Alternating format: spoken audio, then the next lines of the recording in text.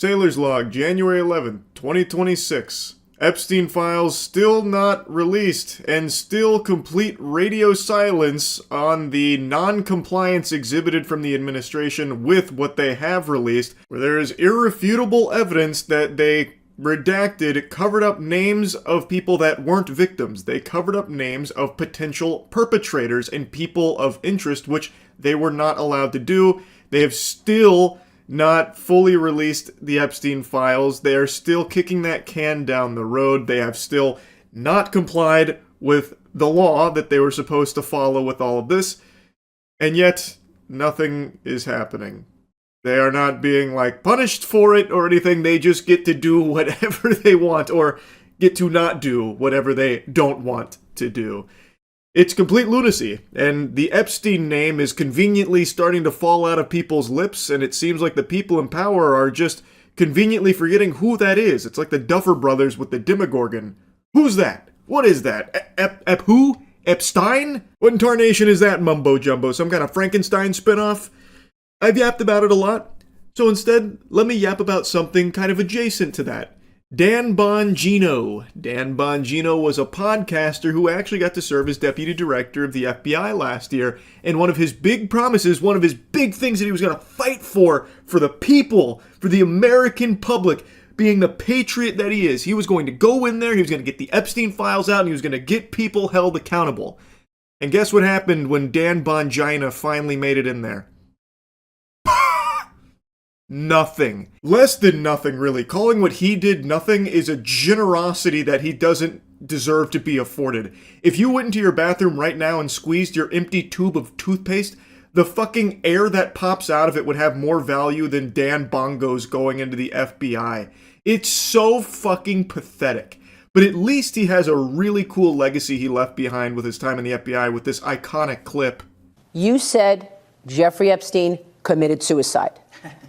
People don't believe it. Well, I mean, listen, they have a right to their opinion, but as someone who has worked as a public defender, as a prosecutor, who's been in that prison system, who's been in the Metropolitan Detention Center, who's been in segregated housing, you know a suicide when you see one, and that's what that was. He killed himself. You want me to? I've seen the whole file. He killed himself. Holy shit. Dan Bongwater here dropping the bombshell. Wow. A very different tune than what Dan was saying before getting into this position, but the things he must have seen with those eyes, the truth that he must have seen, it really started to break him. And now he's finally getting that truth out there to all of us.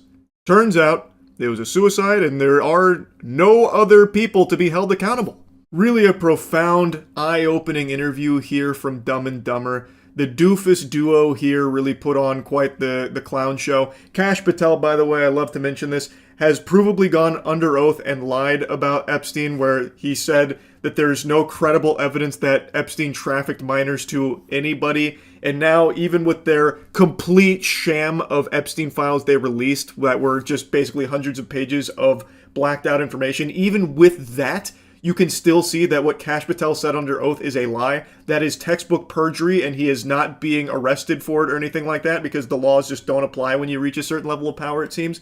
Anyway, I've already talked about that quite a bit. I want to focus on Dan because he's now going back to podcasting. It seems like he's going to make his triumphant return to podcasting after his unsuccessful stint as the deputy director of the FBI. He just made an appearance on a podcast, and while a lot of people were rightfully ripping into him, it seemed like there was a large portion of his fan base that was more than willing to welcome him back with open arms and open legs so that he can continue to butt-fuck them with this fake bravado he puts on for truth-seeking, when it is clear, when given that position of power where he could actually find the truth and do some good to, follow through on his promises of releasing these Epstein files and getting this information out to the public, he folded and was more than willing to just bite that nipple and suckle because the government asked him to. When actually given a position of power, he was more than willing to just roll over belly up and just be a good little doggy for them.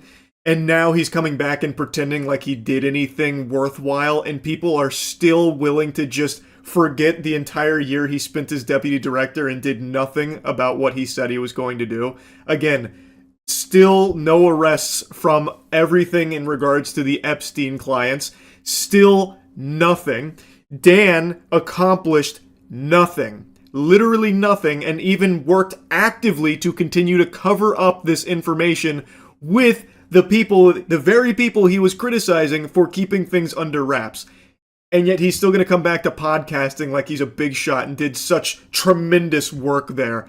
It's so crazy to me. He then has the gall to say, like, anyone still complaining about this kind of stuff is just black-pilled and it's so annoying, this and that. Really, it feels like a big betrayal of the people that were, like, propping him up, hyping him up, glazing him, excited that he was now in this position to start doing the things he was claiming he would do in that position. Which, again, was lobbying behind Dan because he was the one talking about how important this is to him and how he's going to fight tooth and nail to finally get the Epstein client list out there and get people, fucking thrown in the slammer. Start having deep space... Well, maybe deep space, but deep state agents arrested as well, and fucking deep space agents too. He's gonna start fucking arresting cosmic entities out there. I don't know. He was talking about all these things about how he's gonna, get all of these horrible people out of there, and it all starts with the Epstein file cover-up being blown wide open. Then when he finally gets there, he doesn't even begin to scratch the surface of that, and just goes with the flow. He doesn't rock the boat. He just becomes a good little puppet for them. And now he's back to podcasting. But the black pill, complaining and whining all the time about the administration of it, it's just like, man, what team are you on? Holy Moses, man. So you don't have to watch. It's okay. There's a door.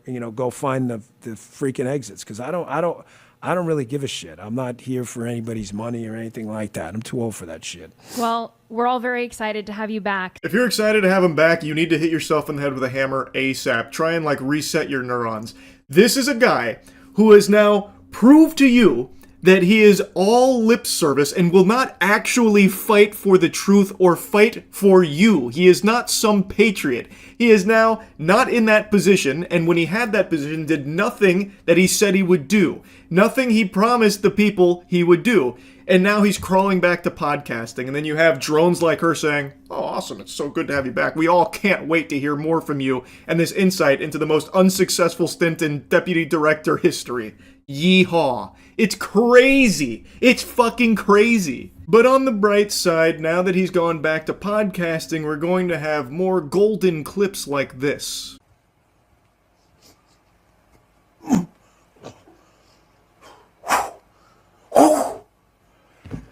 This is Karate Man. Double leg.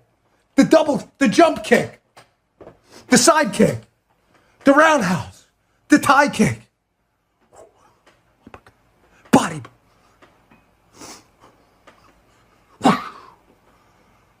A true disciple of Bruce Lee himself, no doubt.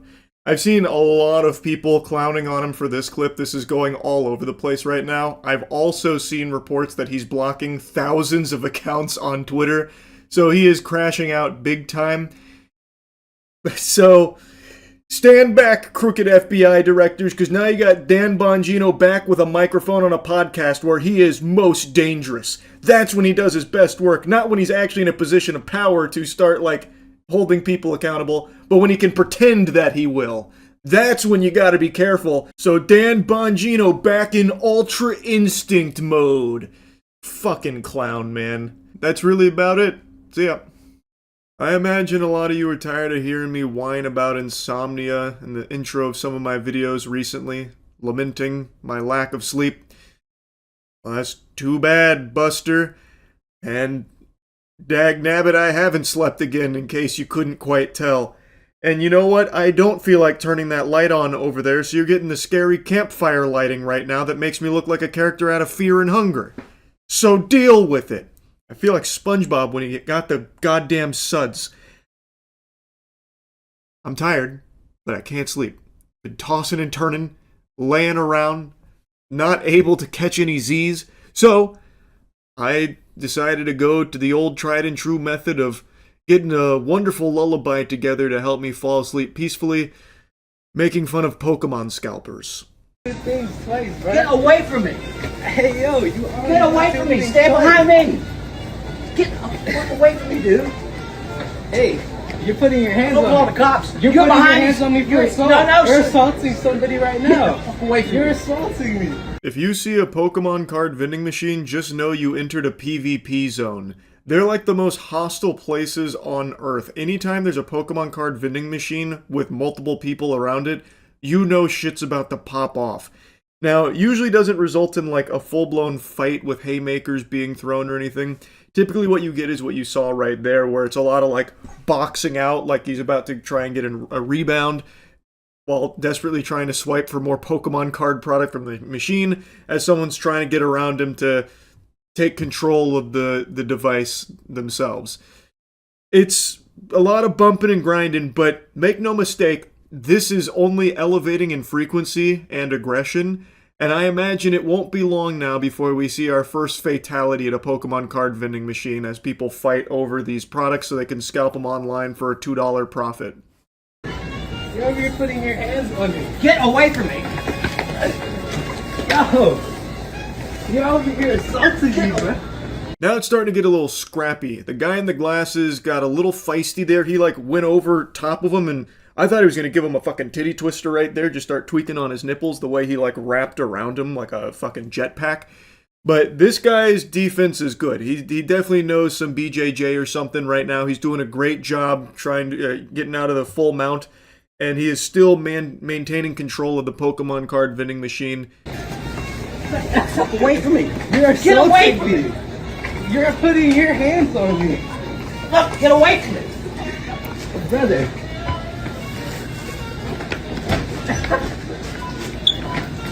Really funny. An unstoppable object meeting an immovable force. It's inspiring. The guy in the beanie is just refusing to budge. And I gotta tell you, the tactics from the glasses guy are confusing. This technique is clearly not working. He's going for like a, I don't know, like chest bump him out of the vicinity type deal. But the other guy's just, you know, getting him with some shoves. He's hitting him almost like with the E-Honda moves from Street Fighter at times here. Yet this guy does not give up. He still keeps trying to like swoop in there. Now, Pokemon card vending machines have a glitch in them right now that a lot of scalpers are exploiting for their own financial gain, where Pokemon card vending machines have a limit where a customer can't just buy out the whole machine and leave everyone with their fucking dick in their hand. But these fucking worms, these degenerate dweeb dork losers, have found a way around those limits by doing like basically a frame perfect speedrun trick. As I understand it, if they swipe their card while in between screens on the Pokemon card vending machine, they can still add product to their cart even though they're past their purchase limit, even if it says sold out. So that's how a lot of them are glitching the machine. The guy in the yellow beanie here, I don't think is actually trying to glitch it. At least it doesn't seem like it to me, compared to the other videos of people that are blatantly glitching it and proudly talking about how they're glitching it. I don't think he was one of those people. But I think the guy who's desperately trying to get in there probably was. I think he was probably going to do that, and he was upset that he wasn't there first, so that way he could take all the inventory. That's my hunch, at least. You're bleeding! You're over here. Oh, you already got stuff, bruh! Let people go! I'm in line. You already got stuff. You better bruh. get away from me. You already got stuff, bruh! It's crazy. Now, of course, it is entirely possible he is attempting to glitch the machine, and that's the reason why this guy is so desperately trying to get in there, because he knows once he, goes fucking turbo mode here with the glitch activated, then he won't be able to get any product for himself. That's also equally possible, but I'm going to show you some footage of someone who did glitch the machine, and it just looks different than how he's doing it. But before that, I want to show you someone trying to glitch the machine the old-fashioned way, the way our forefathers used to scalp Pokemon products and ruin this hobby for children. Get out from behind there now. Okay, I'll get No, now. Okay. He's got the spirit, but he doesn't have the brain power for it. The body is willing, but the mind lacks the neurons to pull off the glitch. So he said, to hell with it. I'm gonna do it my way. So he crawls behind the machine to unplug it, I think in an effort to reset his limits, but then he got stuck. So one of the employees is over there just trying to bargain with him to get the fuck out from behind the machine, but he is firmly lodged in there. I wish I could find a longer video of this because I have no doubt he probably got filmed by a couple of people because he is now like a turtle on its shell. Like he can't get out from the machine. He is now just fucking stuck there.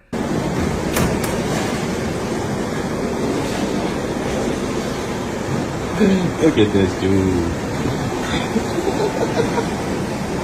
Glitching out the machine like a loser. The kids can't get it. What the fuck is wrong with you? You know it's actually illegal to tamper with vending machines. I will. I will. So this is someone who does appear to be glitching the machine. You can see he's adding products that's labeled sold out into his cart, which is a result of glitching it. As I understand it, sometimes it'll say sold out to a customer in order to prevent them from adding more product past their limit. But it's not actually sold out per se, like there is still more product there, but it's the Pokemon card vending machine's way of trying to fight back against these fucking parasites. So they just say that it's sold out, but even that's not enough to stop them.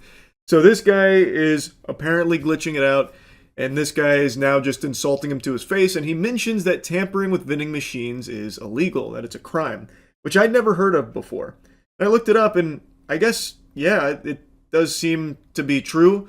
I don't know if anyone's going to get arrested for this, but that would be fucking amazing.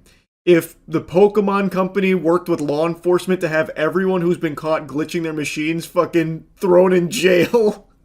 Can you even imagine? Holy shit.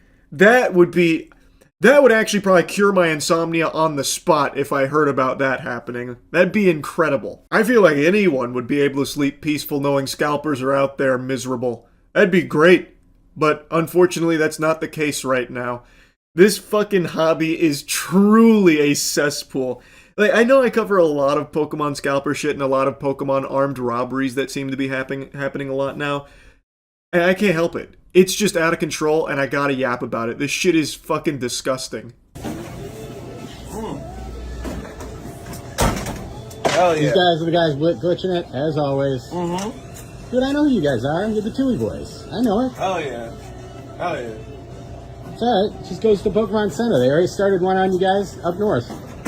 That's fine. I'm doing fun. I'm enjoying this Red Bull. You enjoy it. Having a good day. Oh, the way he's nursing that Red Bull there, just sipping it like he's at his first fucking college frat party with a PBR in his hands and unable to figure out how to socialize. So all he does is try and like put his hand in his pocket and drink from the fucking can. Just to try and make it seem like he's not bothered by this, even though he clearly is. So a big thing that's been happening is people glitching the machines, and when people glitch them, they immediately get filmed and shamed, it seems. Even among scalpers, that's apparently a big no-no. So now, all of these losers that are glitching the machines are being filmed by, in a lot of cases, other scalpers who are pointing and laughing at them. So now there's, in the world of Pokemon scalpers, there is people even scalpers look down on. And it's these Pokemon card vending machine glitchers. It's pandemonium out there. There are so many videos of people just going up and insulting individuals or even groups sometimes that are glitching these vending machines. It's a ton. But I don't think I need to show you all of them here. They're popping up every single day, and multiple times a day. So anyway, I just wanted to make fun of some Pokemon scalpers again. That's really about it. So yeah. That's what you would have seen if you were the doctor delivering me when I was a baby. It's time for a classic make fun of Twitch moment. I just learned about their new sponsorship opportunities, and I know I'm a little tardy to the party on this one, but I'm still gonna get the farty sharded because this is very impressive clown behavior from Twitch. This one's even more out of touch than their normal shenanigans. So, Twitch now has sponsorships which are open to streamers now to opt in. Woo! Yeah, this is a good opportunity for streamers to make some money doing streams, right? Wrong, you goddamn imbecile. This is a good opportunity for Twitch to make some money by treating you like a fleshlight. So Matt sent me this tweet here about the Twitch sponsorships, and it's in regards to the 2XKO campaign in particular, where Twitch is now offering this sponsorship where you play 2XKO, and instead of getting paid for it, instead of getting paid by, Riot Games or Twitch as part of this sponsorship, your community has to gift subs. So your community is the one that's paying for this sponsorship. And if they gift 5 subs, then 2XKO gifts an additional bonus sub. It's as stupid as it sounds. So basically, you can do a sponsorship here and earn $0 for it. If your community decides not to gift 5 subs, which is $25, then you as the streamer make literally $0 from accepting a fucking partnership through Twitch with Riot Games. Now, make no mistake, Twitch has been paid by Riot Games for this sponsorship. Wow, I started hitting like a fat lisp there, like baby talk. They have been paid by Riot Games to promote 2XKO through the sponsorship tab. So Twitch has already made money from this sponsorship. And now it's pushing it out to any streamers that want to elect for it without Twitch needing to pay them for it, because instead the onus will be put on viewers to pay them for some reason, and then Riot Games will gift an additional one if they meet the threshold, which is 5 gifted subs. That's lunacy. So also, Twitch is making a portion on every single gift sub too, by the way. So Twitch has already earned from the partnership with Riot Games for 2XKO, and they will earn off of your community gifting subs to you, and also earn when Riot Games gifts an additional one, if they gift an additional one, if someone gets 5 gift subs during the sponsorship. Actual insanity. The greed is laughable. Like, this is like cartoonishly dumb. And I had to see it for myself, so I went on my Twitch dashboard, went to the sponsorship page, and sure enough, there she blows. So it gives you a little rundown on what 2XKO is, and then you get the promo details. You can only activate this campaign while streaming 2XKO, stream 2XKO during this campaign, and bonus gift subs will become available to your community. For every bundle of 5 gift subs purchased on your channel, Riot Games will add 1 bonus sub in celebration of 2XKO now being available on consoles. For reference, 1 gift sub is about $2.50 to most streamers on the platform. So, how generous the benevolent saints on the 2XKO brand partnership team are willing to give $2.50 to communities that have individuals fork over $25 during the streaming of their game. What an interesting model. But be on the lookout, because they'll also be periodically giving out even more gift subs on top of that. This offer is only available on your channel during the campaign dates and while you're streaming 2XKO.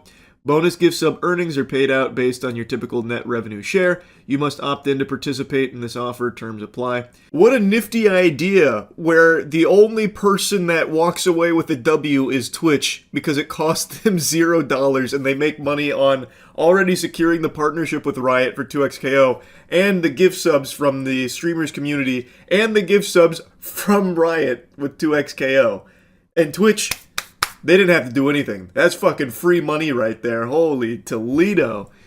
Very interesting. So the way it worked previously on like the bounty board was Twitch would present offers to streamers through the bounty board, typically lower than what you'd see if you worked with like an agent or whatever who represents you. But the idea was it's accessible to any streamer and like only a few clicks away from accepting a brand sponsorship. And the way it worked is Twitch would secure these deals and they would take a cut of that brand partnership, but you would get paid for the campaign. So like stream, the poop that took a pee for 2 hours and you'll get $800 or $1,000 or something. Twitch has already made money by partnering with that brand, and now you as the streamer can make your piece of that pie if you want to accept that deal and stream like that. Whereas this new innovative method here, this nifty idea, means you can actually earn $0, and Twitch has already earned off just having this brand partnership. So there's no like actual payment anymore, like campaign payment from the brand. It now has to come from your community to even trigger the brand to give you like $2.50 on top of it. Yeehaw.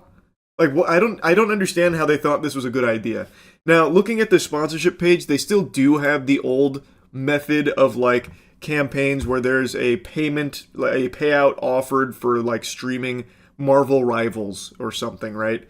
So like that's still there, but now this seems to be another campaign offer that they're willing to play around with. It's pretty embarrassing. This shouldn't even be something that's offered because it's just terrible for the streamer.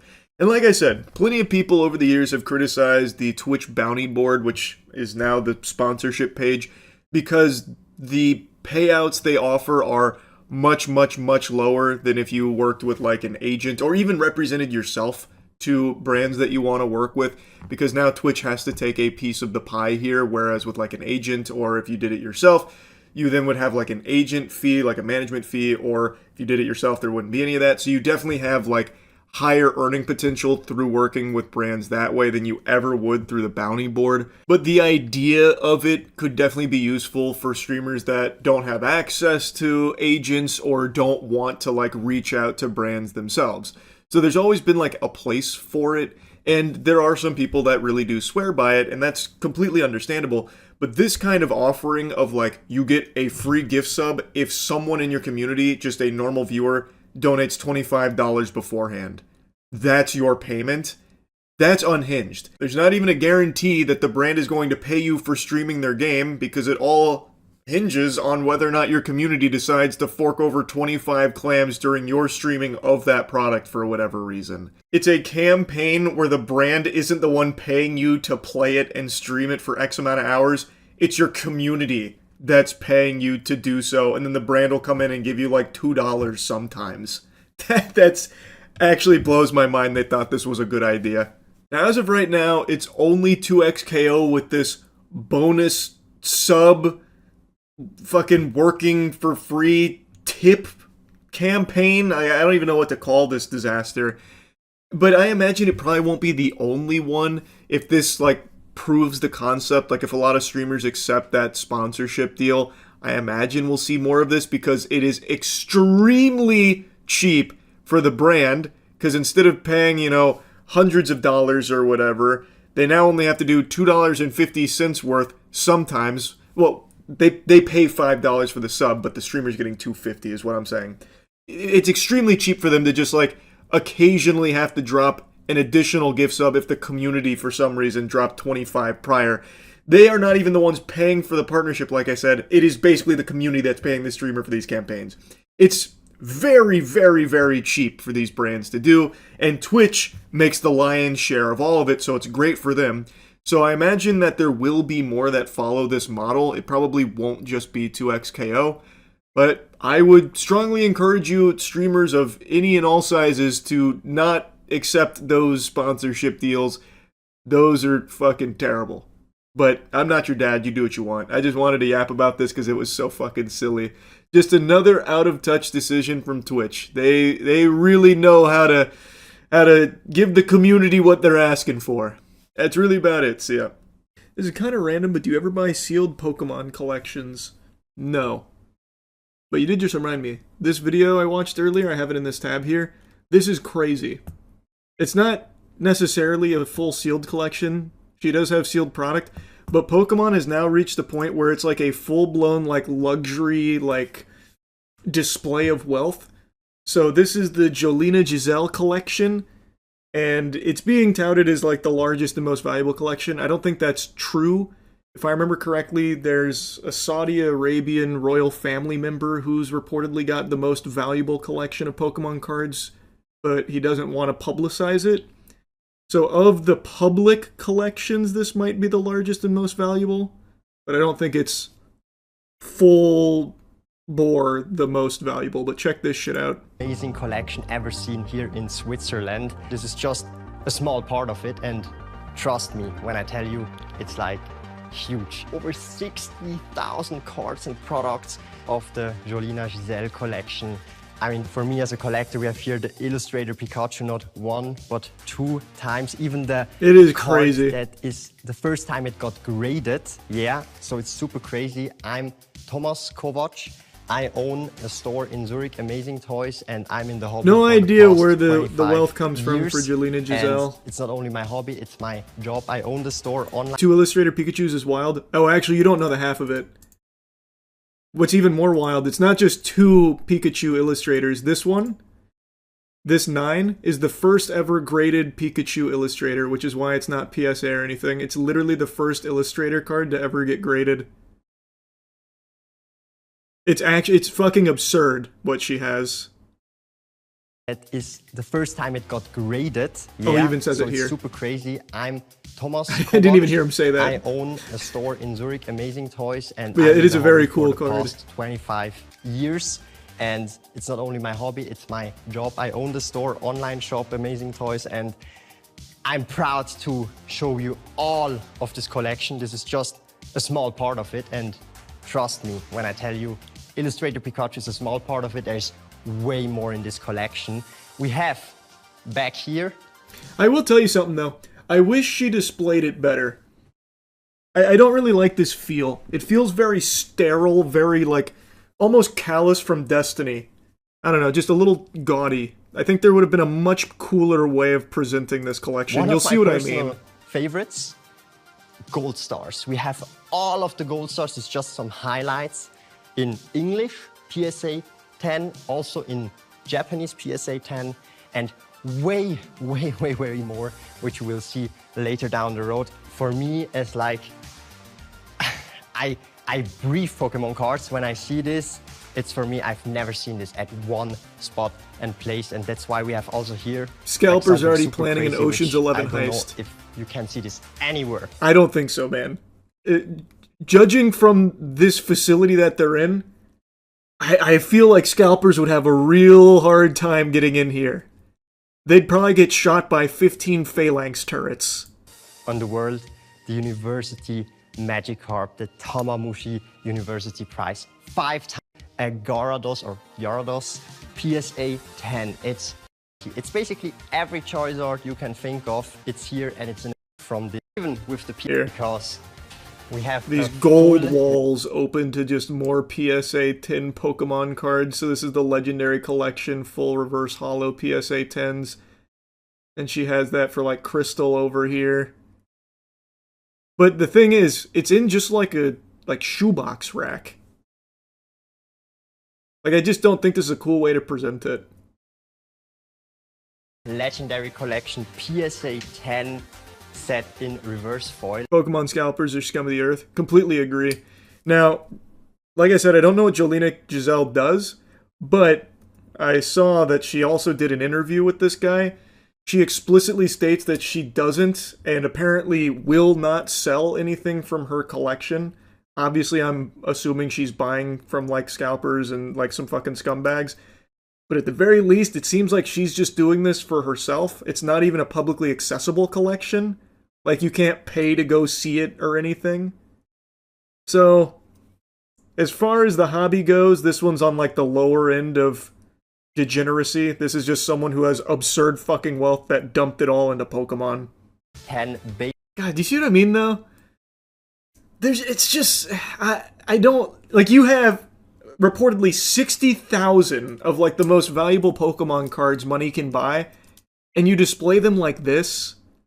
There's so much room for improvement.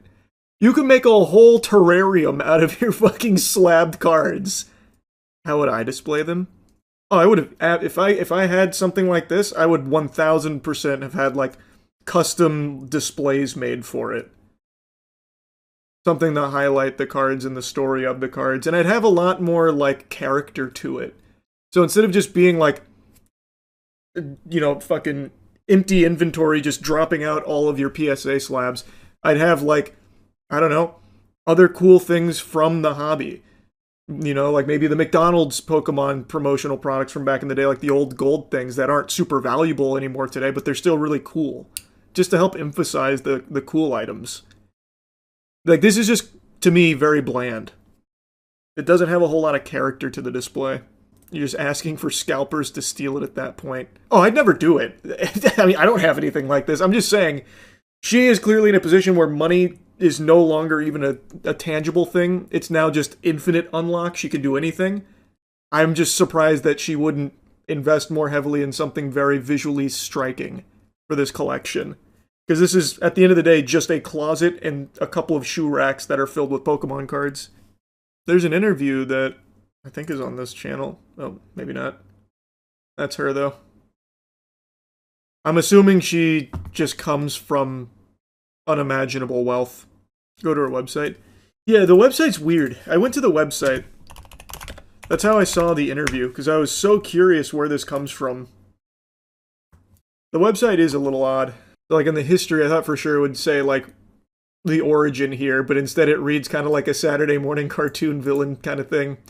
One evening, almost casually, she asked the question, "Dad, couldn't you simply buy all the Pokemon cards? I think it would be really cool if we had them all."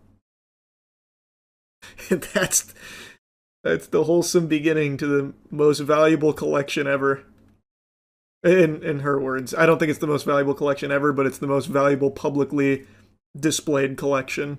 Jolina, thank you for having me here. I've already saw part of the collection, so I'm very happy that I can see it, and it carries even your name, and it even more has like a story from your childhood. So can you tell us a bit about the story of this collection and how it came to be? Of course. Well, in school I was pretty shy and introverted, so I had a really hard time making friends. And I always brought something to school. No, with I don't me. think it's AI. If this was AI, I would be beyond shocked, because this guy, from everything I can see, is legitimately someone that owns a TCG shop, is in the community. It would be crazy if he just flushed everything down the shitter to do this promo piece for a complete AI sham. And again, you can't buy anything, so I don't see what the scam would be. Like, you can't spend money here. So it'd be a really weird thing to AI scam people with, because you get literally nothing out of it. How old is she? I don't know. She looks like maybe mid-20s or something, but I have no idea. I didn't look too deep into Jolina Giselle. From the very little bits I did look, I didn't find anything. So I really couldn't tell you. Where'd she get her wealth from? That's what I said, I have no clue. I briefly tried to find it, but there's no information on where it comes to from. focus on myself. And one day there just happened to be Pokemon cards. And it sparked interest. But I didn't finish this interview. I stopped, like, here. Maybe it's the last question she answers. The other kids. I don't know. And that's how friendships form naturally and pretty playfully. Is it true that as a little girl, you wanted to buy individual cards or trade individuals? Unfortunately, no, because we like to keep the collection together, because that's what makes it so special. And if we were to sell it, only as a whole. So, and why share it now to the public that this collection exists, which is basically for me also once in a lifetime? We thought very carefully about it if we should go public with the collection or not, but we thought for the 30th anniversary it would be a real shame to keep it hidden, and we wanted to have something for the fans. I mean, I'm a fan, but way out of my budget, unfortunately. If you were ever to sell this collection, what would the future owner of this collection need to bring that you could entrust this to him or her? For us, it'd be super important that the future buyer would know what the collection stands for, because it's so much more than just Pokemon cards. It's about a promise my father made to me and always kept. And Okay, that's very silly. That promise is, Daddy, why not just buy every Pokemon card? Daddy, every Pokemon card, please. I don't know, it's not exactly the most wholesome of promises. That shouldn't really be the story or the message behind it. today it is the Jolina Giselle. That's in her words, by the way. I'm not just making shit up. That is literally part of the history. Dad, couldn't you simply buy all the Pokemon cards? It'd be really cool. Pokemon collection, the most exclusive and complete in the world. Okay, so yeah, it doesn't explain where the money comes from. This lady literally didn't exist till last week. I know, actually popped out of nowhere with the video. But I'm gonna be honest, I think that lends more credibility to it being real, though. Because if Jolina Giselle was like some kind of influencer, or like, I don't know, had some failed like schemes in the past, and then all of a sudden happens to have the most valuable Pokemon collection ever publicly seen, then I'd be like, this is very sketchy, this is clearly a fucking sham, look at her history. But she comes out of nowhere and's like, we finally decided to go public with this collection, a collection that has unbelievable treasure to it. I feel like it makes it more believable. A Pokemon industry plant. Yeah. Actually, that would be pretty big brain. Because this is very clearly designed, like almost like a Chat GPT template for turning Pokemon into like some kind of Louis Vuitton like accessory, like a luxury fashion type thing. Or actually more appropriate to liken it to watches. It's designed the same way they would design like luxury watch spaces. So it could be, maybe Pokemon's trying to make a play like, we need more Jolina Giselles out there with collections like this. How much would you guess the collection is worth?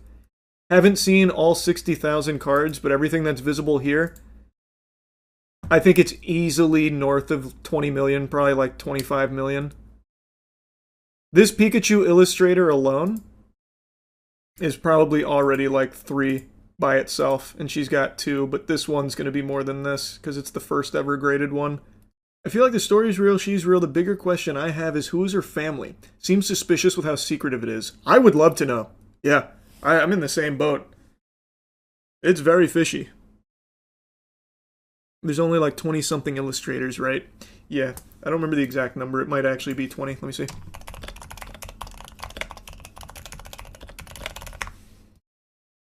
$39.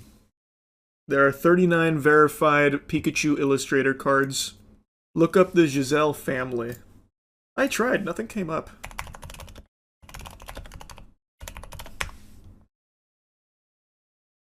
Because like when you look up Giselle, this is what I saw earlier. When you look up Giselle family Sweden, the first thing is Sweden charges man for selling wife to 120 men. And I was like, well, that's peculiar behavior. But it's definitely not her family. I couldn't find anything on the family. The dude on the website posing as a Swiss actor, though. Oh, this guy, who I assume is her husband? Or maybe boyfriend, I'm not really sure. They're Swiss, not Swedish. I thought they were Swedish. Is it Swiss? Doubt this will help us figure out who this family is, but you are correct. Kevin Lutolf is a Swiss model, and that is absolutely him there. He is not a small model either. Wow, actually very popular. Her dad worth at least 500 mil, because ain't no way he's giving his daughter 25 like that if he isn't. Oh, I mean, I think it's very... Brother, that's just the collection alone. This room... Like, just look at this room. This room alone is probably in like a fucking $30 million mansion. Like the chandeliers, the glass... Even just like the cupboardry, like all of it is very clearly an extraordinarily expensive mansion. There's a second floor up here that's just gaudy gold. This is a billionaire family. The question is, who though? In 1,000 years, anthropologists are going to think this Pokemon cards were like Sumerian tomes or something. True. That ain't no ordinary glass either. It's Italian Murano glass. How the fuck do you even know that? I'll take your word for it because you're speaking like an authority on the matter, but you can just immediately identify glass on sight? He made it. Yeah, dude out here glass maxing. Actually, I designed those for it. Also, it's sitting on top of pure obsidian. If you stack those up, you can go to the nether. The earliest mention of her Pokemon cards is on his Instagram, February 18th. It's got to be some kind of psyop. What was the mention? Was it like a hype-up thing? Or is it like a... So we just started collecting these Pokemon cards, me and my wife. Like, what is the mention? I mean, I feel like we could probably track it, right? By some of these purchases, these are very low-pop cards. So, this is a relatively new video. I imagine as some of the like real OG collectors look at this, they'll be able to figure out who this is. So like this Pikachu illustrator card, I have no doubt you can trace the transactional history of it. Or this PSA 8 illustrator. These are incredibly low pop cards. People keep their eyes on these all the time. I'm just not deep into it like that, so I don't know where I'd be looking to find all of that info, but the real collectors know. So you could easily find out if this is some kind of like psyop and these are just like, I don't know, extremely wealthy zombies that are instantly trying to flip this to like a, you know, Saudi royal family member looking to expand their collection, or if it is like she says, and it's been like this lifelong journey over 30 years collecting this. Entirely possible they hired him for that shoot. Oh, yeah. Oh, that's really true. Can you come pretend to be like my boyfriend or something for my Jolina Giselle Pokemon collection tour? I'm crafting a fine narrative. That's very true. I didn't think of that either. That'd be so fucking sad. Jolina apparently did an interview on a Pokemon forum where she said the collection doesn't belong to her, it belongs to her father, who wants to remain private. She also said her family is not rich, they've just been collecting cards for over 10 years. Wait, where's that forum? I've got to see that. That's the biggest fucking load of barnacles I've ever heard. Family's not rich, just been collecting for 10 years. Golden Mansion, by the way. Even 10 years ago, by the way, these cards are still hundreds of thousands of dollars. Pokemon blew up recently, but these are still extremely expensive cards 10 years ago. What forum is that from? I want to take a peek. Oh, this is new, too. Oh, is this in response? Oh, this must be in response to the video going up. No confirmation that this is actually her, but I guess still read it. Hi everyone, so sorry for the delay. We've been so overwhelmed with everything, but now I'm finally here to answer your questions. Guinness World Record, would you apply? Yes, technically we could apply. We've decided not to. It's a long process. We also don't want to take a title away from anyone. To be honest, we're also just not that interested in it. What matters to us is sharing the collection with the public, as many collections like this stay hidden for years. Guinness World Records are pretty meaningless anyway, to be fair. I could buy that. Where's the collection from? Is this about money? We're honestly just a normal family from Switzerland. Nope, not true. Very, very, very rich. I don't know why she's trying to pretend otherwise. This collection didn't come from being some super creepy rich family, but from a lot of time, dedication, and consistency over many years. Of course, it costs money, but most of the cards were bought a long time ago, long before they reached the values they have today. That being said, I know I'm very lucky. My parents have always raised me to stay grounded and humble. They both started with very little and worked really hard for everything they have, so for us, this was never about money at all. It was simply a shared passion for Pokemon, and we never expected it to become this valuable one day. So when I first asked my dad if we could collect all the Pokemon cards in the world, I had no idea what that actually meant. I wasn't aware that Pokemon cards could be so expensive. I was just a 10-year-old completely obsessed with Pokemon, and somehow that obsession ended up taking over my dad as well. Why Pokemon? Seems like she's telling the same story that she told in that interview about helping her make friends. About her favorite Pokemon. Okay, here's something interesting. We've had the collection for a bit more than 10 years. And although Pokemon is still huge and pretty emotional part of our lives, we feel like we would be ready to pass it on to someone else. Okay, hold on. That being said, we would only sell it as a whole. A collection like this took an incredible amount of time and effort to build, and we don't want to break it apart. But of course, my own personal cards are something I will always keep, and I'll share those very soon. Alright, now it's looking significantly more fishy. They've had this collection for only a bit more than 10 years. That kind of flies in the face of like collecting it for a long, long time. Again, these cards are still... You're spending millions of dollars to have this collection 10 years ago. Shit, even if you bought this collection 20 years ago, you're still spending millions of dollars on it. These are extremely, extremely rare low pop cards. There's just no way. And it's apparently 60,000 cards. So now it's seeming like they are looking to try and find a buyer for it. Which to me is probably the impetus for why they came forward with this collection video at all.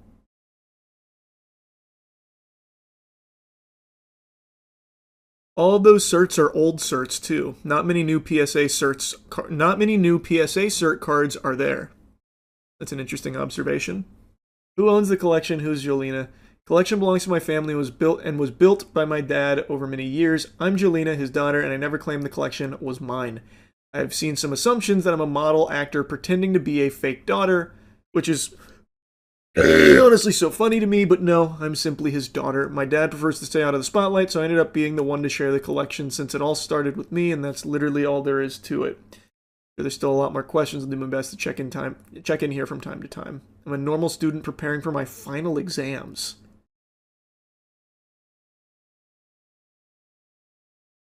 Huh.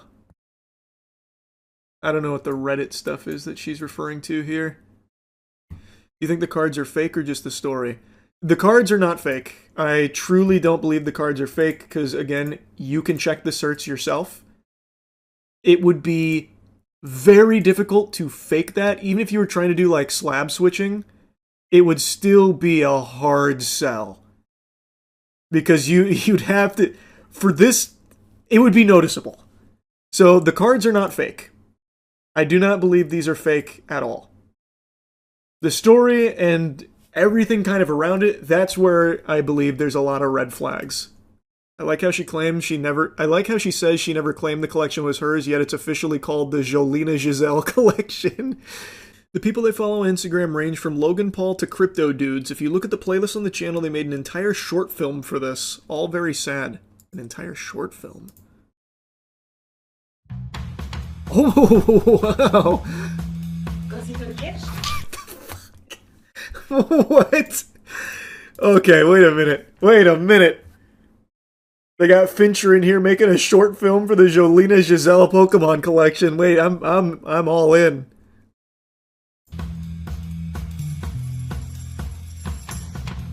On action.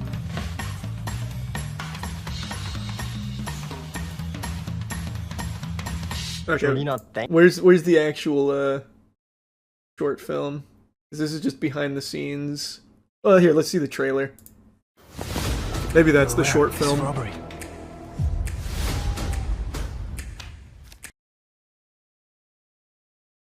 Not rich, by the way. Normal Switzerland family, by the way. I'm all in.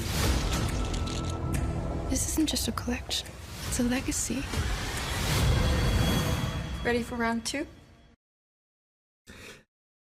Huh. Wow, this really is peculiar. Imagine they got Neil Blomkamp to direct this. That'd be cool. The energy on set, it was so much fun, and especially during the robbery scene, Kevin and I laughed all the time. It was so funny.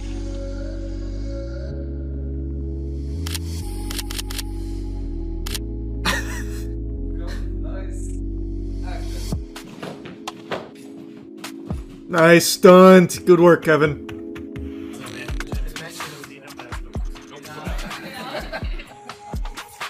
So this is definitely just her house.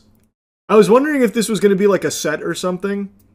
Like this is just the house they rented for the sake of this short. I think this is actually just her residence. If you're that rich, why even sell the collection? If you're that rich, why sell the collection? Brother, more money. What, huh? Money, bro. What? There's still a lot of money out there that they don't have. It is weird. But again, like, I don't really see the fucking point. All of this to appeal to some crazy, gigantic turbo whale out there to buy their collection. It just feels absurdly over the top and unnecessary if that's the goal. It's very weird. It's all very weird. That's what rich people do, though. Do they? I don't know. I can't say I've seen a lot of rich people making a short film trailer to advertise their collection of Pokemon cards before doing a tour. That's pretty new to me. Like those fucking goobers that spend 50 mil on Jackson Pollocks and stuff, I don't see them making trailers to show you their Jackson Pollock, where they have Colonel Sanders fucking rappel through the window. I'm gonna get my hands on that Pollock! This is the fucking Rim Jimbo collection of Pollock paintings. Fucking world renowned. You're just not tuned into the scene. Yeah, maybe. Will you buy it? Will I buy it? Brother, what the fuck? Yeah, I'll toss her an offer. I'll play ball. It's not often that a game actually surprises me. Usually I'm pretty good at watching a trailer for a game and having a pretty strong sense of if I'm going to like it or not. I always do approach them with open mind and open cheeks. I'm always willing to be, proven wrong on my preconceptions coming in, whether it's positive or negative. If there's something I think I'm going to love but ends up being trash, I'm more than willing to take that on the chin, or vice versa. If there's something I go in expecting abominable dog shit, but then I get served a wonderful, tasty cuisine, I don't just stubbornly stick and cling to what I expected going in. Point is, like your mother's legs, I'm always open. It's very rare, though, for a game to completely blindside me, and that's what just happened with High on Life 2. I fucking hated the first High on Life. I despised it. There was pretty much nothing in that game I liked other than the idea behind the guns, because it reminded me of Oddworld, but everything sucked major ass. It sucked farts through a crazy straw. I couldn't stand playing it. It was janky. It was boring. The writing didn't make me laugh. None of the characters ever shut the fuck up for even a second. It was just unrelenting cringe, and I just felt like the game overall was a snooze fest. I didn't like anything about the first High on Life. And High on Life 2 gets announced, and it looked a little better, but I thought for sure there's no way this was going to win me over. There's no way I was going to like it. But since I play like every game ever made for my gaming channel, I give all of them a fair shake. I, of course, checked out High on Life 2. Much to my delight, the game actually slaps. But it has one unforgivable sin, and if you've seen any of the reviews, you already know what I'm going to mention: the performance. The performance of High on Life 2 for the vast majority of players is unforgivable. It shouldn't have released in this state. For a lot of players, it doesn't even work. And that is completely unacceptable. They should have given this a little bit more time to bake in order to iron out those performance issues that so many players have been having. I've read that they've gotten a little better for some people, but still that doesn't excuse releasing a broken product. So that, of course, is a non-starter for a very good reason for a lot of people. I, however, did not have those performance issues outside of like the occasional stuttering and one or two crashes. So I got lucky in that regard, but I also have a fucking monster of a PC. So I want to give you my thoughts on it, and if you want to see the whole playthrough, it's up on Moist Critical Gaming. Go subscribe. Basically every game ever made I am playing over there. Anyway, High on Life 2 is such a significant improvement in every possible area over the first one. It is much more fun to play, and I think the main thing that contributes to that is their emphasis on movement. So in High on Life 2, you have a skateboard. You get it very, very early. And the skateboard is fun, it is fast, it gives you movement options, you get air dash, you get grinds and shit. There's a lot that you can do with the skateboard that makes the movement feel very, very fast, which is great. But it's not just that that's an improvement, so let's take it from the top. So, I actually cared about the story and the characters in this one, which I would have never expected going into this because I hated every character in the first High on Life. But somehow in this one, it works. They had like a complete overhaul of their approach to writing characters and writing jokes and just the world around High on Life 2, and it works so much better. The way I describe this game is a modern 360 title. Every second I spent playing High on Life 2, I felt like I was in middle school again playing the Xbox 360 with some kind of wacky, zany game. It was really, really creative, especially its boss fights. Like, there is a boss in here that shrinks down to Ant-Man size, and you have to follow him by following his coffee stains that he leaves behind, which isn't the most creative part, but what happens is, when you do take down his health bar, you do, throw him up against the lockers and shake him down for his lunch money. He has a phase 2, but not in the way you think. He infiltrates the game itself. So what he does is he gets inside of your suit, and your suit is your UI, it's your menu. So now you as the player have to fight him in your suit, meaning you fight him throughout your menus. So like he's fucking around with your sliders and stuff, and you have to like fight him with hitting him with the slider.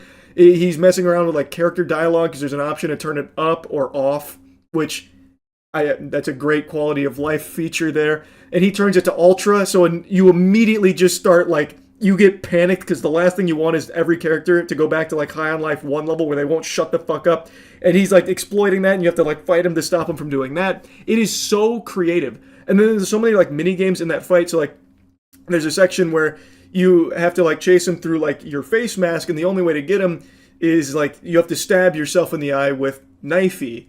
And you're literally stabbing yourself while he's playing basically Donkey Kong. It's really creative is what I'm saying. They actually went kind of whole hog into just, fuck it, we're just going to send the silliest ideas and hopefully people like it. And I really appreciated that. I really like the vibe of just, here's a crazy little wacky boss fight with mechanics that really come out of nowhere and don't make any sense in a lot of cases, but are really fun to engage with like a ton of tiny little mini games within the fight. I really appreciated the creativity of things like that. And like I said, the story is already better. The characters don't talk as much and the writing on them is better, so it's not as nauseating, it's not as eye-rolling. That's not to say everything hits. There's a lot of shits. There's a lot of jokes in here that definitely don't land, but for the most part, it's a lot better. It's a huge improvement in its writing. And another huge improvement is its gameplay. Like, it is much tighter. High on Life 1, I thought, was so janky and so slow, it was just a slog every time you got into a gunfight. Here, it's really enjoyable. They don't really change the formula all that much or anything, but with the addition of the skateboard making it faster, and also just the guns being fun to use here, like I think there's a lot of like creativity with the guns. Of course, you have like the trick hole things that you can use that change the way that you approach a fight. So like Creature, for example, you mind control an enemy, he'll fight with you for a while, and you shoot out his like kids that'll do damage and like start fighting the enemies for you. And you're skateboarding around the whole time and you can fling your skateboard at people to hit them with it and do damage. The melee is kind of non-existent. Like there's not a whole lot to do with melee. You just swing knifey sometimes for a little bit of damage. So it's not like there's like a big, emphasis on melee or anything. But overall, the gunplay was better, the gameplay was tighter, and it was faster. So it's just a huge improvement across the board in its gameplay. Now, I do want to make it clear that doesn't mean that it's like the best gunplay you'll ever play in your life, but it is good. Like it's above serviceable. Like I enjoyed fighting things in the game. But it's very bare bones, and enemy variety is kind of non-existent. So you're fighting the same enemies a million times over and over and over again. And the upgrades you get for your guns are mainly like ammo count, damage count, and then there are occasionally like a couple of like tweaks to the guns that you can find through upgrades, which are, appreciated. But for the most part, it's very simple stuff. Like there's nothing overly deep about its gameplay or its mechanics. It's all very simple, but it's done well enough that it's enjoyable. Another nice thing about the game is there's quite a bit to do. So I spent 9 hours on it and I only did one side quest. I didn't do like a whole lot of exploring or side quests. I did like a little bit, but not much. And I was looking into it. There is like actually quite a lot of meat on the bones here. There is a handful of like important stuff outside of the main story and a lot of like really creative things as well. So like there's an escape room that you can do, which is completely optional. I didn't even find it in my playthrough, even when I was exploring. And it can actually change the entire ending. I don't want to spoil it. It's a very, very cool thing that can unfold. And there's a lot of things like that in High on Life 2. So if you're someone that really likes to get lost in a world and likes to see, some things change as a result of choices you make, High on Life 2 actually has that. Which again, I would have never fucking expected. The end of the game, a lot of choices I made throughout the game ended up playing a significant role. Again, I don't want to spoil it because it's very, very creative in how it utilizes your choices at the end. It was impressive. Really, everything about High on Life 2 shocked me. Because again, I hated the first one and I had no expectations at all with this one. And I was kind of blown away. Now, not to get like carried away here, the game isn't like, a masterpiece or anything. It's still got plenty of flaws. And like I said, it is a very, very simple game. But I think that's what made me appreciate it so much. It really made me feel like I was playing like a 2009 Xbox 360 game that just unapologetically threw all kinds of quirky fucking ideas at the wall and just threw them all in a pot and, popped this puppy out here. And some of it works, some of it doesn't. And I really enjoyed that. I really, really did. So yeah, I wanted to just make a review on this one because this is probably the most surprised I've been with a game in a while. It's not my favorite game of the year or anything. That still goes to Neo 3. But man, was this delightful. That's really about it. So yeah. Yeah, you best believe that's a real title right there. There is legitimate drama with Ice Spice and the SpongeBob movie. Some of you may have heard her hit new song, SpongeBob Big Guy Pants OK. She is in the new SpongeBob film, and she went to a premiere event for it and chose very interesting accoutrements where she is now facing a lot of heat because this is a kids movie and she's got her bikini bottoms fully out here.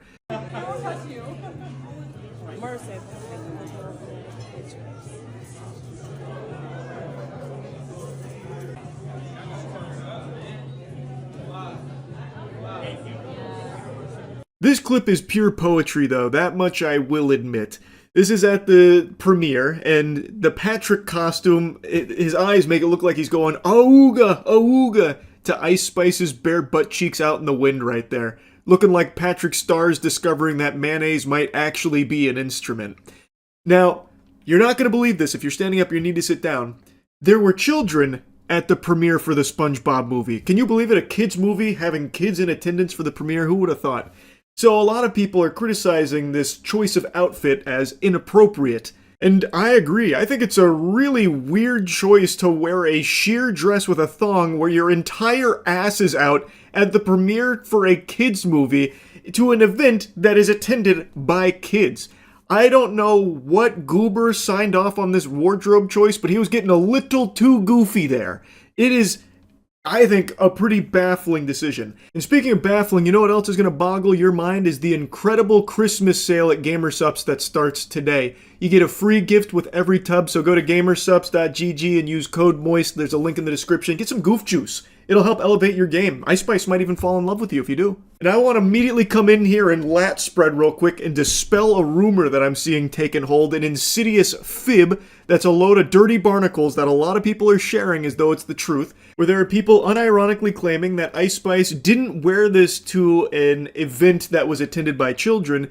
She wore this to a SpongeBob 18 plus only influencer event for the SpongeBob film. Even just saying that sentence burns my lips. Like, hey pal, did you just blow in from Stupid Town? You think there is a SpongeBob 18 plus only event?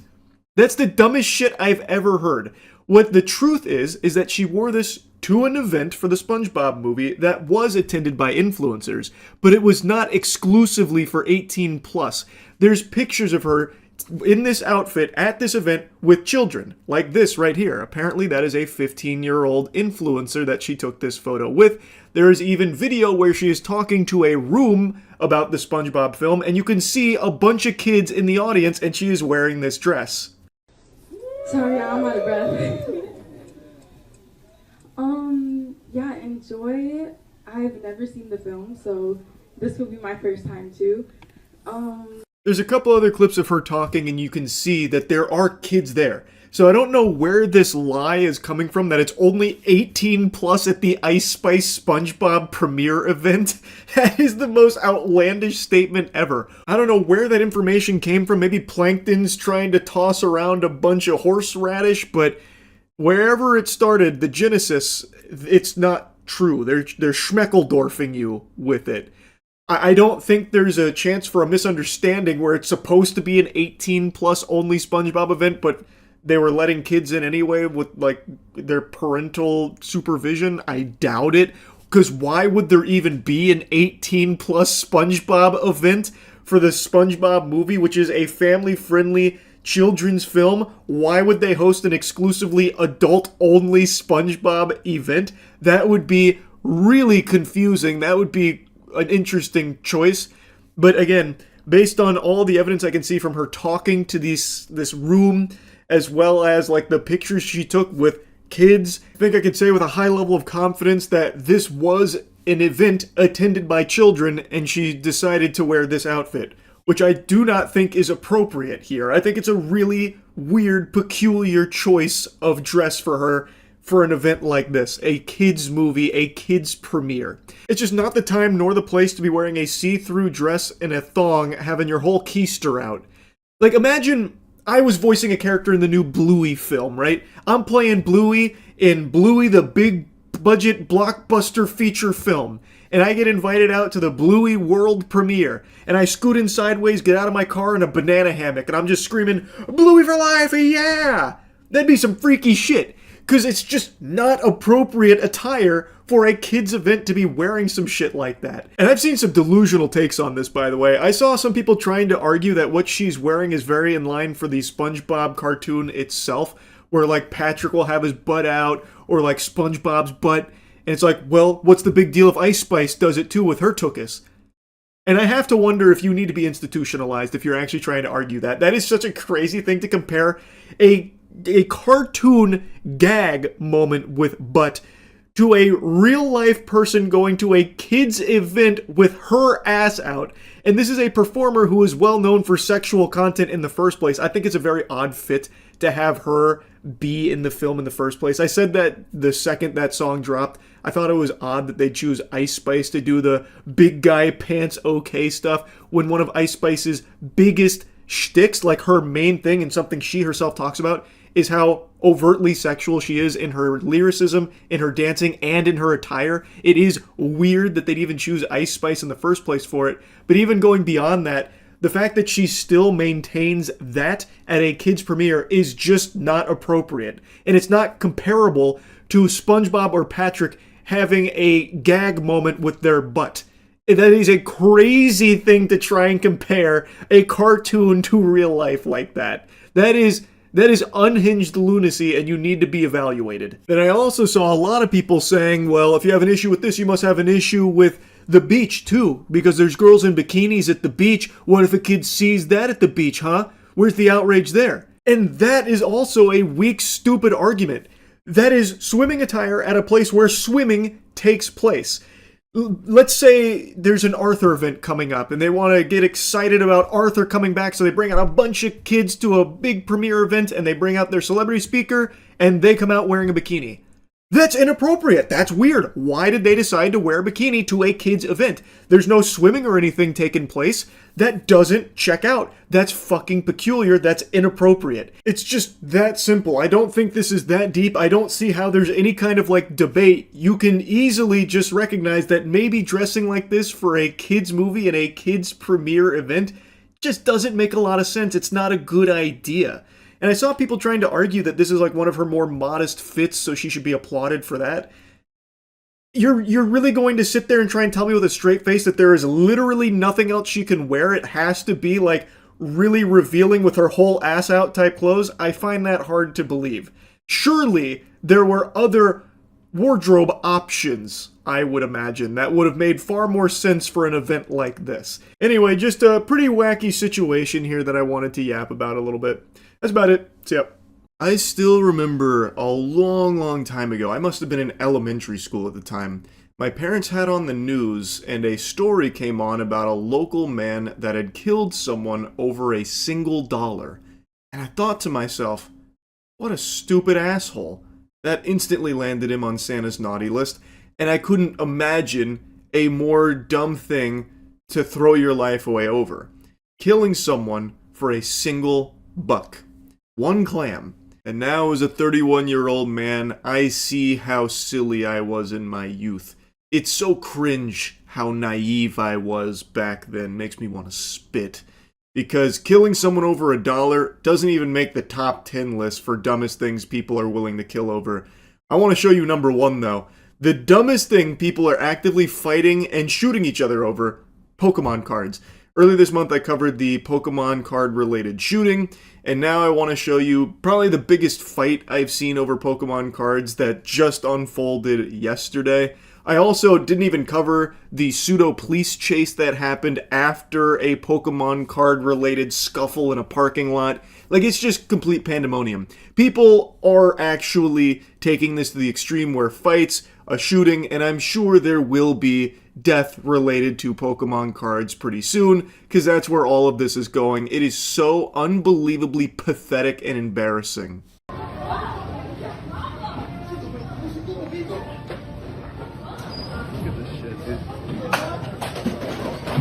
Look at this shit.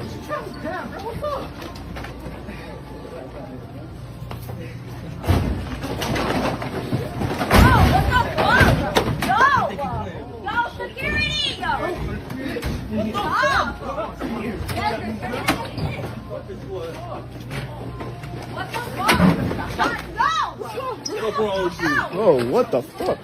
Guys.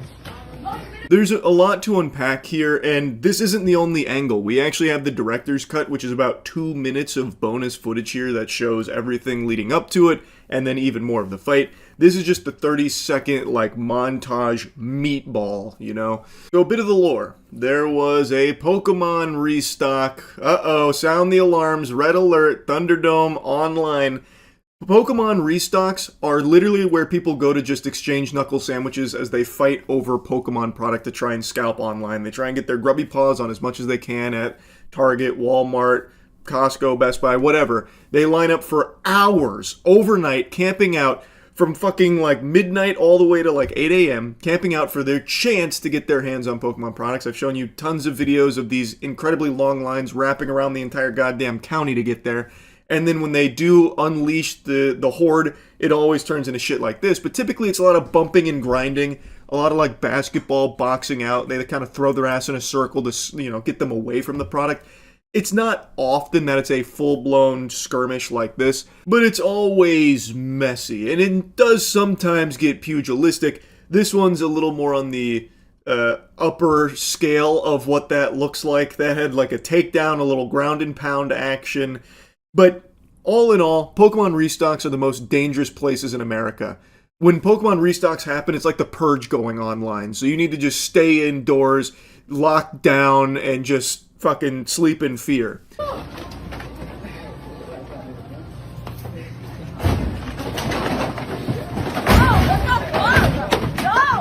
Now, when we pan around after seeing the initial charge at the shelves here, we already see the protagonist on the floor kind of sprawled out. I think the guy in the tank top was the one that started it by shoving that guy to the ground in order to better secure his spot at the shelves so he could gluttonously get as much as he can.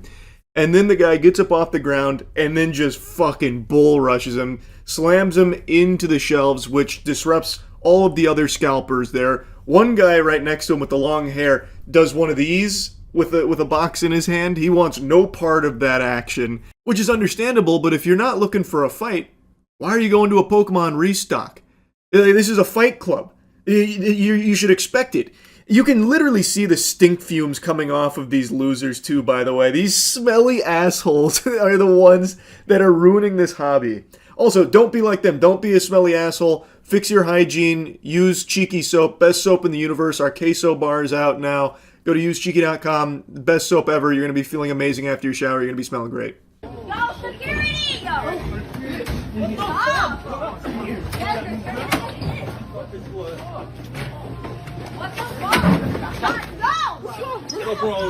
Oh, what the fuck?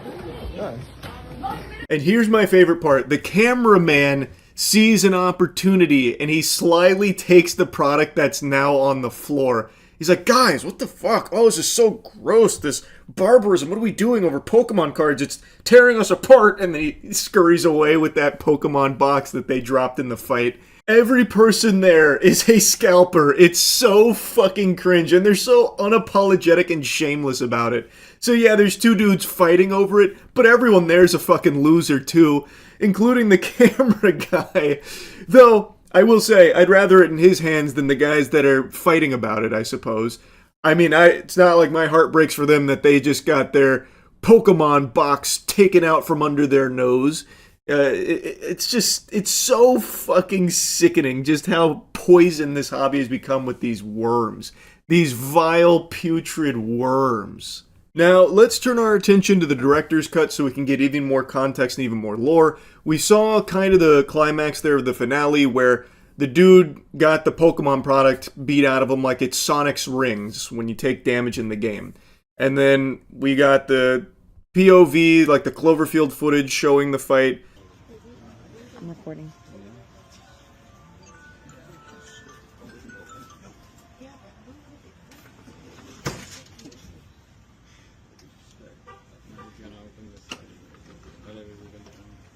Come on.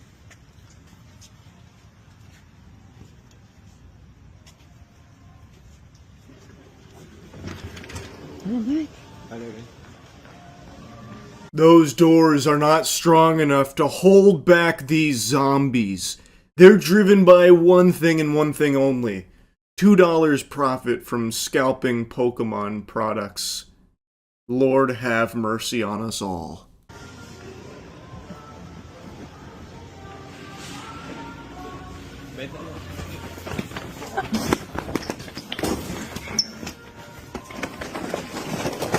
Oh, what the fuck? What the fuck? Your problem?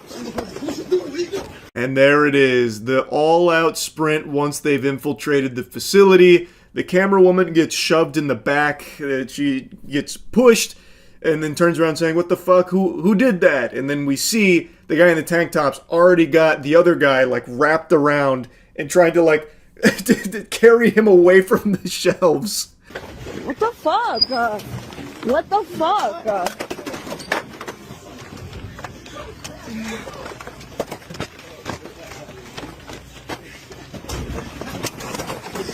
Bro, what the fuck? Yo, security! You can see our previous cameraman in this angle here. You can see him filming in the background. So he's kind of on the outskirts here. He didn't actually want to get in on the tussle. So he didn't, you know, dogpile on the product shelf. He's instead just filming everything in the back, at least until that Pokemon box lands in his lap. But anyway, the camera woman is right here in the thick of it. She gets a big handful of boxes herself. We saw her in the other angle as well. She's calling for security. Security is nowhere to be seen right now. And truthfully, Walmart security is not equipped to handle a situation like this. You need some heavy-duty armed guards here. You need fucking Judge Dredd out there in order to effectively enforce order during Pokemon Restock Day. The pandemonium is just too chaotic. Stop! Yeah, you're gonna get hit. What the fuck? Yo! Chill the fuck out! Yo, this is crazy, bro. Yo, you're gonna get fucking banned. The fuck you here cutting the line for what? There's enough for everybody. What a smooth move from that camera guy right there. You saw him pick up the Pokemon box, and then he kind of hides it with his chest back towards the guy, and then wraps around the register to try and de-aggro, hoping that he's completely forgotten what he was there for. Because now that he's been in a fight, adrenaline's pumping, he's not thinking straight, so it looks like he totally forgot that this was about Pokemon cards in the first place, because he forgot that he even had a box. So now the camera guy gets that box, and he walks away fucking empty-handed. And the camera woman here is trying to say, like, why are you cutting in line? There's enough for everyone. I like how the cutting in line is the thing, you know, that's out of control. Not the fight or anything, not actual throwing, you know, haymakers and slamming each other on the ground. That's civilized. That's normal to be expected in a Pokemon restock. But cutting in line, that's too far. Don't you know there's enough product for everyone? Which obviously isn't the case. Every person there has like an entire armful, like genuinely like 30 boxes each, including the woman here. She's got like 5 in her own paws. Like, there's definitely not enough for everyone. There's not enough for anyone who actually engages in the hobby, by the way. Families, kids, they do not get a chance at this because of people like this. Fucking be here for the fucking whole night. You wanna be this shit? Motherfuckers been backdooring. Yeah, backdooring. Who the fuck is backdooring? Shut the fuck up. Yeah, who's missing? Bro, fucking push me and everything.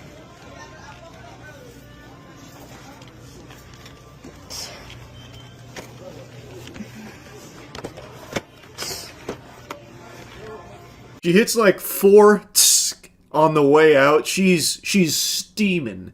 She's very upset that this Pokemon restock went this way. They're usually so civil. They're always so good-mannered when it comes to scalping. I can't believe this. I am also peeved, if I'm being honest, to see this kind of behavior come out of nowhere. It's so weird. So weird. And man, Pokemon restocks too. Usually such a sacred event that everyone's always, you know, holding hands and celebrating together because they just love the hobby so much. They're big Pokemon fans. That's why they're there, right? This shit sucks. I'll drop the sarcasm. Every Pokemon restock is like this, and they're only getting worse. It is just these fucking parasites, man, that are constantly grabbing as much product as possible to try and instantly turn around and flip it. I actually went to one of my local card shops a couple days ago, and one of the employees there was talking about this phenomenon and just how out of control it is. and they were telling a story about one guy in particular. I'm even going to say his name. Fuck him. If he's watching this, you're a piece of shit anyway. They call him Spencer, who is like an aggressive scalper like this. And apparently he always shows up with like a bunch of product that clearly he just takes from like these restocks because he camps overnight. And of course he's not alone, but this is someone that they've actually formally banned from their shop because of just how out of control he and scalpers like him are.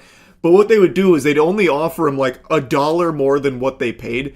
And since they usually walk away with like maybe 5 boxes or something and they're trying to instantly turn around and flip it, they make a profit of like literally a couple of bucks, which means they don't actually make a profit. They lose money because you have to factor in the gas and the time they spend waiting. The gas to the shop, and then back home. So they literally lose money doing this, but they're so delusional that they think that they're going net positive. And I'm sure this isn't the only card shop doing this, because it's pretty clear when you have just scalped product or, spawn camped a restock, because they instantly turn around and sell it and they know nothing about the hobby. So card shops are just basically giving them like $1 more. And unfortunately, card shops do usually have to buy this product because since they're gobbling it all up, and since Pokemon product is flying off the shelves everywhere, they're needing product. So they do have to sometimes engage with these scalpers, but what they're doing is they're only giving them like $1 more than what they paid. So like I said, they literally go negative because of gas and the time they spend there. One person in this video here even said that they stayed there all night.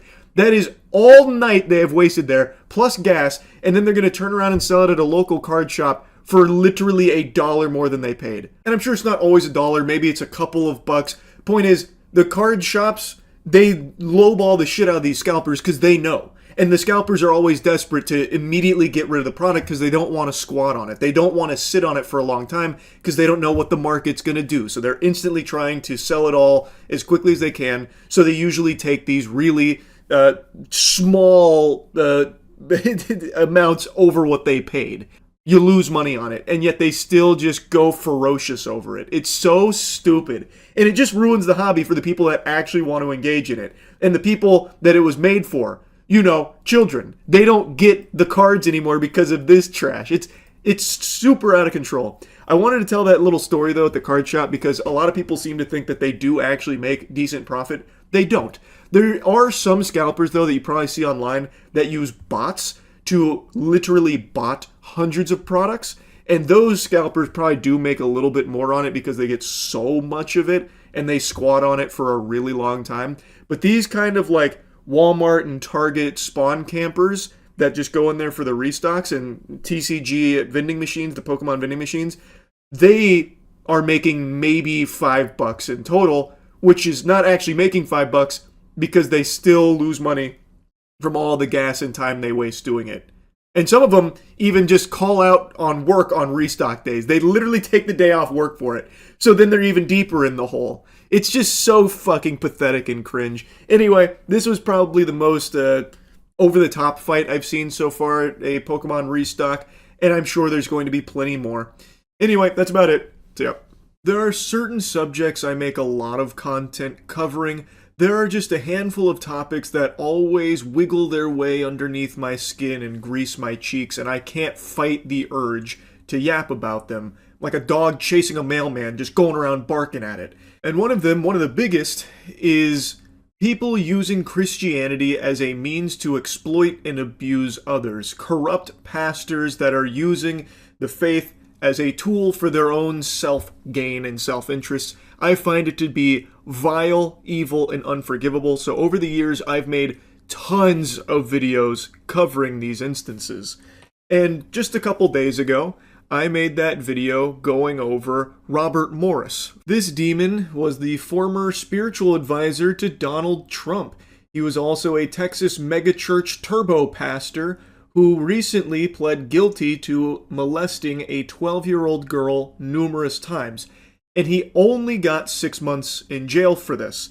He is now out of jail and will be serving the next 9.5 years on probation in his luxury property. Now, maybe you can call me short and ugly, but I gotta tell you, I'll be honest with you, sports fans, that doesn't sound like justice to me. That doesn't sound like punishment that fits the crime of molesting a 12-year-old girl numerous times. I feel like that should have been life in prison. But he got 6 months. I already blabbered about that out the wazoo, and I'm not here to just do it again. I wanted to do something a little different, because Robert Morris was Trump's former spiritual advisor. I want to show you his current spiritual advisor, because I truly think this administration is normalizing the epidemic of fake Christians that are just using the faith as a tool for their own enrichment. I believe it is full-blown, fucking full frontal, dangling right in your face, obvious blasphemy. It's not subtle, it's unapologetic. I mean, Jiminy Christmas, Trump was hawking and is still actively hawking Trump Bibles. Expensive Bibles for like 60 clams with Trump's name on them and numerous variants of it. They range in price from $60 up to $1,000, and also a little fun tiddlywink of lore here, they're printed in China. So they're made for less than $3 per Bible, yet he jacks the price up to $60 for the lowest plebeian edition of his Bible. But it goes all the way up to $1,000 for the one that has Trump's signature on the inside cover.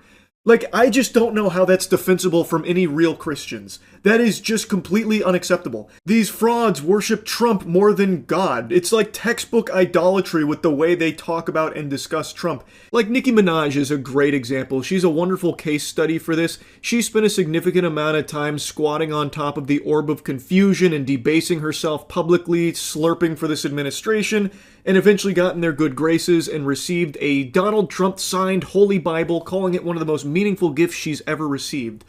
Which is ridiculous, because Nicki Minaj has been very vocal about her faith in recent time. And I feel like anyone who is legitimately very proud of their faith as a Christian would receive a gift like that and be disgusted. There are some Bibles that get signed by like a pastor or someone who is genuinely in the faith and an active community member in Christianity in the local churches. That is something that I am very familiar with. That was something that I had seen when I was going to church, but they weren't sold. They were given to members of the congregation, and it was always just like, enjoy your Bible, or like, I hope I hope this resonates with you, and then signed by the pastor. This is Donald Trump planting his fucking name on top of the Holy Bible, literally going through the word Bible with his signature, making it seem as though he's the most important part of this gift, not the Bible itself, and yet Nicki Minaj is like, oh my god, it's amazing. Nicki Minaj, by the way, whose husband is a registered sex offender, and her older brother is in the slammer serving 25 to life for sexually assaulting an 11-year-old child. Now, I'm not here just to talk about the Trump Bible. Like I said, I want to focus on his current spiritual advisor, Paula White, because I think she is the perfect example of this phenomenon and is serving to normalize this practice. Wherever I go, God rules. When I walk on White House grounds, God walks on White House grounds. I had every right and authority to declare the White House as holy ground because I was standing there, and where I stand is holy. To say no to President Trump would be saying no to God, and I won't do that. This is a montage that kind of blew up a few months ago. A lot of people have seen this, and it shows some of Paula White Kane's more recent highlights about how she can declare the White House as holy ground because she walked there and God walks with her. And also, she proudly proclaims that saying no to Trump would be like saying no to God, and she's never going to do that. I had the longer section saved, but now that video's taken down, so I can't show you the whole context of that statement, but from what I recall, she was talking about how Trump has basically been chosen by God, so when Trump asked her, to come aboard, saying no to Trump in that position would have been like saying no to God, which she refuses to do. That is an outrageous thing to say. That is genuinely, by all possible definitions and interpretations, blasphemous. To say that kind of statement about saying no to a man is like saying no to God, you are putting that person on this pedestal that they are equal to God. That is like a big no-no in the faith. It's fucking unhinged. And yet, nobody calls her out on that in the administration. All of these supposed Christians have no problem with her saying things like that and acting this way. It's baffling. Well, it's actually not baffling when you stop to realize that none of them actually care about Christianity. They are using it. To them, it is nothing more than a tool to be utilized to get people latched onto their bosom. Because if they can convince people that what they're doing is righteous and chosen by God, then people would be afraid to go against it, thinking that they have to fall in line, otherwise they've deviated from the path of the Lord. That's their whole tactic. That is the playbook that they're using. It is sickening. And it's working for them. It's working extremely well for them. Like just yesterday, Paula White had this to say about President Trump and his experience and how similar it is to our Lord and Savior. But the truth of it is you are here because of God and because of you. And I just wanted to share this thought and pray over President Trump. Jesus taught us so many lessons through his death, burial, and resurrection. He showed us great leadership. Great transformation requires great sacrifice. And Mr. President, no one has paid the price like you have paid the price. It almost cost you your life. You were betrayed and arrested and falsely accused. It's a familiar pattern that our Lord and Savior showed us. But it didn't end there for him, and it didn't end there for you. God always had a plan. On the third day, he rose, he defeated evil, he conquered death, hell, and the grave. And because he rose, we all know that we can rise. And sir, because of his resurrection, you rose up. Because he was victorious, you were victorious. And I believe that the Lord said to tell you this. Because of his victory, you will be victorious in all you put your hand to. Comparing Trump's journey to that of Jesus Christ. Wow. Powerful stuff, Paula. You know, when you put it that way, and I really stopped to marinate and stew, giving it a lot of thought, I actually think that my life's journey is pretty similar to that of Master Chief's. Huh. Isn't that some shit? Now, I know I've mentioned this a couple times in the past when covering people like Paula. I am not as spiritual as I used to be. Growing up, I was very, very religious. As I said, I got baptized twice because I was concerned that God may have been AFK for the first one, and I wanted to make sure that, he had front row seats and popcorn ready for the second one, just in case. So I came in there with the round 2 for the Jumbotron. It was a huge part of my life. And even though I'm not as spiritual now as I was then, I still care deeply for it. And seeing that this is becoming so common now is just gross. It's so fucking abhorrent. Paula White Cain is a televangelist demon. Her whole career is built off of begging for money from her followers, and she still actively does that while being the spiritual advisor to Donald Trump. In fact, her 2026 Unleashed conference, she had this wonderful moment. Because I'm telling you, there's an anointing of release right now. I want $100,000 to come in. I want $100,000. There are 10 people that could give $10,000. There's 100 people that could give $1,000. How selfless, how noble. She wants $100,000. Fork it over, cough it up, guys. Where's the $100,000? I know I said that she begs for money, but it's actually more accurate to say that she demands money. And she tries to present it as though if you don't give money to her, you are doing a disservice in the eyes of the Lord. This is a common tactic used by televangelists that have done this for many, many moons now, but very few of them have the same kind of power and influence that Paula White Cain does. One notable person that I'm sure a lot of you have heard of, and someone that I've made a couple videos on, is Kenneth Copeland. He is the guy who's very open about how important it is that he has his private jet. So keep giving him money. He's the pastor and the Lord needs him to have a private jet, so give him money. Paula White Cain is cut from that same cloth. She is still actively doing this and demanding money from people in her church, and it is just disgusting. Get a check, make it payable to Paula White Ministry. There are people that are watching right now. If you say, I don't have it, give $100. Bring up a sacrificial seed. This isn't for me. This is about kids that will die without you being obedient. This is about kids who are going to be minstrels and instruments and warriors and mighty for God. This is about kids who are going to make a difference. I'm not going to take everybody's blessing. Come on. I'm going to tell you, get a seed of sacrifice. There's only 3 envelopes. I'm not moving telling you, I'm not going to lay hands on people till you're obedient. Get out of your seat. Come on and come bring up a seed. Because I'm telling you, there's an anointing of release right now. I want $100,000. She says verbatim that there are kids that will die without you being obedient and giving her money.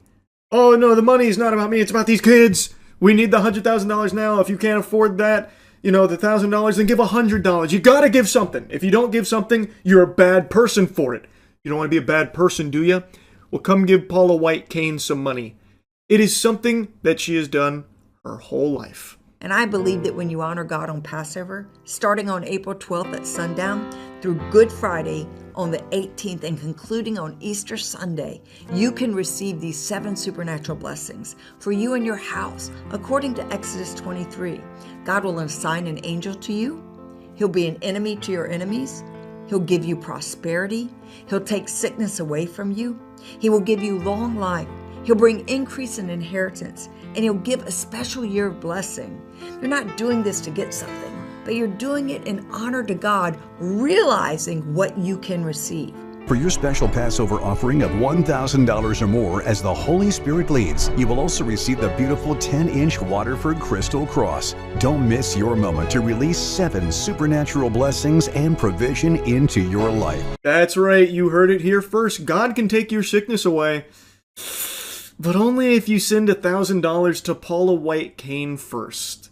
Paula will get God on the horn and ensure that you receive these 7 blessings, but it's going to require $1,000, which is chump change compared to what you'll receive for it. It's transactional, so donate $1,000 to Paula White and receive these 7 blessings to save your life and increase your life, and also get this specialty cross. I'm confident that the people that followed Paula and Trump, and when they talk about how he's like Jesus and saying no to Trump is like saying no to God, I'm very certain these individuals have never read the Bible at all. Probably have never opened the Bible, and they just bite on to their words and accept them as truth, and that Paula and Trump are infallible because they are chosen by God.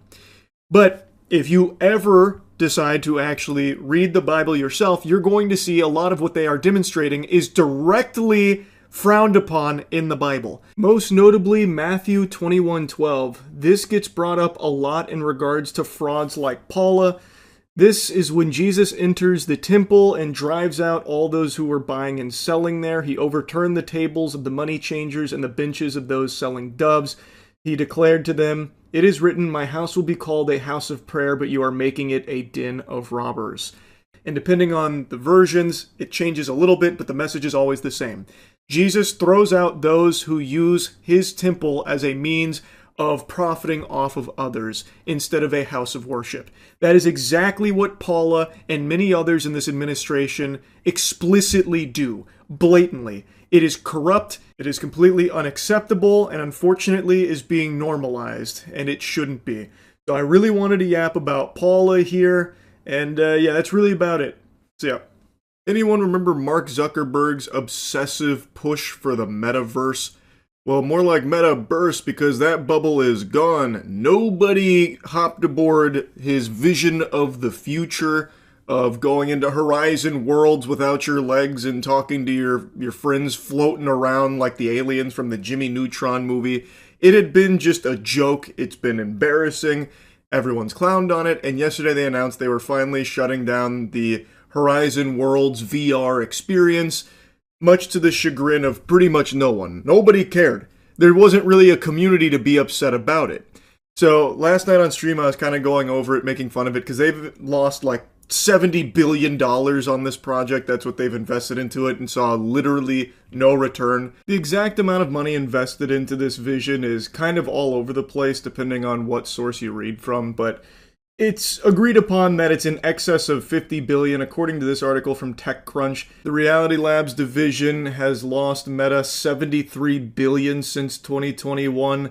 Now, not all of that is because of Horizon Worlds, but Horizon Worlds really seemed to be their golden goose because Mark Zuckerberg couldn't stop gooning over it. Like, this guy was trying so hard, aggressively push it upon everyone, and nobody bought into the vision at all. So this $73 billion worth of research and development, all that money just been torched. Just endlessly burning money. It would be like dumping $70 billion into production of fidget spinners in 2026. Just really out of touch. Nobody wanted it. Nobody used it. And now, as I was rendering out that video, making fun of the Horizon Worlds and the shutdown and everything and going over it, they just announced that they are actually not shutting it down. This is brand spanking new here. From out of nowhere, they've now just rolled back that decision saying, you know what? We've decided to keep the VR experience available for Horizon Worlds. We've heard all of your cries. We know how much this means to you. And to me, that sounds like one of the surefire signs of psychosis, because even the few people that went into Horizon Worlds actively made videos on YouTube going like, yeah, this makes sense. I see why they're shutting it down. There was really no reason for them to keep it going. So even their handful of users on there were like, yeah, they really should pull the plug on life support here. You know, it doesn't really make sense why it's even still around. And it doesn't. Like, they've lost so much money on this, continue to lose so much money on this, and now they're like, okay, we see that this means a lot to you, so it's time that we just keep losing money on it. It will stick around in VR. Let's take a look at their statement. Meta's CTO Andrew Bosworth said that VR support for Horizon Worlds will not come to an end. We have decided just today, in fact, that we will keep Horizon Worlds working in VR. Yippee! Wow! I can't believe it! Our prayers have been answered! He said this as part of an Instagram Stories Q&A after a fan of the app reached out to say they were heartbroken about the decision. That is probably the only fan with that perspective, by the way. And that one fan has now just convinced this company to keep this going to the tune of billions of dollars down the shitter again. Actual hero. I'm not going to lie, that goes crazy. Just one guy was like, hey man, this kind of like hurt my feelings. So you turn it back on, they're like, yes, we have to do this for this one guy. I don't care how many billions are lost. We must make this guy happy. He liked Horizon Worlds. So then a Meta spokesperson confirmed the comments, and to reiterate the previous decision that is now moot, Meta, in an effort to stop losing like billions upon billions of dollars every couple of months, decided that it would stop supporting the social media or the social metaverse app Horizon Worlds. They confirmed that it would be moving to web and mobile only on June 15th, but now they've reversed course on that. You know what this reminds me of? Of the one guy going in being like, hey, I'm heartbroken. Can you guys keep it on for me? Keep the lights on? They're like, yeah, we can do that. It reminds me of the whole Morbius thing, where the studio just got deluded and thought if they re-released Morbius, it would do better the second time around because it was gathering a huge meme following. So basically it was like, hey, we were all busy that week and you gotta re-release Morbius because now we all want to go see it on the big screen. So they did re-release it, only for it to flop all over again. The double flop. It feels like that. Like, I think there's a chance this guy probably didn't even really like Horizon Worlds, but he was just like, man, wouldn't it be amazing if I could convince them to keep wasting so much money keeping this shit going for no reason? So that did put a smile on my face big time. But anyway, let me show you the clips of, you know, what Horizon Worlds was and us kind of just holding a little funeral for it last night when we were all led to believe that it would be sailing off into the sunset in the not too distant future. Did you see they're pulling the plug on the metaverse? Oh, did I see they're pulling the plug on the metaverse? Yes. All 9 people in the metaverse are inconsolable right now. The tears won't stop flowing. Oh, I couldn't believe my eyes. They've invested so many billions into this ridiculous idea. This trash. And now they're like, okay, well, enough is enough, we'll shut it down. Meta announced Tuesday it's shutting down Horizon Worlds, the virtual reality social network. It was once a key piece of the pivot to the metaverse. The world just wasn't ready. Ahead of its time. We're separating the 2 platforms so each can grow with greater focus, and Horizon Worlds platform will be a mobile-only experience. Oh god, I forgot this. Our hope is that within the next decade, the metaverse will reach 1 billion people, host hundreds of billions of dollars in digital commerce, and support jobs for millions of creators and developers. Fast forward to only 5 years later, and I think maybe they reached triple digits in users. Maybe they got 100 or 200 in there over the last 5 years. Does this mean all the metaverse residents die? Yeah. Unfortunately, they have to be sacrificed. He's already down 80 billion. What's a few more in refunds? He's not refunding shit, man. You're out of your mind if you think they're going to refund anything metaverse adjacent. The metaverse has proved to be a costly bet. Reality Labs unit posted billions in losses each quarter after its launch. In fourth quarter earnings posted in January, the unit reported at an operating loss of 6 billion. Holy shit. It's glorious, man. You love to see that. That's business, baby. They got the eye. They know what we want. R.I.P. Goodbye, Horizon Worlds. Well, it's going to mobile, so I guess it's not a goodbye, it's more of a see you later. Except I won't be doing that either. You should make a video in the metaverse during its last day. No. Not even as a joke. I hate, I actually despise everything about Horizon Worlds. It's so bad. Ugh. Yeah, here we go. Hats over there and clothes over there. I was wondering that clothes I bought 6 months ago, will I have a right to keep them? Only time will tell. You remember when they were launching this without legs?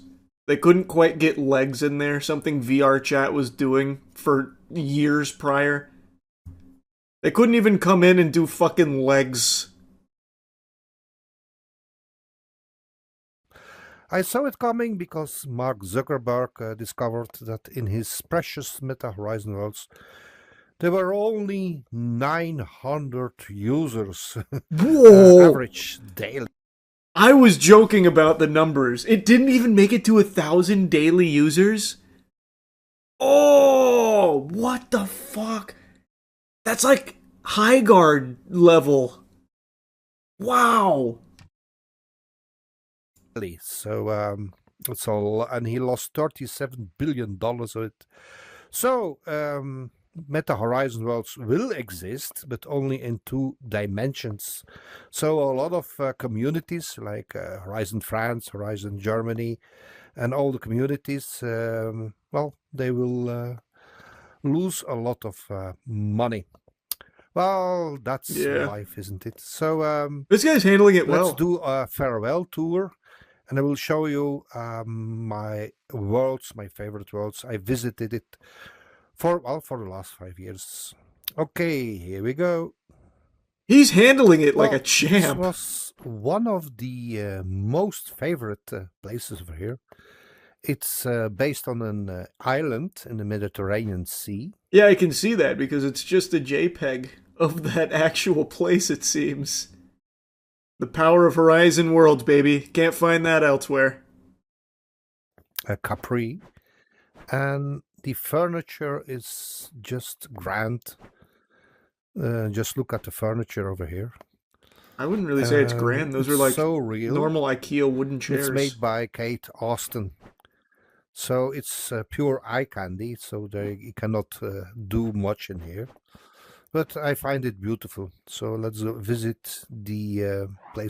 Brother, you gotta go to VR chat stat. If you find this beautiful, your mind will be blown with what people have made in VR chat over the years. This is a blessing in disguise for you, my friend. Well, they'll have a new home there in VR chat, and I think they're gonna like it a lot more. Just a hunch. Oh yeah, here's a video from 3 months ago. Metaverse only has 900 users. This goofy, doofy image. It's seared into everyone's collective consciousness when they think about the metaverse, even 4 years after its launch. The metaverse, as envisioned by Mark Zuckerberg, was just one of those vague Silicon Valley ideas that nobody concretely understood. at the center of the metaverse. Look at that. See, that's what I'm talking about. This is what the metaverse used to be when they were first launching. They couldn't figure out how to do legs or anything, so they just had you walking around like fucking Rayman. Just missing limbs. It was so pathetic. Oh, God. What a stupid venture. Was Horizon Worlds, the flagship VR universe that was to usher in a new era of social connection. On the surface, Facebook had the social network effects and the money to execute the tried and true, if you build it, they'll come method. But it wasn't to be. The average person wasn't ready to meet and interact with their friends in a virtual reality-enabled world. But that's just not true, because that happens daily in VR chat. They just weren't ready to do that in fucking Horizon Worlds. Because that'd be like getting your friends to all switch to dial-up or something. Be like, hey guys, let's connect through AIM. We don't need our phones anymore. Let's go back to AIM. It's just a significantly worse space to try and play with your friends in VR chat. Or in VR. Didn't know it looked this bad. It's terrible, man. Like, it's been a joke this entire time. So I'm not surprised to see it shut down. I'm honestly surprised that they actually admitted defeat, though. I thought they'd quietly just, like, take it out behind the barn and, like, phase it out. But they did just come out point blank and say, yep, just lost tons of money, we're done. Now it'll be a mobile thing. And I'm so curious what they envision it to be like in mobile. Apparently they're trying to do it a la Roblox style. As like an entry point for like no VR headsets Horizon Worlds communication. Sounds stupid to me still. The game was embezzlement, no shot it was near $1 billion a month to keep up. Honestly, a really good point. I truly don't know how it was so expensive for them to maintain this. They definitely didn't need the server space for the lack of community. And they didn't really roll out a whole lot of updates from what I recall.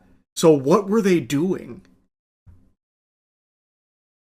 That's a good point. What the fuck were they doing? Do you not know how expensive it is to render legs on avatars? That's a really good point, yeah. That's a couple billion a month, no doubt, to maintain. Do you think they'll get rid of the Quest now that they're sunsetting the metaverse? Absolutely not.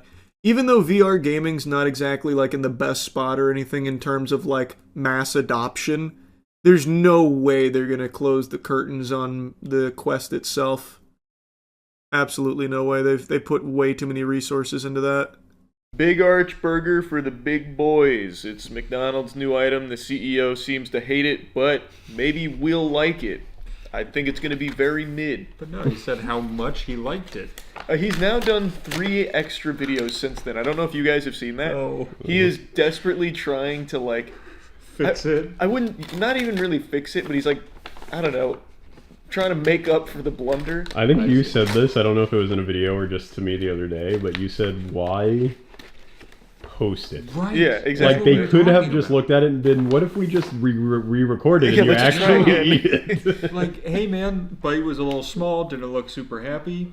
Do it again. This is live. Like, well, he's probably just so busy going back through the drive-thru to get another one. Right. He wanted to get done with the video so he could just keep going through testing the system. No, this is gonna end with him in tears with another one, just like, look, as he stuffs the whole thing in his mouth. It's just a fucking. Maybe it'll be like Squidward in the Krabby Patties. It's all gonna go to his thighs. And then you explode. It is, but his other ones. So like recently, he did one where he's getting asked questions. I'm guessing by like employees or someone. He's like, "How often do I eat at McDonald's?" All the time. At least 3 to 4 days a week, actually. You think I don't eat there all the time? Yeah, He just keeps reiterating that he loves the product. He's like, this product.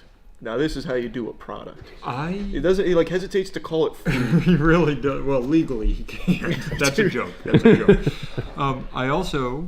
It is McDonald's. As the CEO of McDonald's, you don't have to claim you eat this every day. You should actually be like, maybe don't eat our food every day. It's not the healthiest thing in the world. Are you kidding me? That would be a death sentence. Oh, that would be him. terrible.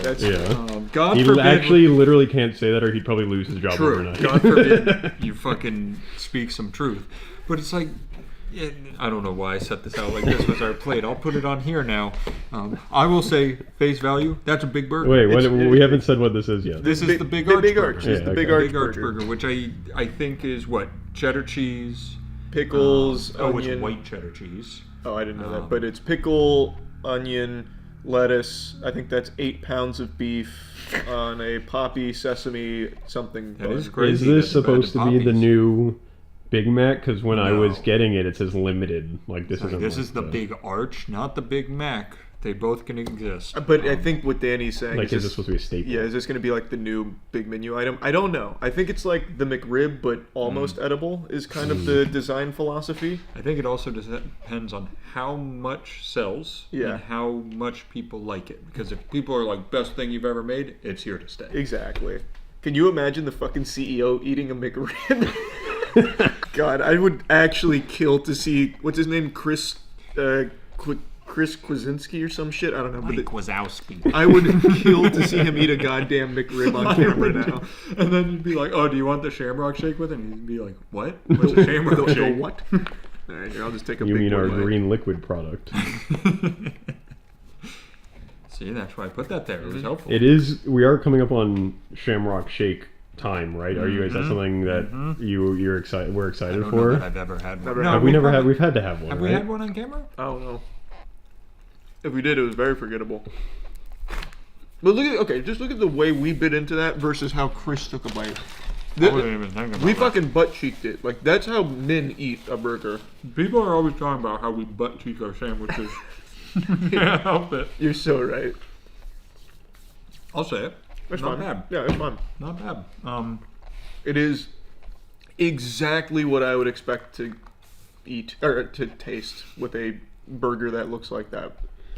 I haven't had McDonald's in a long time. Mm-hmm. It does look like those patties are a little bigger than I what thought I'm they used are. to. So is it like a little bit higher? I don't want to say a higher quality, but I kind of have to. Is it like a little bit higher quality? I think you get more meat for it. It's the same quality. I think you just get more of it. This, if I remember right, is $8. Can you check? Okay. I'm almost positive. I'm on the case. I'm almost positive that this is $8. So it's not cheap. And I'm guessing they justify it because you do get this was 2 quarter-pound patties. I was kidding about 6 pounds, by the way. I don't know if you could tell. Which is crazy because you said 8 pounds. Oh yeah. Actually, I just increased it to 10. Let's see. How much is it? I'm so tired of AI. I'm It's looking on useless, Google. yeah. Just tell me the price. It goes likely between 9 to 11 or 14 to 15. Also could be between 6.89 to 10.19. I want McDonald's to show me the price. Big Arch. Do you think if we get one of the headsets with the Burger King AI in it, we could ask it what the price is on stuff like immediately? Get Patty on the horn. Yeah. Only if you say please. Patty, show me pictures of All right. Ronald McDonald with boobies.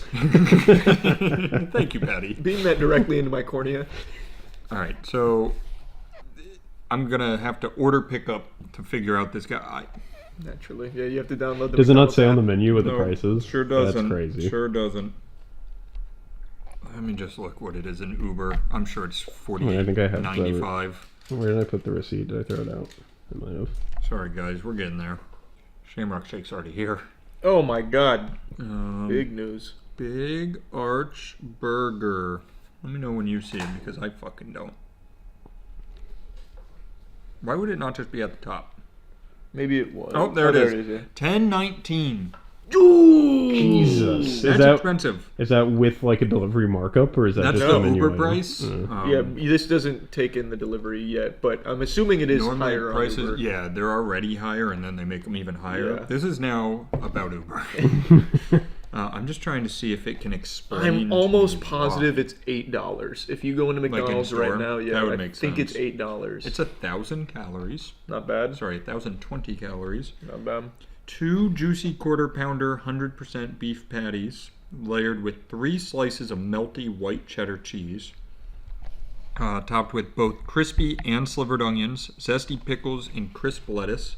But what truly sets it apart is the new Big Arch sauce, tangy, creamy, with the perfect balance of mustard, pickle, and sweet tomato flavors. I didn't get Is there any of sauce that. on it? There is, but I didn't taste that at all. I didn't either.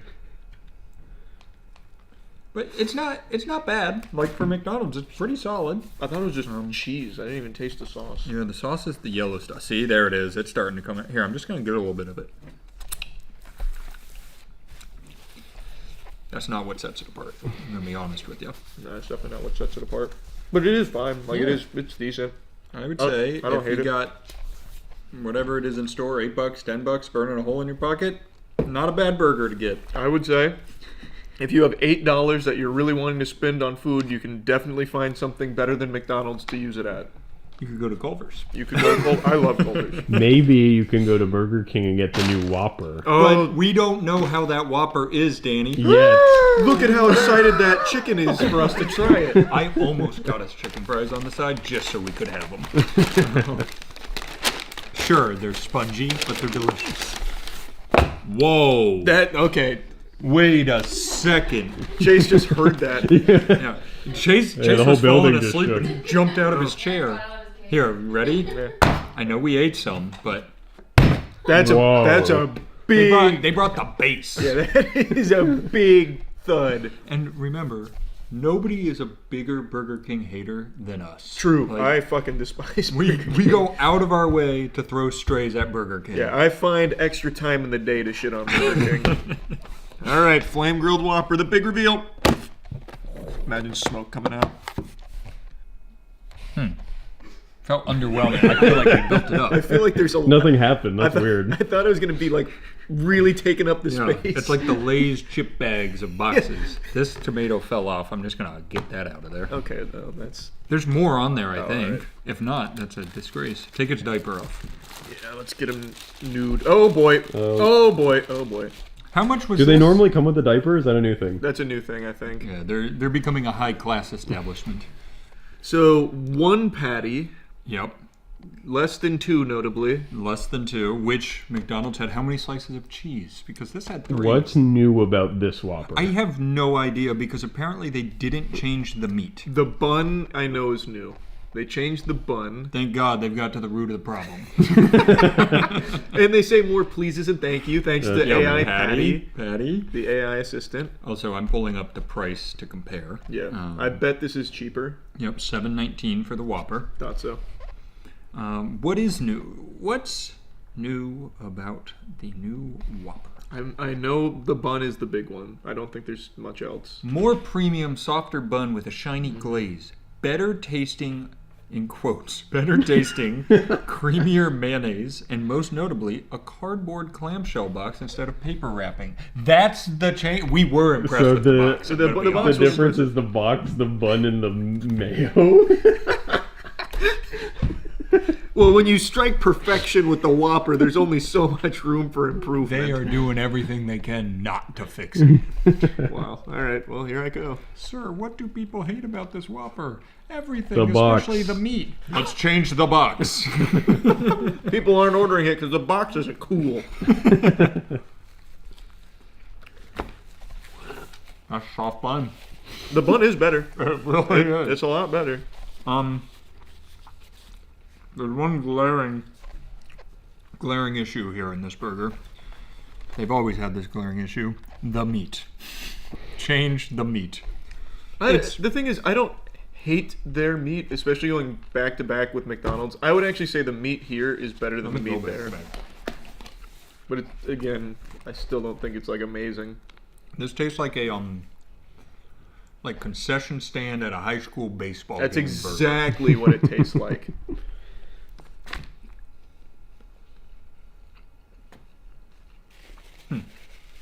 Thoughts? Gives you a lot to think about. It puts questions in your head, doesn't it? It does. Their box is not as good. No, it's not. I would eat this over that, personally. You don't have to agree. You could eat this over that. Not over this. I'm kind of torn. I think the meat here is better. I like the bun here more. I think this is overall tastier, though. Here, let's really get down to the nitty gritty. Rip me off a piece of their meat. Oh, smart. A direct head-to-head. Exactly. You don't see this often. I don't think I got any of their mayo on my bite. Well, that's because it's so premium they can barely put any on. Yeah, it's too They've run into expensive. loss.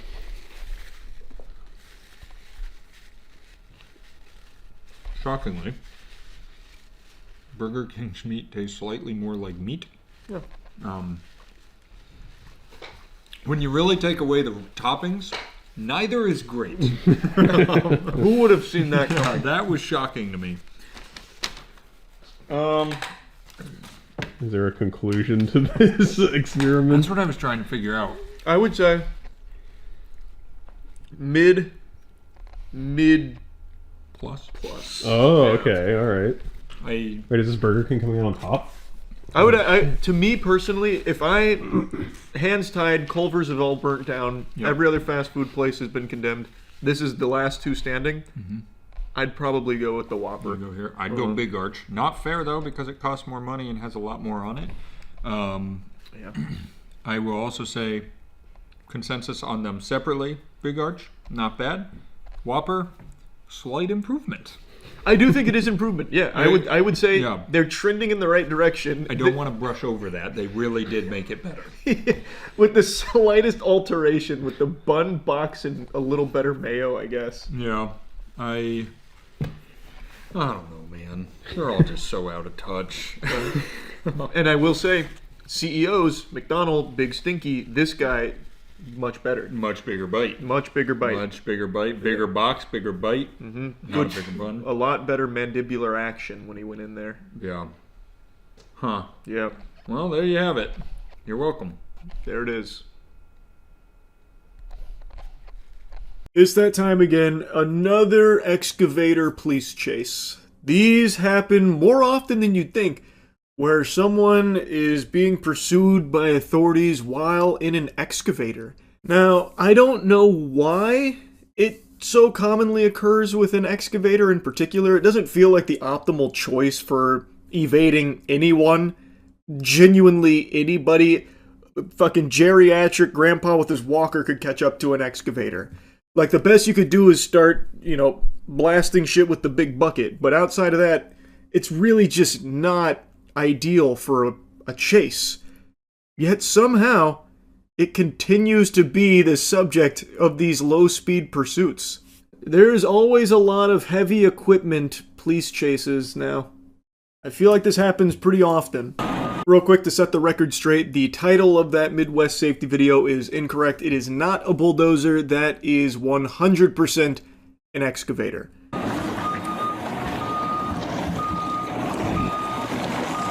There it is.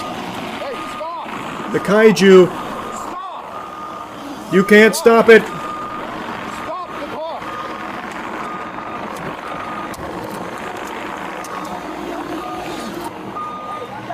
Oh, he's gonna hit him with the bucket. Put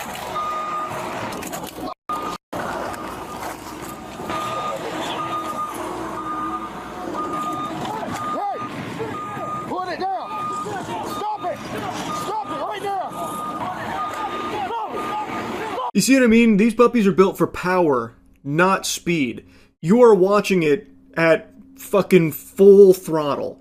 That is pedal to the metal excavator action right there, and it's not exactly zooming around, It doesn't have a whole lot of get up and go to it. But what it does have is the ability to 360 degree, like a fucking owl's head there, swinging a big old heavy bucket, which collides with that truck there and manages to shake the officer off of the cabin. It's bulletproof glass, he thought of everything. Activate the turbo boosters!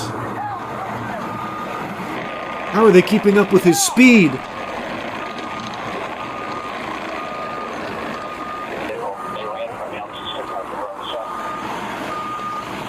Officers, may I remind you that impeding in a construction site is indeed a crime?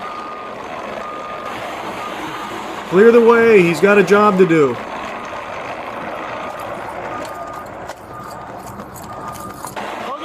Oh, the officer's gonna get out there and hold him back with his bare hands.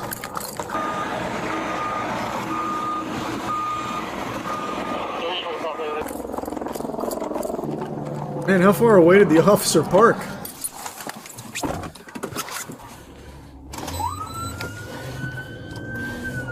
Maybe he doesn't see them. True! Maybe he didn't see them. They didn't have their lights and sirens on. The cherries weren't activated. Now he probably sees them.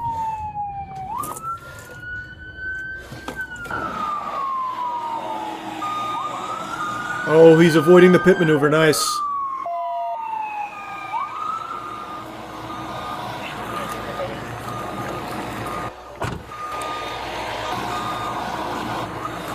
Get the spike strips out. We'll try and bust the tracks.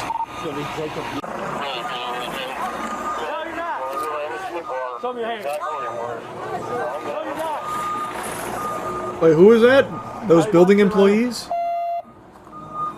Are they implicated in this?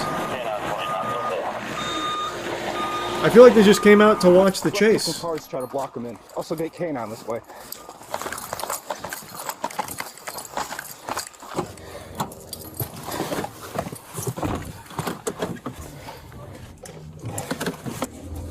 Trying to block this in. What a terrible strategy.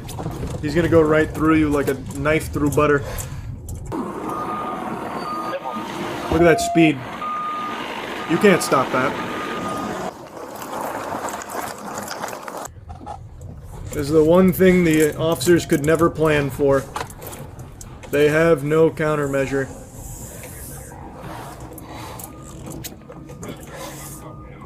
I love everybody in the area. He's getting away! Oh! He's drifting. Ooh, smooth. Off-roading. Good luck getting him now. He's gone. We lost him. Oh, they be right here. He's in somebody else's yard now. Far be it for me to give advice to the guy in the heavy machinery, but maybe turn off the lights. Kill the lights. You'll disappear into the night.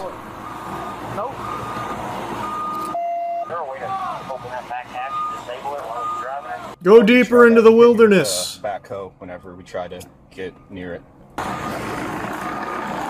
And start spinning it in a circle like Garen's E. Then they can't get close.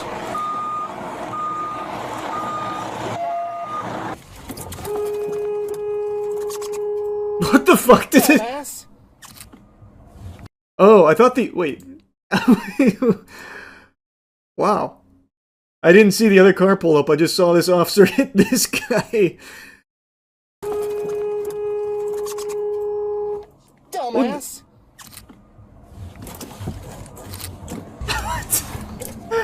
Okay. Watch out, you got really bad drivers coming behind you. They almost hit Hughes.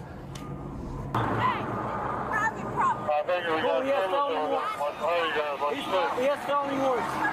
He has felony warrants. For what? What's the charge? Enjoying a drive?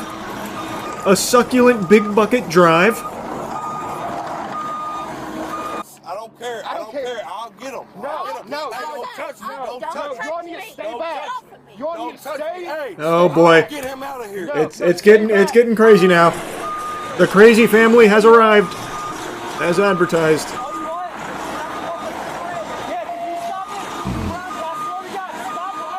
Can someone give this man a cigarette?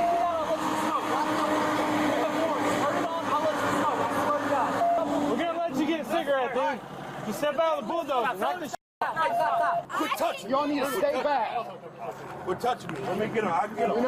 I'll get him out. I promise you I'll get him out, man. Man, these two really, like, these were the actual bulldozers. These two just went right through the cops. Stay back! I won't let you through! And then they just walk right by them. Very good. I'll get him out. Hey!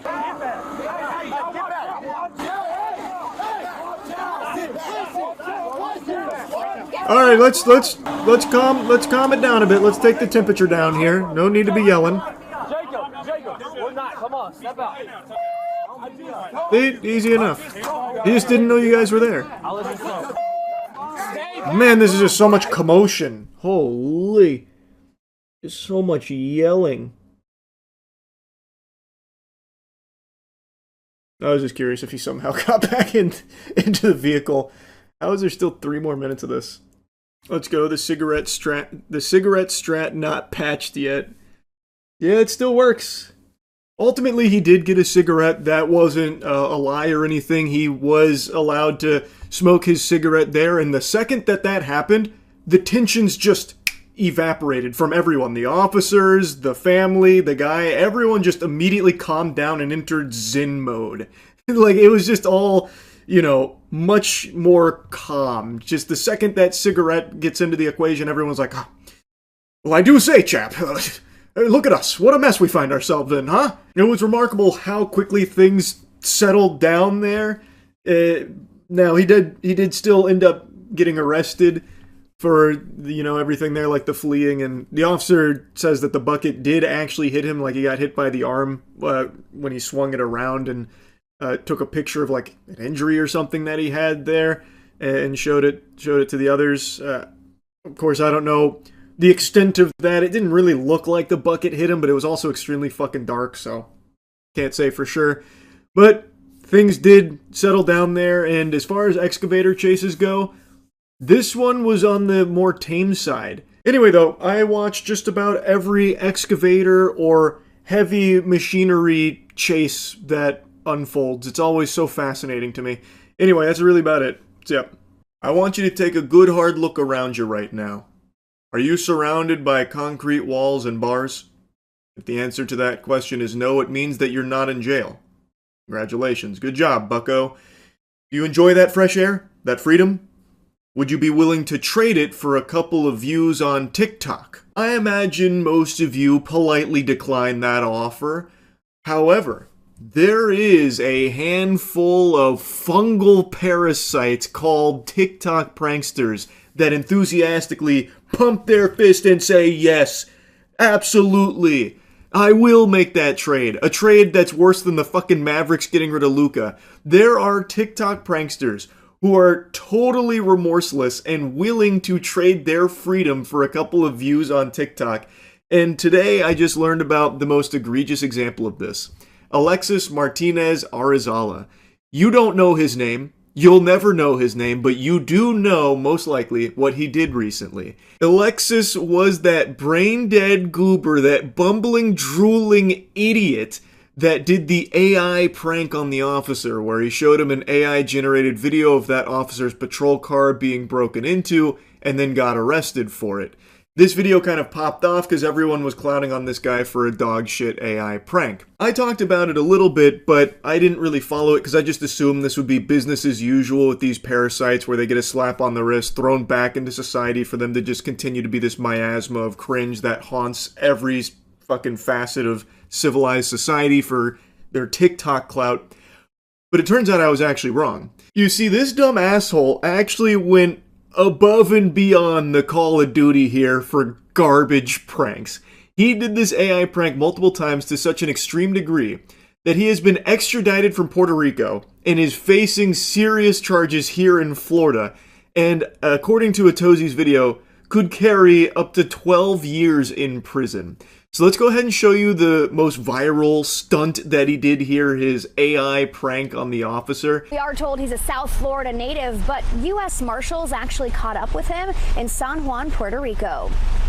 You're actually in here. Here's the video circulating on social media. It shows 4 men in suits entering a Seminole County deputy's patrol vehicle. They were going inside of your car, in and out. An online prankster recording the moments he walks into Academy and shows it to the deputy. The deputy, clearly convinced, runs out to the parking lot, hand on his weapon. So you probably just left it unlocked. It should have been unlocked. I hit the button. But this video is fake. It's a deep fake, to be exact. What a classic gut buster there. Haha! Gotcha. You thought your car was being broken into. And he doesn't just do it to officers, by the way. He actually does this to normal civilians as well, terrorizing them with these same kind of AI fakes that he makes of them and doing like crazy shit or having their things stolen or even their spouse cheating on them. But this officer one did get him arrested. And something that got pointed out in the reports is that the officer was on edge approaching the vehicle thinking that it had been broken into, so he did have his hand on his weapon. If there was just a completely innocent civilian that happened to be near that police car with the officer approaching it, there is no doubt in my mind, and also other officers chimed in and also echoed the sentiment, that would have been a situation where the officer would have probably ended up detaining that completely innocent person solely based off of this AI video that this fucking loser made. So, and that could have, who knows what could have happened there. It's extremely dangerous. James Copenhaver agrees. The former detective says this deputy did everything correctly, but things could have ended differently. What would have happened if some bystander would have been stopped at this patrol car, tying his shoe or what have you, and this deputy approached? Pretty good chance that person's going to probably be put on the ground at gunpoint because the deputy doesn't know what's going on. That guy is totally right. The entire basis of this prank, like the punchline, is making the person you're harassing fearful. In this case, it was the officer. Like I said, he does it to normal civilians as well in similar fashion with their shit being stolen.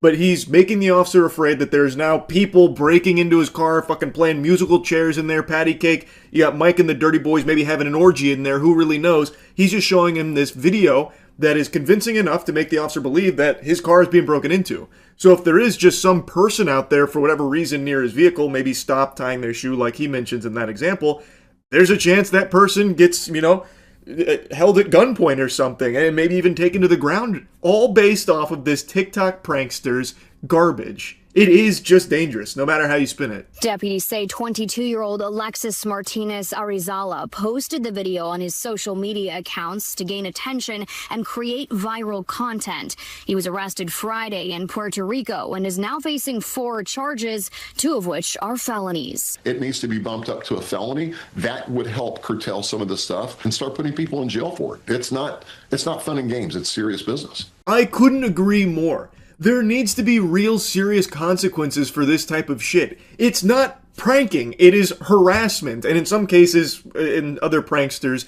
just assaulting people as well. Like, there needs to be legitimate punishment there, otherwise it's going to continue to snowball as it currently is, and has for years. They just, for some reason, play softball with all this shit, just giving them like a light little spank on the tuchus, a tush slap there saying, all right, now don't do it again, mister. Here's a stern talking to, we expect better. And then, of course, it doesn't do anything.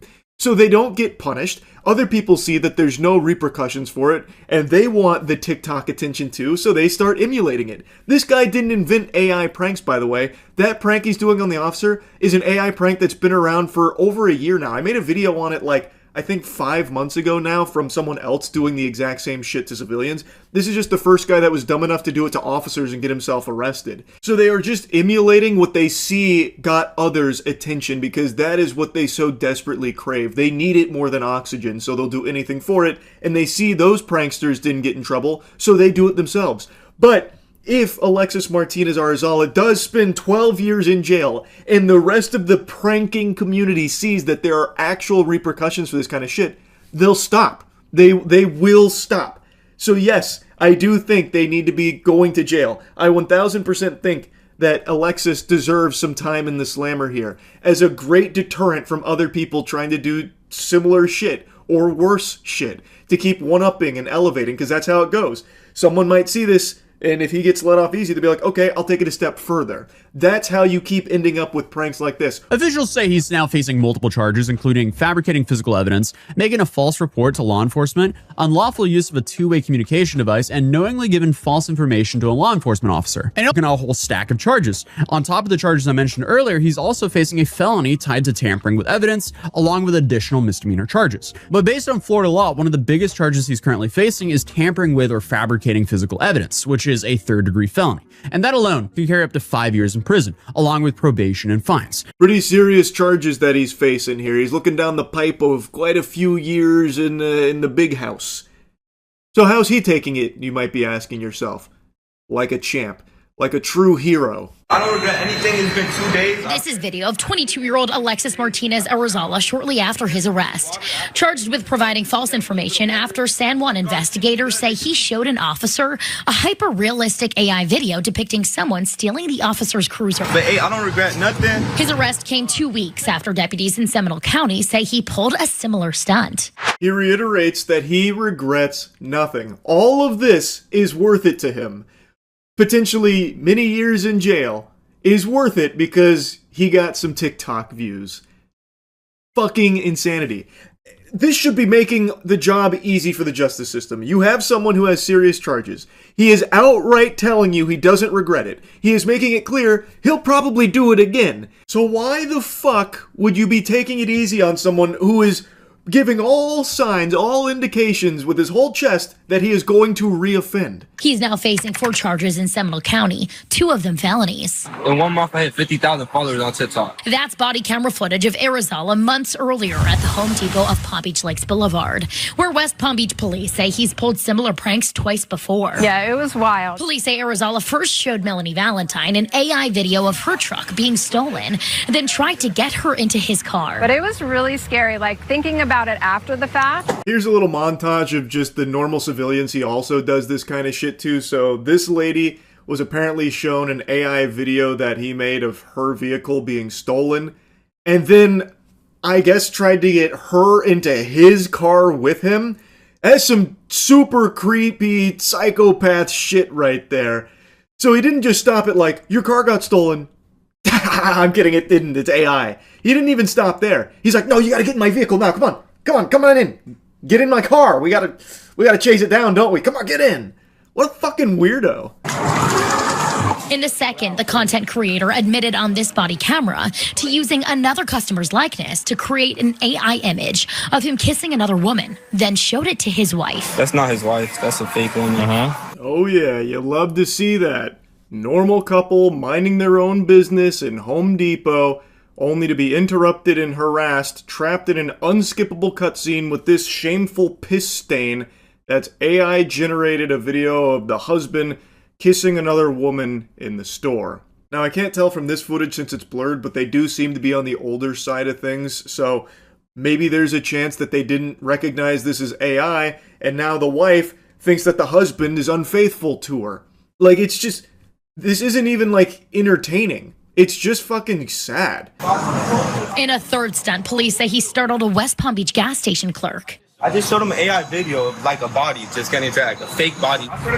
He was arrested that night for resisting an officer. Bro, are y'all serious? But not for any crimes related to his AI use. This one sounds fucking insane to me. I can't piece it all together and can't find the original, but from what I can gather from this, he AI generated a video at that gas station of a body, presumably a dead body is my guess, that scared the gas station clerk and was designed to scare him, which is what led to all of this here. What's even the prank there? Aha, I made this gas station worker think someone was fucking dead. Haha. I can't even fathom the type of unlovable, greasy loser that actually likes these kind of pranks. Just sitting there clapping, giggling. Haha, that's so naughty. That's so savage. Anyway, I won't bother torching you with more of this guy's trash. He is facing some serious charges, and I can only sit here, fingers crossed, hoping that they don't play softball with him. He has literally said, puffed out his chest like a real tough guy, and said he has no regrets. As if he did anything worthwhile here. He did AI pranks, and now there's a chance he just threw his whole life away for it. And I really hope that they do seriously punish him to serve as a nice deterrent from other losers like this guy trying to do the same shit. Anyway, that's really about it. So yeah. I love aliens. I love UFOs. You know I keep my finger on the pulse of anything related to extraterrestrial activity. I've even set up my own homemade tuning fork so that way I'll know if there's any big three-titted alien babes that are cruising through.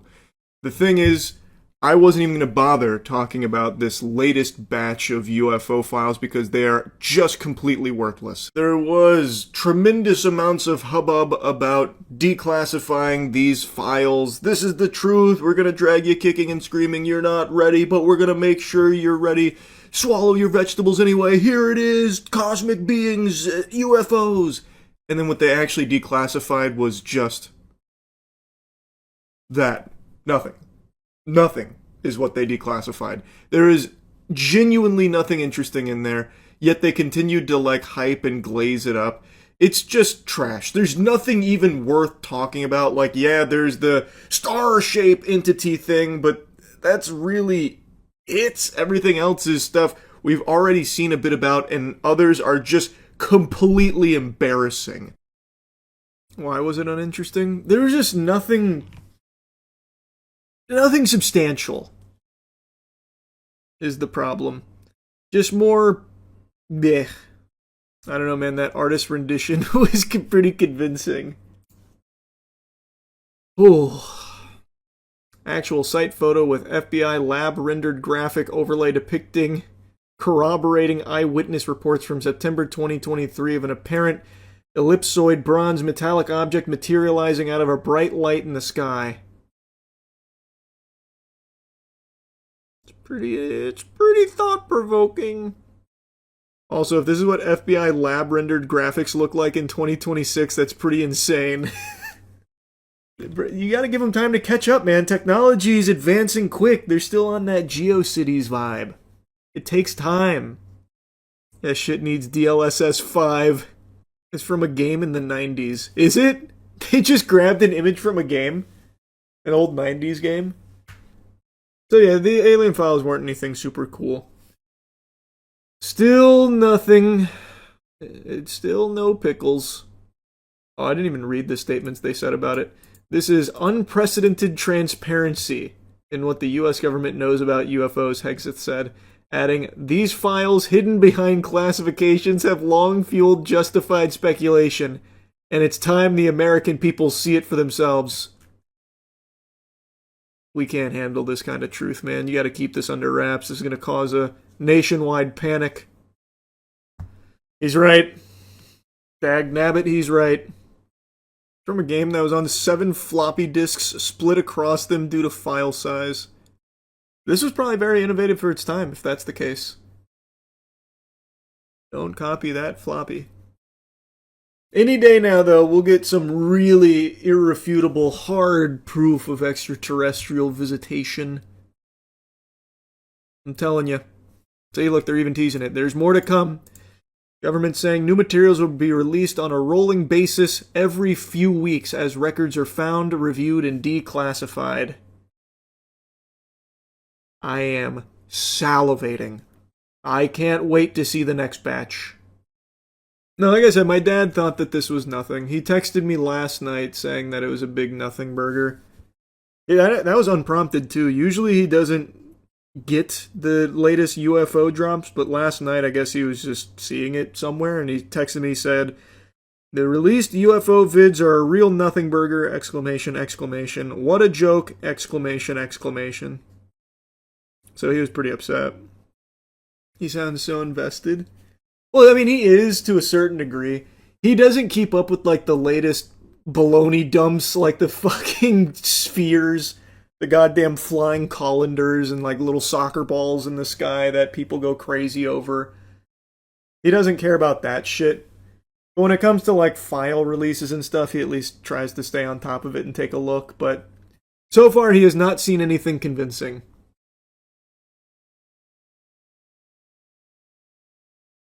So he's not active in the UFO subreddit. He is not. He certainly doesn't like that very much. They're hiding the real UFO pictures like Bubble Bass hiding the pickles under his tongue. Brother, I've got bad news. I'm going to rip the Band-Aid off. There is none. Like, I'm sure they have some, like, wacky files and stuff, because they had so many old-school weirdo projects, like the MK Ultra stuff. They also had all of these, like, astral projecting projects that they were doing, the CIA was conducting with, like, the psychics and stuff, which is why, like, a year ago you saw those articles about the declassified CIA documents confirming that there was giants on Mars. But if you actually look at it, what they were doing is they had these drug-induced maniacs go in, fucking blindfold them, and try and, like, guess cue cards that they were holding, and then they'd tell them stories about how they astral projected onto Mars and had conversations with giants. Like, you're not going to find anything, like, actually convincing when it gets declassified, because they did some fucking nut job shit in the CIA back in, like, the 60s and 70s. They were actually trying to do, like, Marvel X-Men stuff. And then they wrote about it as if it was, like, successful. So, like, ESP, mind readers, astral projectors, time travelers, they had all of these kind of wacky programs. They also killed a lot of people. Well, I mean, in the pursuit of mutants and superhumans, that's to be expected. The gay bomb, too. Oh, the gay bomb is a classic. The gay bomb actually is a classic. The thought being drop a bomb that would cause all the dudes to just start fucking each other and not fight anymore. The enemy is gay now. But they still shot at us. I do love that thinking, though, like that's going to somehow be a really effective weapon. Like, let's just assume it works. Let's assume they did create the gay bomb. They deploy it. Now all the soldiers have sex. They all blow their load. Then they go right back to what they were doing before. So you bought yourself, like, a couple of minutes where they're fucking, and then what? It was a truly baffling proposal. Might backfire on your own army. Oh, can you imagine transporting the gay bomb, but it springs a leak? Then the plane crashes because everyone's fucking themselves ferociously. No! We made the whole plane gay! No, it's gay! Shit! The one thing we couldn't plan for! No! Yeah, it was interesting stuff, man, I'm telling you. Those declassified files and the ones that we keep getting have some really wacky projects the government looked into at the very least. Some actively pursued. Oh, point I was making, to tie it back to the alien stuff, I do not think they have anything like groundbreaking in regards to aliens. Like, I don't think there's alien bodies, alien weaponry, alien craft that they've ever recovered or anything like that. Surely they have, like, unexplainable aerial phenomena, like stuff that they've already declassified, like the tic-tac, that kind of stuff, which is interesting, but I don't think it's extraterrestrial. I don't think they have anything, like, that's going to make you go, oh my god, aliens are real and they were here. Because I don't think aliens have ever been here. Because if they have, we would have never known about them. They're not going to get all the way here and fucking crash. That's not going to happen. The technology that they would need to get here, it would be unthinkable that it would somehow malfunction here. You can't even begin to understand and comprehend the technology that would be necessary for a different species to make it here. It defies our understanding of everything. But you can't debunk that tic-tac, can you? I can't. I don't know what it is, but I just don't think it's extraterrestrial. I don't think it was aliens in their cruiser. Just because I can't explain it doesn't mean that that's the default correct answer. You can't tell me whether or not there's poop in my pants right now. There's no way. You can make a guess, but you don't know. Well, look what the cat dragged in. AI! It is some more wacky news in the world of artificial intelligence as all facets of our entertainment is consumed by the slop. An AI music homunculus just signed a $3 million record deal after one of their tracks charted on Billboard. Talisha Jones is the flesh, blood, and cringe behind her AI character Zanaya Monet, and she used the very common AI tool Suno, which just spits out tracks based on whatever prompts you put in there. Pretty, like, standard stuff. And one of them happened to chart on Billboard because we've reached this point now where people are just wiggling their finger to AI music proudly. And now she's 3 million clams richer for typing in a few sentences onto Suno thanks to this deal with Neil Jacobson's Hallwood Media. I don't know what Hallwood Media is, but that is a fucking circus now. They should be ashamed of themselves. They should be, like, fucking drowning in Rotten Tomatoes for this trash. Actually, how stupid do you have to be to pay $3 million for something like this? You can just generate Zanaya Monet songs yourself. Like, what are you even spending the money on here? It's not like Talisha Jones did anything, like, creative or new or innovative. She just typed in prompts to Suno, which is a tool available to literally every single person on the planet. Even me, a silly, stupid goober here, was able to generate trash songs on Suno. Anybody can. I generated songs about cock out the wazoo, and it took seconds. Why are you paying $3 million for someone to do that for you? You can just do that. You can even have an intern do that if you're just so addicted to the idea of pumping out AI-generated songs to try and chart on Billboard like this. This is the biggest waste of $3 million imaginable. Shit, you can even AI-generate Zanaya Monet 2.0. It's not like she actually exists. It's not like Talisha Jones owns Zanaya Monet. It is AI. There's already a precedent set that it's not copyrightable in the first place. You can literally just make your own Zanaya Monet if you wanted to. How stupid are the people at Hallwood Media? Holy shit. And while Zanaya is the most successful AI homunculus, she's far from the only one. In fact, apparently the emerging artist chart has actually become infested with this. It's an invasion of AI music homunculi. Zanaya is the most successful with that multi-million-dollar contract that Talisha Jones gets to just rake in the doubloons for, which kind of shows the music industry's whole asshole here with the direction they want to push it. The reason so many of these AI homunculi are starting to chart and everything is because now they are being actively pushed because there is nothing that can match the speed at which they can fart out music.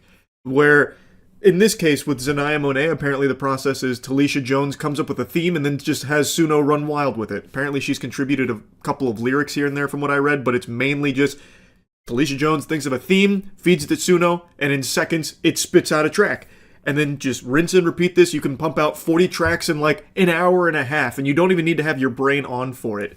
There is no human being on the planet that can match that. And in the current day and age where people just want instant gratification, just stimulus, any kind of stimulus at all, it doesn't matter to them. This is exactly what the record industry wants because it is basically free. It is extremely cheap to just have all of these being shit out all the time, and people will listen to it. Like, they will happily listen to just AI tracks because they just want something on. Doesn't matter what, doesn't matter where it came from, as long as it sounds like music, they're happy campers, it seems. So, this AI homunculus push in the music industry is great for the upper echelon vampires of the industry, where now they can just funnel some resources into just shitting out AI Suno tracks and it will chart on Billboard. It's fucking crazy. It is so sad how quickly this is all just going straight into the dumpster. I legitimately think we're getting pretty close to the point where music industry is going to just stop hiring human beings altogether, because what's the point anymore? If people don't care if it's like actual art or anything, if they just want the noise, well, AI is significantly cheaper and significantly faster. If you have a human being signed to your label, it's significantly more expensive. There's significantly more human beings you have to hire to help work on it, audio engineers, stuff like that. It takes a lot longer to produce like an album, whereas here, it's a couple $100 for a subscription to Suno, and that's it. And then you have endless albums that you're able to churn out at lightning pace. You could churn out one a day if you wanted to. And since people are willing to consume it, they don't really care if a human being produced it, I guess. They don't care if it's like actual music or art or anything. They just want the noise. Well, you're not going to beat AI in that department. So I do truly believe that we're not far off from it being mainly the Billboard charts dominated by AI tracks.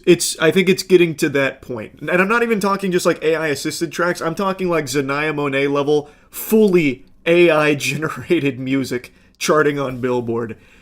And that sucks. That really fucking sucks. Oh well, I guess.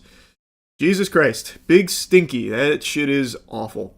Anyway, just wanted to talk about this a little bit. That's it. So yeah. Why do babies come into this world crying? A question that's plagued inquisitive minds for generations. But I have the answer. I believe babies are born crying because they know that they will now have to share oxygen with Pokemon scalpers. And that is definitely worth shedding tears over. Also, they probably know that all their toys are going to be purchased by these fucking losers and flipped on Facebook Marketplace and eBay, so they'll never even get a chance to play with hobbies that are literally designed for them, but have been hijacked by these awful, degenerate losers. Another day, another big load of spit that I gotta fucking hawk the loogies on at scalpers. Why don't you just hell out and have one, dude? He's literally like asked you so politely, like. You want this one? You really do? Yeah. He just wants the pouch. But no, now you gotta buy it because you just did that. No, leave it there, because he just did that thing. There you go. You know why? Because I opened this. I collect this. Yeah, I didn't do it. Okay, then buy it. Well, you can. You have all of them. That guy's nose grew 50 inches with that big lie that he told. My left butt cheek, that guy is a collector. He's a scalper. And there is so much ill will towards scalpers, rightfully so, that now they have to always try and hide behind, I'm a collector! Don't worry, I'm a good guy! I'm collecting all of this product. But everyone knows that's not the truth. Just look at this fucking goober. Look at the way that he lashes out because someone had the audacity to ask for one of the Pokemon products that this guy is hoarding.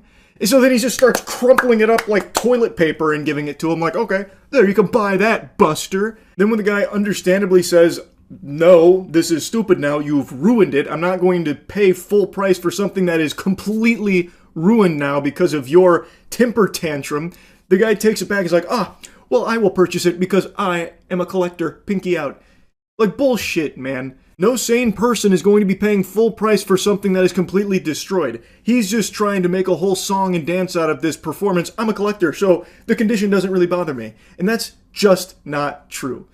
If I crumpled up all of the Pokemon product around you and then charged you full price for it, would you do it with a smile on your face, Mr. Big Shot Collector? I doubt it, buddy. It's so fake, man. He is a scalper. No legitimate normal collector or someone that's buying it for their kids is going to take the entire stock of Target and Walmart Pokemon product. That is exclusively behavior from these degenerate worm scalpers. Hey! Scalper, no scalping. Scalper, no scalping.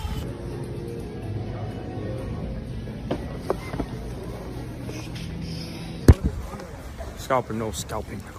I'm not normally one to get behind TikTok trends, but this one, I gotta tell you, put a smile on my face.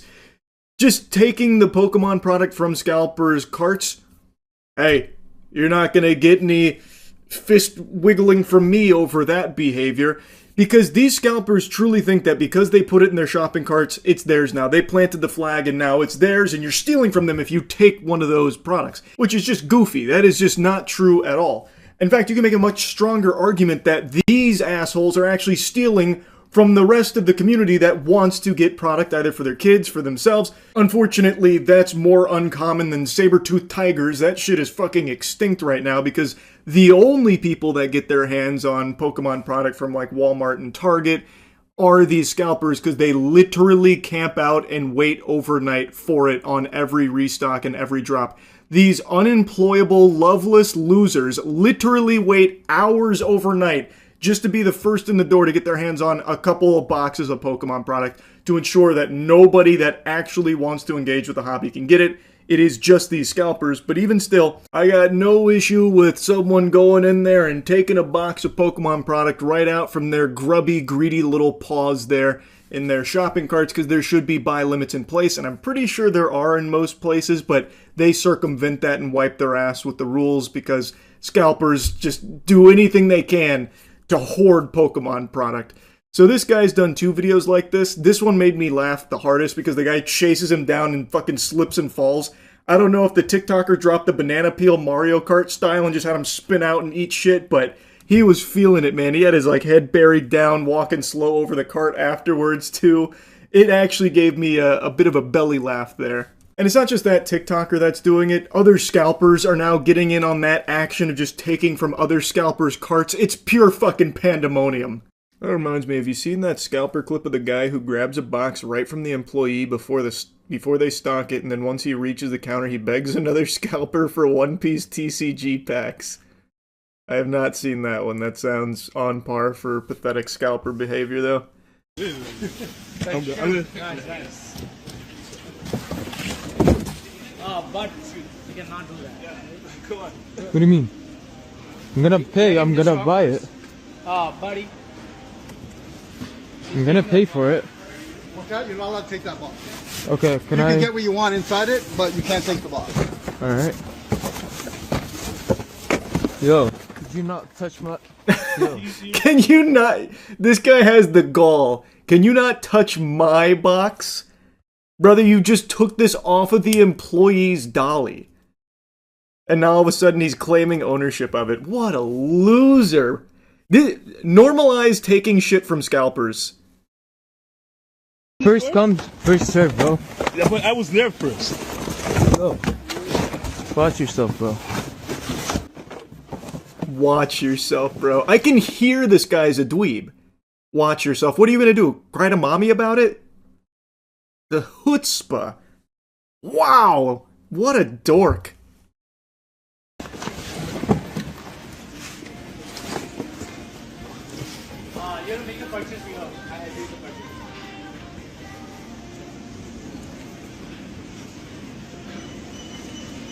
Fucking insane. This guy already got everything.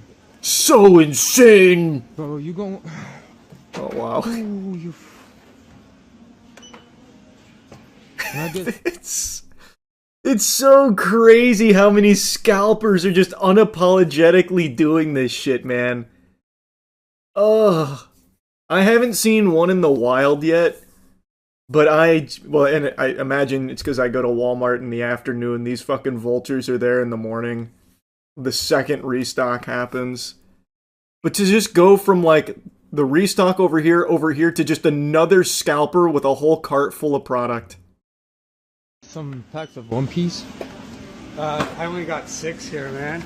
No way. Sorry. Can I get one ETB? No, I need them all. Oh, just one. 2, 4, there's for it. Seriously. Man. Ooh, it's so cringe. Ah, it's so pathetic. His day is ruined. How can you be so mean? I know he wouldn't share his product with the other scalper, dude. What? No honor among thieves? What kind of madness? He's violating scalper code. I like how this guy says, I need them all. I only have 6. I miss being able to actually participate in my hobby. Haven't gotten a single card in months. Yeah, I mean, it sucks, bro. Blame these losers.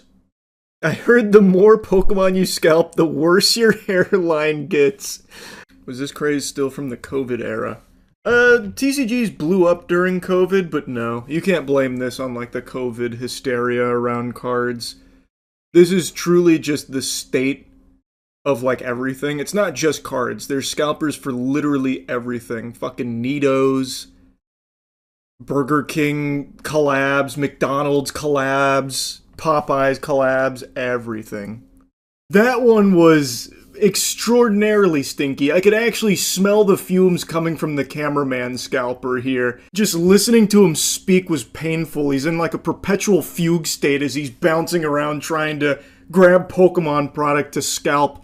And then he runs into a bigger scalper. As Qui-Gon Jinn said, there's always a bigger fish. And then he starts groveling, begging for some One Piece cards. And then that fucking twerp is like, I only got 6. I can't part with any of these. I only got a measly 6. And then the rest of his card is littered with Pokemon. So you know no normal family is actually going to be able to get their hands on it because it's been cleaned out already first thing in the morning from these assholes. And of course, it's not slowing down. Some places are enforcing limits, others aren't. There needs to be limits in place. They need to stand by them. I promise you, the inventory will still move. You will still have Pokemon products flying off the shelves, even with a limit in place. You can just see the mile-long lines that are building every place that does have limits, so you can at least do the bare minimum of ensuring these scumbags can't just make off with the entirety of the inventory themselves. At least you can spread it out, and maybe there's a slim chance that an actual collector or family gets their hands on some. Limits should be normal when it comes to these products because it's just completely fucking out of control from all these scalpers that are sweeping like a plague. Anyway, just needed to clown on them again. That's really about it. So, yeah. Alright, today is the big day. Johnny Somali's sentencing is about to be handed out. T-minus 1 hour as of me making this video, so I don't even know what the outcome is right now. So you're seeing me all kind of bubbly and excited because he could be facing many years in jail, which he rightfully deserves. I have made numerous videos talking about this degenerate plague that has swept across the globe, going on this intergalactic tour of knuckle sandwich consumption where he goes and he harasses people, spreads misery, and then eventually gets his ass beat. When he was in South Korea, things got a little more out of control than normal. He went full-blown fucking Insano style. He went Cro-Magnon brain and just committing crimes and then even doubling down to commit further crimes after being shown leniency and insulting them for being nice about it and not instantly throwing him in the slammer. He then repaid that generosity by doing more crimes and more unforgivable degeneracy. And all this for the sake of his dog shit content. He's a live streamer and his whole thing is just go around and be a nuisance. In South Korea, they weren't having it after he was terrorizing them for quite some time. Citizens even took it upon themselves to just beat him up whenever they saw him. They even had like a live Johnny Somali tracker. They literally had like a Modern Warfare 2 UAV online tracking this guy's movements, so that way when he was outside, they could just punch him. But clobbering Johnny Somali must be more addicting than heroin because people couldn't stop after just one. It's like a Lay's potato chip. You can't just have one, so they end up just kind of wailing on him because he is a complete defenseless little fucking worm who starts all of these fights, instigates all of these fights, and loses every single one of them without ever even getting a blow in there. He just gets knocked out, knocked on his ass, goes into the fetal position. Like, he's more familiar with the fetal position than he is on his own two legs.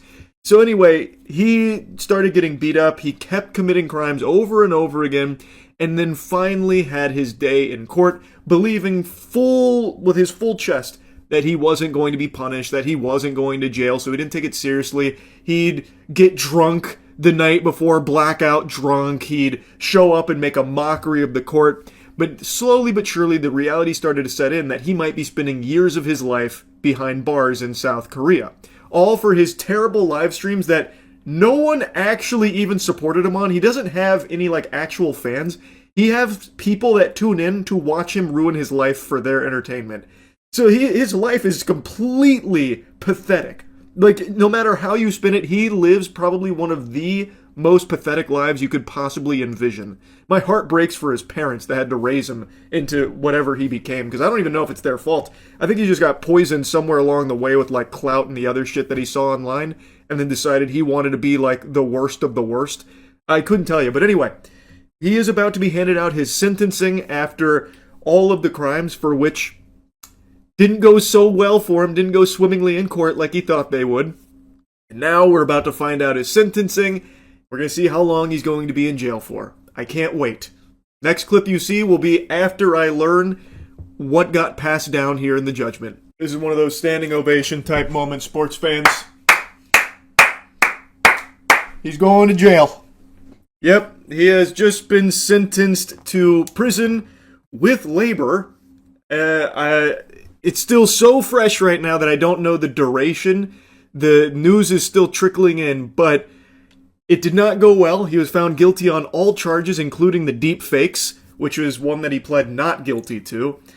The others weren't really a surprise or anything, but they came in there and fucking slapped him around in there, it sounds like. I'm very curious to see what the duration is for his prison sentence, but probably not the result he was hoping for. I just have a hunch. Apparently, he has the opportunity to appeal within a week, which I assume this slimy douchebag will. I'm taking a guess. I'm not his lawyer or anything, but I'm assuming it's going to be a desperate claw to try and get some kind of leniency, which he has already shown numerous times. He washes his ass with leniency and will never actually learn his lesson. When he did this shit in Japan, and Japan showed him mercy, he insulted them for it, and then when he left Japan, he continued to insult them and then continued doing the exact same public disturbances and like the harassment and the crimes and shit he continued to do after they showed him some leniency. So I hope that he is not granted any leniency here in his case in South Korea. It doesn't seem like he is, because he has now formally been sentenced to prison with labor. And I am salivating. I am sat in my seat like it's the fucking Super Bowl, just waiting, watching on bated breath to see how long he is going to jail for. Because with all of the charges and all of the crimes that he has been found guilty for, this could be many years. Like, it could potentially be a large chunk of his life spent behind bars in South Korea now, all from his obsession with clout through being a live stream asshole, a public nuisance streamer. He dedicated his life to just making everyone else's life around him miserable for his content. And now it's finally looking like justice is being served. So, I'm still waiting to see how long he will be spending in prison. Oh, I forgot to mention another component here. Not only will he be going to prison with labor for however long he'll be spending there, he is also now being registered as an offender. Now, I was trying to read up on that, but I'm not entirely sure what that means exactly, if that's like a separate designation for Johnny Somali in the prison itself. If it is, I imagine that will make all the prisoners in there hate him as well, and I imagine he will be finding himself in an all too familiar situation of getting his ass beaten in there too, which maybe that's what he prefers. He's probably become so used to his face being bruised and swollen and bloody that it probably feels weird that he hasn't had his nose caved in the last year that this has been going on. So he's probably looking forward to that experience again. It's probably what he cherishes most, because that's what he's dedicated his life to. Instigating fights, being hated, being a punching bag for everyone. Alright, I've seen one Korean article that is claiming that Somali has been sentenced to 6 months in prison with labor. The details aren't fully confirmed. It's right now just one article right now. Now, from what I was reading, they recommended 3 years in prison with labor as well as a fine. As of now, it's not fully confirmed, but if that is the real sentencing, I would be kind of surprised, because they found him guilty on all of the charges. Serious ones. Charges that, according to the law, could carry many years' worth of jail. And the recommendation was 3 years. So I thought, okay, maybe they won't do the full 3 years, but it'd be like a year or something. But not even that. 6 months. I bet Johnny Somali thinks that he's getting off with a W. And according to people that were there, he wasn't remorseful and actually seemed pretty optimistic about it, when they were putting him in handcuffs. So maybe it really is 6 months. And again, to him, I don't think that's enough. He's not going to learn his lesson or anything. When he gets out, I imagine he's going to go right back to this shit in another country. That's what he does. He's already proven that. He spent 3 months in a Japanese jail.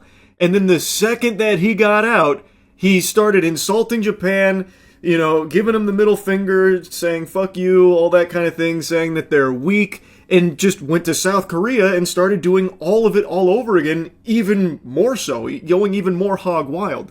So 6 months isn't that much more. I don't think that's going to change him. I'm very surprised if they really did take it that easy on him. Again, it's not fully confirmed yet. I'm going to keep waiting for more to come in, but that is looking like what the ruling is. Alright, more news has now settled. It is indeed a 6-month sentence, pending appeals from both sides here. So, could be more, could be less. I imagine it'll probably stay at 6 months. Another tidbit is that he does have that sex offender status now for 5 years. So he's got 6 months in jail in the slammer with labor, and will be a registered sex offender for 5 years in South Korea, as I understand it, according to the articles I read. So it's still a W that he's going to jail, but I don't really think that this punishment is going to do anything to make him stop doing this shit. I think his behavior will continue the second he's out. Like I said, he already spent 3 months in a jail in Japan, and then the second he got out, fucking Pandora's box was opened once again. He went right back to the same content and then some.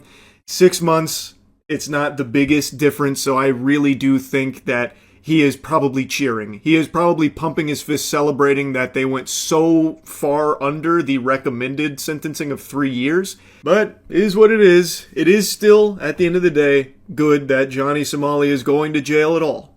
That's great news. So that'll be 6 months with Johnny Somali in the slammer. Anyway, that's really about it. See ya. The vast majority of numbers you see on the internet aren't real. The accounts that you interact with, the posts that you see, oftentimes aren't even made by a human being on the other side of the keyboard. The cyberspace is dominated by bots. And unless you've just woken up from a coma, this isn't news to you. Everybody knows that now. It's an accepted part of cruising the World Wide Web. that the shit you see is artificially inflated. And it's become a huge yapping point, a massive topic, specifically dead internet theory, and diving even deeper into the minutia of bots, cannonballing into the deep end of the pool, you will find viewbots, a topic that often gets very aggressive and accusatory because it is so prevalent across streams, in particular on Twitch, on YouTube, on Kick. Streamers of all shapes and sizes are often using viewbots to boost their numbers. It's not some big conspiracy, it's not deep state propaganda or anything like that. It is a provable, real thing that platforms just don't seem to be taking any real action on at all. I could right now go live on Twitch openly stating I'm viewbotting it out the wazoo to fucking 20k viewers, and maybe the worst that would happen is I get like a 24-hour suspension from Twitch. They don't care. They made that push like a year ago about getting bots off the platform, but that lasted for what, 2 fucking days? And then they took like a catastrophic hit to their overall viewer metrics, and I guess they pumped the brakes because at the end of the day, and this is something people say a lot, and it is true, those huge numbers are good for Twitch as well to advertisers, even if the numbers are fake, even if they know it's botted, phony baloney, fraudulent viewer metrics. It doesn't matter. It makes them more appealing to brands. So it seems like they are very hands-off when it comes to doling out big punishment for view bots. It's not exactly a well-kept secret. It's pretty out there in the open that tons of streamers view bot. Now, the reason why I'm yapping about it again is because just yesterday, or maybe it was even earlier today, I don't know, time moves in a weird fucking fashion once you hit your 30s. Everything blends together, your bones fucking creak anytime you walk up or down stairs. Anyway, though, I'll stop bitching and whining about that. I know you're not here to listen to me play a sad song on the world's smallest violin about my deteriorating cartilage. The CEO of Night Media, Reed, came forward with a post out of nowhere saying that it's time to start viewbotting. That's the title of the post, which is a eye-catching title, no doubt. Very seldom will you hear someone in that kind of position just say the quiet part out loud here about success in the streaming space. And make no mistake, Night Media is fucking huge. They are one of the top dogs in the YouTuber streamer agency space. They are huge in the industry. They represented Mr. Beast for a while. I don't know if they still do, but they have represented and still actively represent massive creators. So it was certainly interesting to see him with a post like this that makes it seem like he's out there saying, everyone's got a viewbot, we got to open Pandora's box. If you're not pooping, you're farting. If you're not using viewbots, you're at a disadvantage. Wake the fuck up, samurai. Time to get viewbots on the horn. But reading the post, it's a little bit different, though ultimately his tone around viewbots does seem to be somewhat positive. What does it take to cut through all the noise on the internet? If everyone else is botting, why shouldn't you? We used to live in a world where if you made great content, algorithms would find an audience for your videos. Now, creators have to clip farm, pay clippers, and sometimes even viewbot to have a better chance of capturing more attention and breaking through the noise. This is especially true on platforms like Twitch, where viewbotting can surface you on the front page of popular streaming categories. Off rip, this is some turbo doomer shit because it kind of positions it as like your only option if you're just getting started. Oh, there used to be a time where if you made great content, you could get found, but those times are way behind us in the shitter now. It's gone. That's a era long forgotten, like the saber-toothed tiger. Now, if you want to cut through the noise, you gotta clip farm, pay clippers, or Lord help us, even viewbot. You gotta get down and dirty in the pig pen. It's the only way. Well, that's not true. You can still make great content and get found. It does happen. I think the best example of that is Queso. I would be shocked to learn Queso viewbotted at any point in his life. I don't even think the guy could find a viewbot website or provider. I genuinely don't think he would even know where to begin with something like that. And he has blown up solely because he makes good content. He cut through the noise. And this is something I've always said, luck is a huge part of it. It is. It just is. But what he is right about is that in the current day and age, there is an alternative that doesn't rely as much on RNG, and that is pay to win. You can stand a better chance of standing out in the oversaturation of content creation by paying for viewbots to float your streams to the top of categories, or pay for viewbots on other socials where you're spamming clips from your streams so you could boost up numbers on, you know, a wacky moment or something and have it like explode elsewhere because you inflated the numbers through viewbots, so then people could find your stream and maybe organically grow it that way, but you still viewbotted in order to boost a clip that led people to the stream. Like, there are paths that don't rely as much on luck, because if you just have money to start and just start buying views, it does help put you in front of more eyes. It's something that's very common, especially on Twitter. But at the end of the day, I just don't like this mentality that Reed kind of encapsulates here of, well, everyone else is cheating, so I should too. And he's trying to make like a strong argument that everyone else is doing it. Content alone, it could be the most slapping, banging content ever. It's not good enough. It's all about the distribution method now, which is dominated through bots and shit like that. So really, you got to think about this strategy of using bots. I just don't like how he's positioning bots as a strategy instead of calling it what it really is, which is cheating. Like, yes, you can gamify the distribution and shit through bots. Everyone fucking knows that. But I just don't think it's something that should be outwardly encouraged. And it's really weird that the CEO of Night Media, one of the biggest agencies in the space, especially for streamers, is having this kind of viewpoint. Like, his title isn't exactly indicative of his thoughts, because he does say, like, this is a problem, this is an exploit, but he speaks about it like, this exploit exists, so you have to use this now. It's like, you really should, like, almost that it's a necessity. And I just don't like that perspective, nor that mentality. I just think there's a reason why this topic on viewbots is always so passionate from so many people, because viewbots fucking suck. Nobody likes that. It is just a completely dog shit norm right now. And I don't think it needs to be even more normalized. But it's not some requirement or anything like that. Reed then goes on to make a mention of advertisers and viewbots. Do advertisers have any way of tracking botted engagement, and why isn't Twitch cracking down on this at all? Those are two really good questions. The answer to do advertisers have a way of tracking botted engagement is a big nobody fucking knows. My gut tells me there's no way advertisers would have any clue, because how would they? How would they distinguish between authentic and real viewers through just a number plastered on a stream? It'd be entirely on Twitch to take care of the bots and get that number to be where it's like the authentic viewers and not just like, you know, fraudulent ones. I don't see how they could ever possibly know what's real and what's fake based on just the publicly available information, and I doubt Twitch is behind the scenes saying, okay, so your advertisement was played in front of 1 million concurrent viewers over the course of this campaign. Of that, about 15K were real human beings. We really appreciate your business. Like, I highly doubt that fucking happens, right? Like, it doesn't happen on a streamer basis with sponsors either.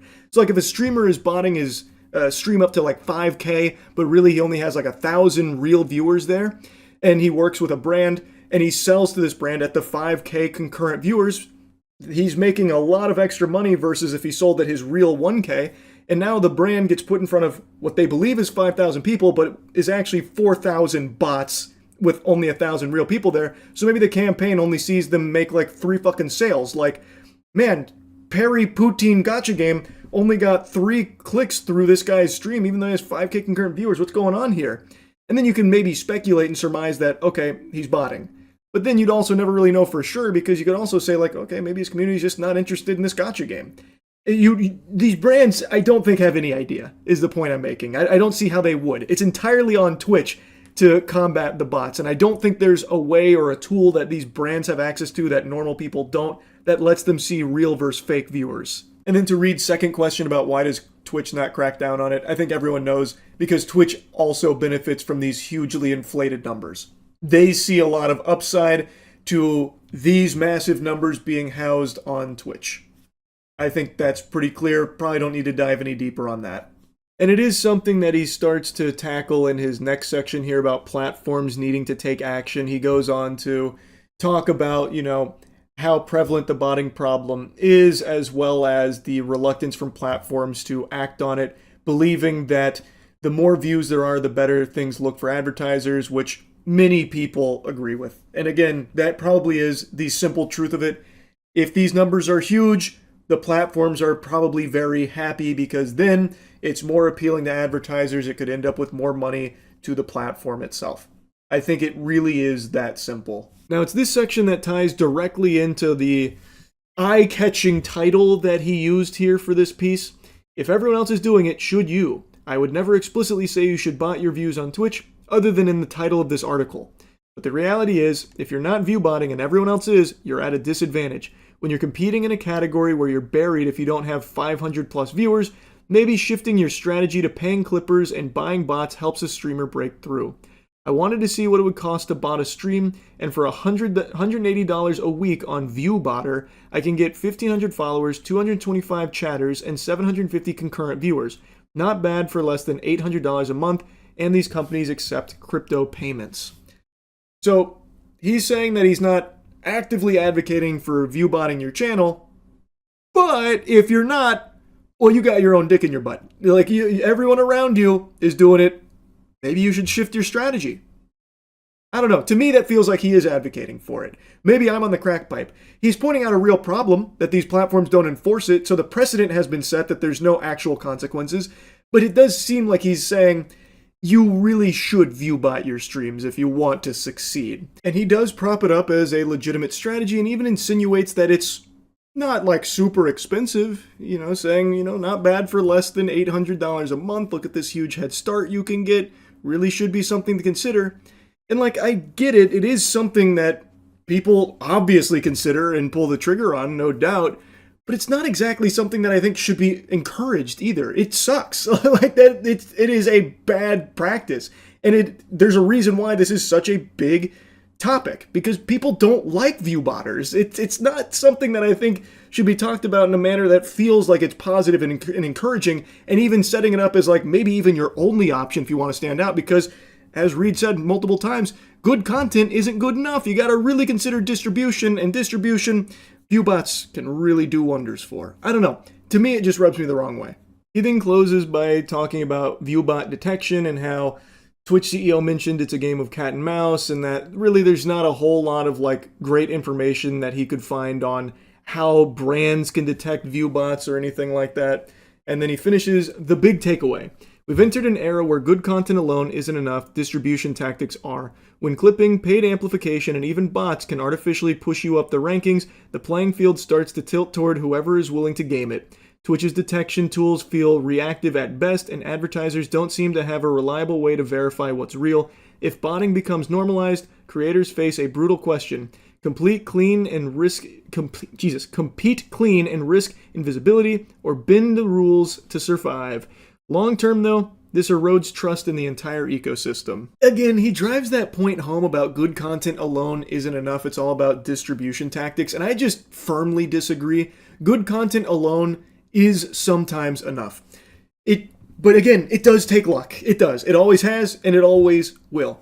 Distribution tactics, though, he's right, can be gamified and boost your shit and immediately give you a better chance, so you're not overly reliant on luck. If you'd rather focus instead on pay-to-win mechanics through clippers and view bots and stuff like that, then you would be entering the Thunderdome competing head-to-head, toe-to-toe with countless others who are doing that daily.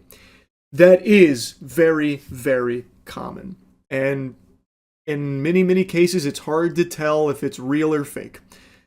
So it is a legitimate problem, and it sucks that platforms don't do anything about it. He's not wrong about the core, that there is a huge problem because these platforms don't crack down on view bots. Now everyone fucking does it seems. And it fucking blows. And I imagine he's right that it is a very real consideration for tons of streamers. Well, why would I even bother trying to do this legitimately when everyone else is fucking cheating? Everyone else is view botting, so why wouldn't I? And it's hard to argue, because it's morally correct to, play fair. It would be hard to make someone be like, okay, then I'll do that and go nowhere unless I get fucking crazy lucky. When the alternative is apparently cheap view bots that give them a better chance. It's something that he's not wrong about in his assessment here. Again, I just find it weird that it feels like he's speaking on it almost positively, you're at a huge disadvantage, you really need to think about this strategy that actually isn't all that expensive if you want to compete on an even playing field. Because at the end of the day, I don't think viewbots are something that should be encouraged. I don't think it should be twisted to the point where people consider viewbots like a strategy as opposed to just cheating. Because viewbots are bad for everyone. There's a reason why it's such a passionate topic for so many people. Because it sucks. It sucks for the people that aren't doing it, and it sucks for viewers too. Like, viewbots are just shitty overall, like, genuinely. So, like, it's not something that I'd like to see more people start being like, yeah, let's start really thinking about doing more viewbotting, as if there's not already enough. So, anyway, this was a very interesting post, to say the least, and I just wanted to yap about it. That's really about it. See ya. Here's someone I haven't talked about in a really long time, but today I saw a clip of one of their streams recently, and I fell down the rabbit hole again, just kind of checking up on them to see what's been going on. Only Use Me Blade. Only Use Me Blade might have just triggered like a Winter Soldier moment in some of you watching this, because he was one of like the first big Call of Duty YouTubers. He was huge back in the day, in an era where YouTubers weren't really like a thing that existed. He was very popular and beloved by the community. But he unfortunately had a struggle with alcoholism, and over the years, that demon only grew. It got worse. He became a full-time degenerate streamer doing awful shit. And he grew a community that was there to eat some popcorn and point and laugh at the clown putting on a show of pathetic, terrible shenanigans. I made a video on him many years ago now, covering his sad journey and the awful shit that he had been doing during that time. But I hadn't checked in on him in a while, until today. And somehow, against all known sciences, against God, he found a rock bottom below rock bottom. It seems like he is even worse now than he was then. He went below the bedrock straight to the fucking nether, and it is actually so, like, sad.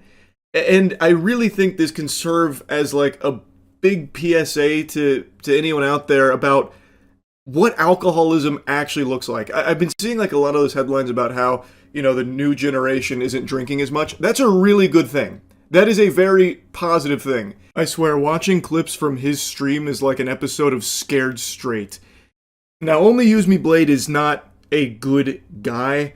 Alcoholism aside, he has done horrible things, like I mentioned, and a lot of it is in combination with his drinking, but even still, it's not like that's an excuse for some of the shit that he's done. This includes some really unforgivable ones, like a possible sexual assault. Now, as I said, he is fully back into excessive drinking, and he recently confirmed speculation that he lost his toes, that his toes needed to be amputated. Show us the toes. Show us the stump. Show. Okay, well, during the fucking poetic part about it is, yeah, during my year off from drinking, I got an infection in my foot, and the years of abuse of my body, I lost my toes, dude. So, I tried to hide it, but still got my foot, and not proud of it, dude.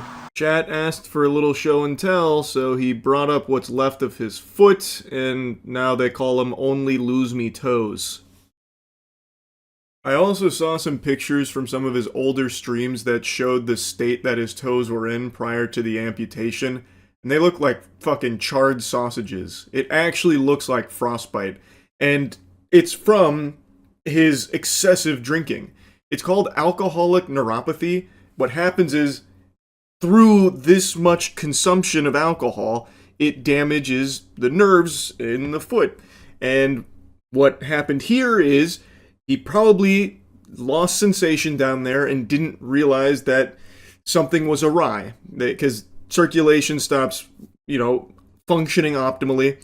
And so when he got that infection, he probably had it for a while and didn't even know it. And then by the time he did recognize something wasn't right, it was too late to save the toes, thus they had to amputate them. That's how it typically goes, as I understand it, when it comes to alcoholic neuropathy. And this is actually something a lot of people saw coming. You didn't need to be Nostradamus nor Baba Vanga to predict that he was going to have something like this at some point, because it was pretty well documented that his legs were rotting. He had fucking holes in his legs that looked like the honeycombs you collect in Banjo-Kazooie. He had sores all around his legs. It even had like some necrosis in some places that looked to be starting.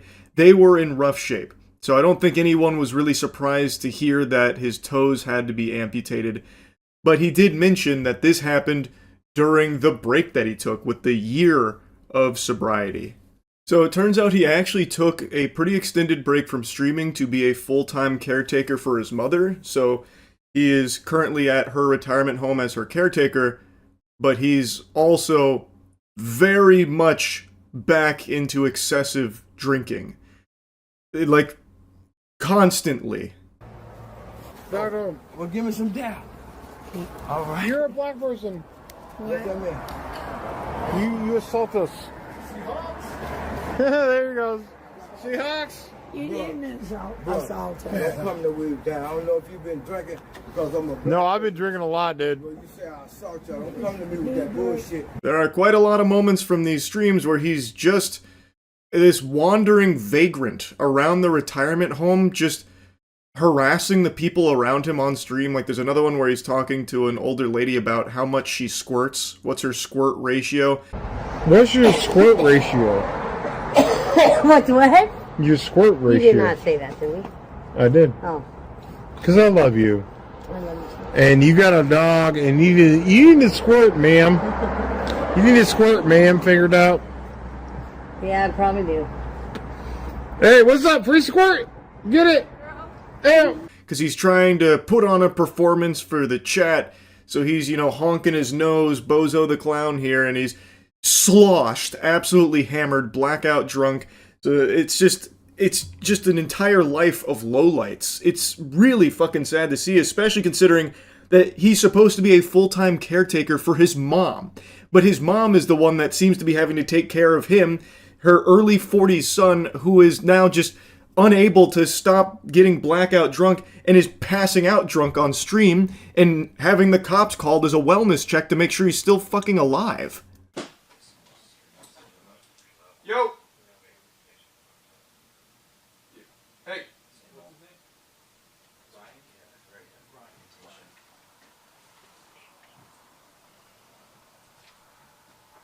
Brian!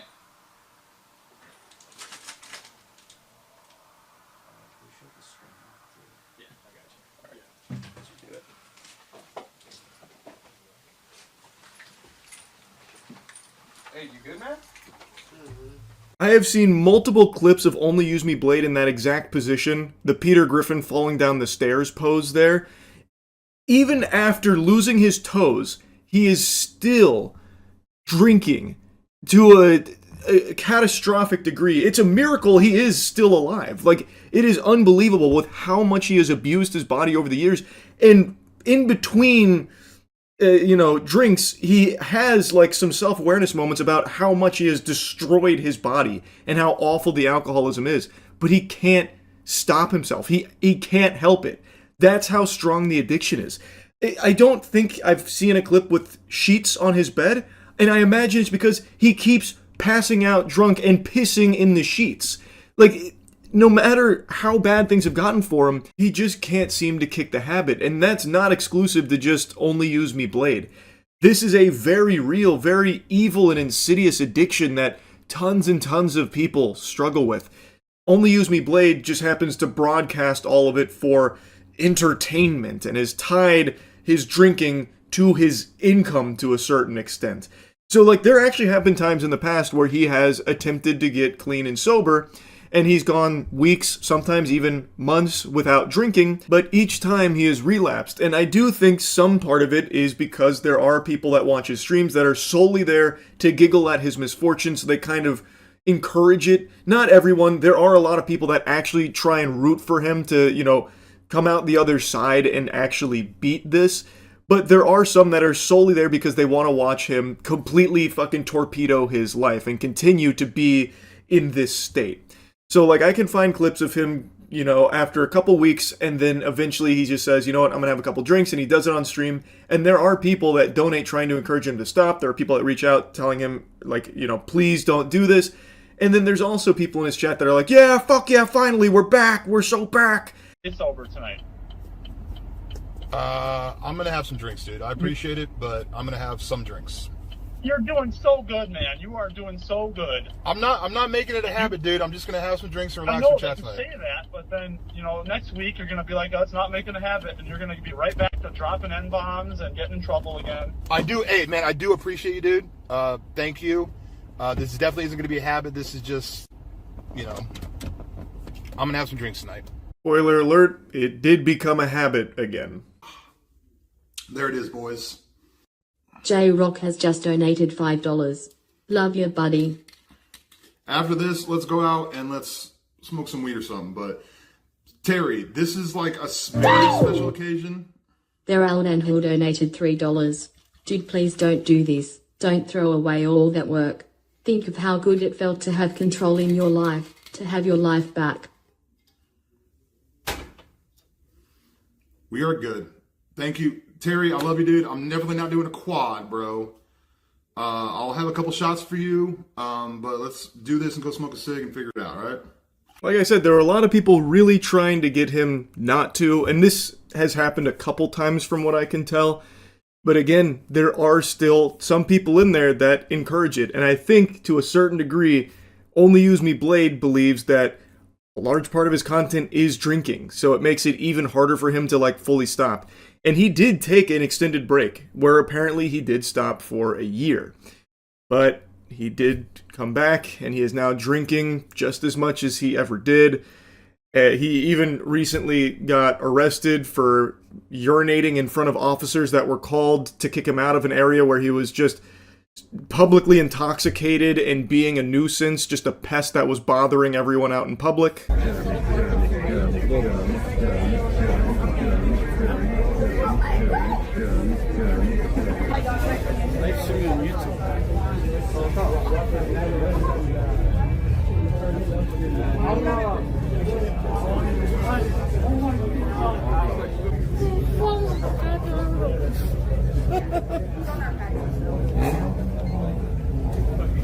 Okay, I'm going.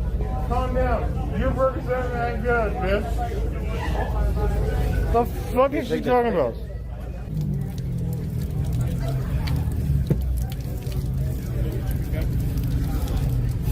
Alright, he's under arrest. Oh no! Alright. What'd you do? He's pissed. Right in front of me. Alright. He can hardly even stand up, and he's bouncing around from person to person there like a fucking pinball. And just like stumbling around, spitting out mumbo jumbo, not even able to form a full sentence. He was talking to the cops for a little while there too, then he came, got the camera, and then pissed on some stranger's car in front of the officers. Just pulls his cock out, pisses on the car, and gets arrested right there for it. So he's not isolated to just the retirement home and harassing everyone around there. He's spreading his wings and taking it all over the place while being able to hardly stand or speak. And of course, he still loves to be weird and creepy to women every chance he gets. P.L. What's your name? M? There's more people out here than there are inside. Is it okay if I ask you your name? Sorry. I'll be discreet. What's up? I'll be the little discreet. Figure it out. Cool. Person. Ayo. I love you, person. You're awesome. What's your name? You cuddle really hard. I'm sorry. With my, like, cuddle with my dog. You cuddle your dog? Figure it out. Hey, my name's Brian. I love you. You girls okay? Yeah, I need to take a photo of this. This is funny. That's a certified, now that's what I call Riz moment right there. Holy. Regular old Casanova. So again, he is blackout drunk here. He's trying to get this stranger's name. She doesn't really want to give it to him. So she gives like an alias, and then he just keeps saying like, "Hey-oh, figure it out." And then says his name, and then says that she cuddles really hard. I guess that's flirting, I suppose. And then her and her friend are like very weirded out by it, so they both start recording. Well, we can see she starts recording, but the other person she's with also said that she was taking a picture or something for the memories. I imagine they're doing that just in case things get fucking hairy. It's for their own safety, so they can videotape the fucking wacko that's approached them here. It's just a disaster, man. It's fucking absurd. So yeah, I hadn't seen anything from Only Use Me Blade in a while, and he just got put back on my radar today, and I couldn't help but just jump down the rabbit hole to see like what's been going on over the years with him. Still not good. And I genuinely think he showcases what alcoholism really looks like and just how hard an addiction is to beat. It is something very, very serious, and it's fucking awful. Man, it really is. So anyway, just wanted to yap about it. That's it. See ya. It's only been like a month or so since I took a bit of a dive into the cesspool of Kickstarter. After learning that it's been inundated with fraudulent AI-generated products, it appears the site is just fully plagued, and the main thing that gets pitched on Kickstarter these days is just phony baloney nonsense AI slop, all designed to try and squeeze a couple of clams out of gullible people that don't recognize that it's not real, that it's all make-believe. However, Matt just sent me a Kickstarter project that does seem to be real, and it's looking to dust off an old novelty from way back in the day. Raise your hand if you remember Smell-O-Vision. This whole idea, the final frontier of entertainment, the fourth dimension, where you can smell your movies, your TV shows, and in the case of this Kickstarter project, specifically, your games. Games get more realistic every year. Higher resolutions, faster refresh rates, even full virtual reality. But one sense has always been missing. Our sense of smell, the most emotional sense we have. At some point, we've all wondered what it would be like if we could actually smell what we see on screen, what it would feel like to step into a world, not just look at it. Have we all wondered that? Is that really something every gamer thinks at some point? Because I would imagine the only like unifying thought across all gamers' minds at some point in their life is, could I possibly suck my own dick? Like, I don't know how common it is to like really have this intense desire to smell the game. I can only speak for me personally, I suppose, but I just feel like that'd be such a fucking nuisance. Like, I would hate to be like playing Call of Duty and smelling the body odor and sweat and gunpowder as I'm vaulting over something about to, drop shot some dumb asshole, right? Like, I think that would suck. I would really not like that. And there's a huge difference between smelling the game and stepping into that world.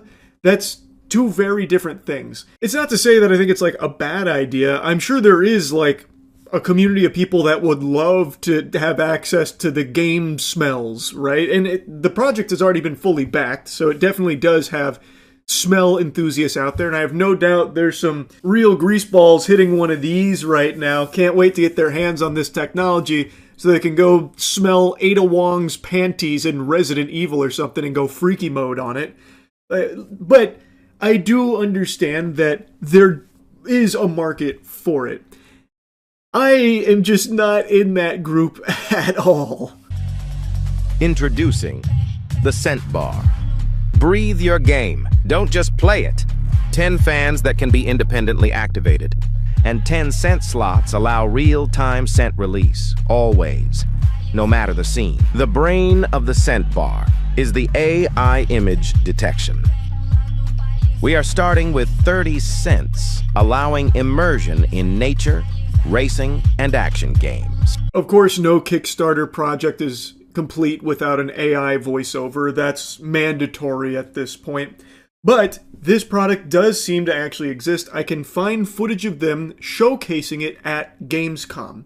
Now, how effective it was at delivering the scents directly to your fucking nostrils, I couldn't tell you, but I did see that it is a product that they actually did have like a setup for people to experience. According to this video, they're launching with 30 scents, 3 different packages, And the astute observers out there may have noticed a very shocking absence.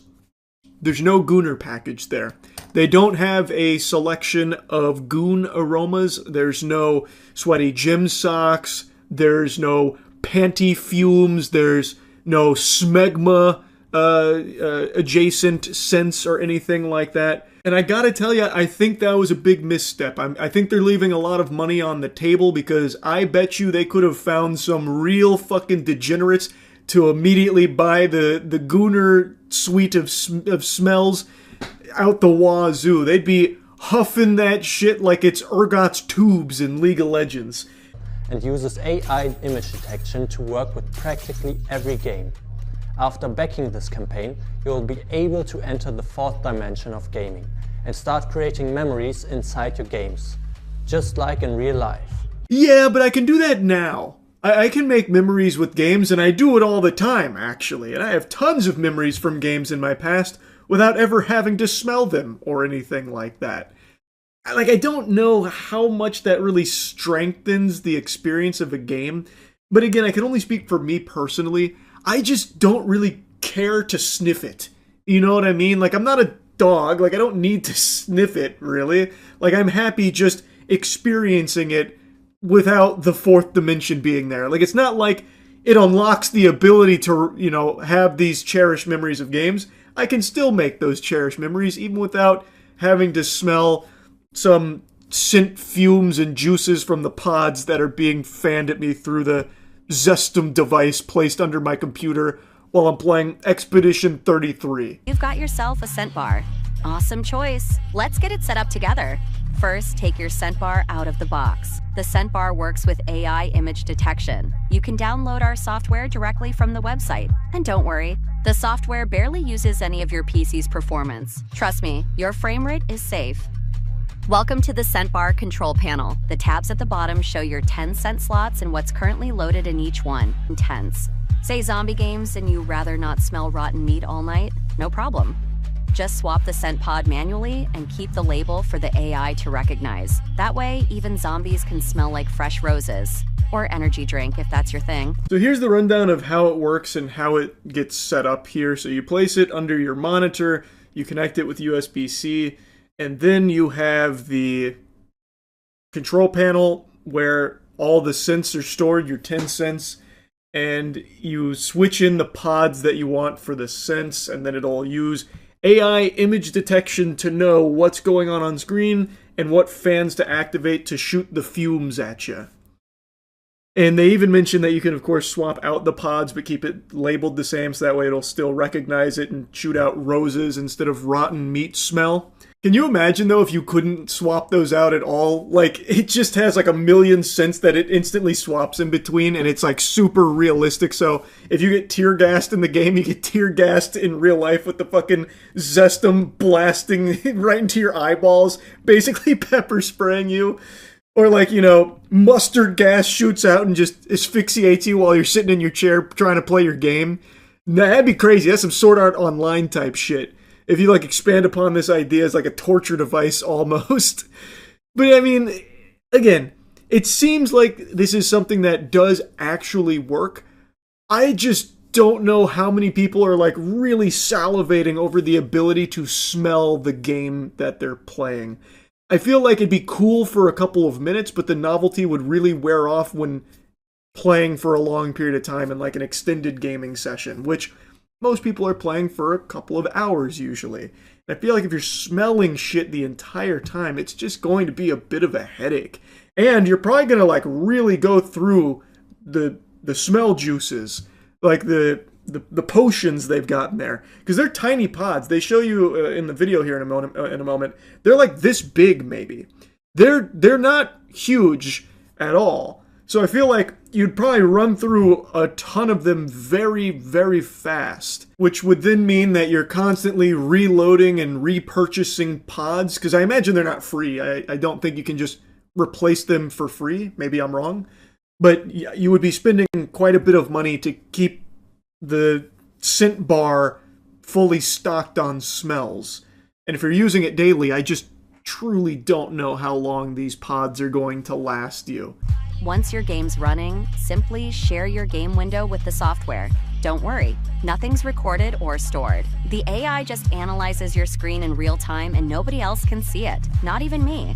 And that's it for the setup part. You're ready to dive in. I highly doubt that's true. Whenever it comes to anything AI, I have to imagine that it's a full-blown fucking red alert lie anytime they say, don't worry, it's like super secure. No one else can see it. Not even us. Because time and time again, that's been proven incorrect. It is just a lie, like 99% of the time. So perhaps the scent bar is also collecting data on you. It's entirely possible, I suppose, since you have to share quite a bit with it. One scent pod lasts up to 3 months, depending on your gameplay, of course. I just truly don't see how that's possible to claim that the pod lasts up to 3 months. You can see the pod is not that big. It's pretty slim, too. So how the fuck is there enough aroma fluid in there to last up to 3 months with daily playing, like hours of game time? I don't know. I just, unless it's like really frugal with how often it fans out some of the smells. But from what I saw in their like booth at Gamescom, it seems like it blasts out smells pretty frequently. Like I just truly don't know how it could possibly last you 3 months, a single pod. So whether you're walking through a forest, speeding down a racetrack, or fighting dragons, your world actually smells like it. Furthermore, because we're committed to bringing scent into the entire digital entertainment world, streaming works too. Everything you can share via screen share becomes scent enabled. We're working hard to make it compatible with all the places you love to watch. With your support, we can take this final step, bringing immersive scent into every movie night, every stream, and every game. Pretty ambitious goals. It's not just for games. They want to look to take this technology into other aspects of the entertainment space, namely streaming, which I feel like is a recipe for disaster, though could lead to some great moments like, all right, everyone load up your ass cartridges. I'm about to be blasting some nasty smells at you. Hope you're ready, PU, stinky inbound. That's gonna be quite a bright future. I don't know. Again, it's just not something for me, but I saw this Kickstarter because Matt sent it to me, and I just wanted to yap about it a bit because it's very interesting to see smell-o-vision make a return in the modern age. And I wonder if it'll be more successful this time around, because smell-o-vision kind of collapsed from everything, all available data. It wasn't overly positive. Most people didn't love it, which is why it didn't stick around. But who knows? Maybe the scent bar here kicks off a new wave of big-time smellers. I guess we'll see. That's really about it.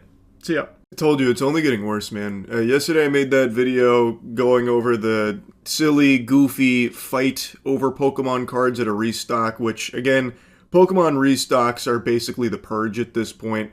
You're not actually even going there for product. You're going there to either get your teeth punched out or your skull caved in. It's just become a place where it's a PvP-enabled zone, and people throw hands and try and get as much Pokemon product as they can, just gluttonously consuming it to try and turn around and sell it for a profit.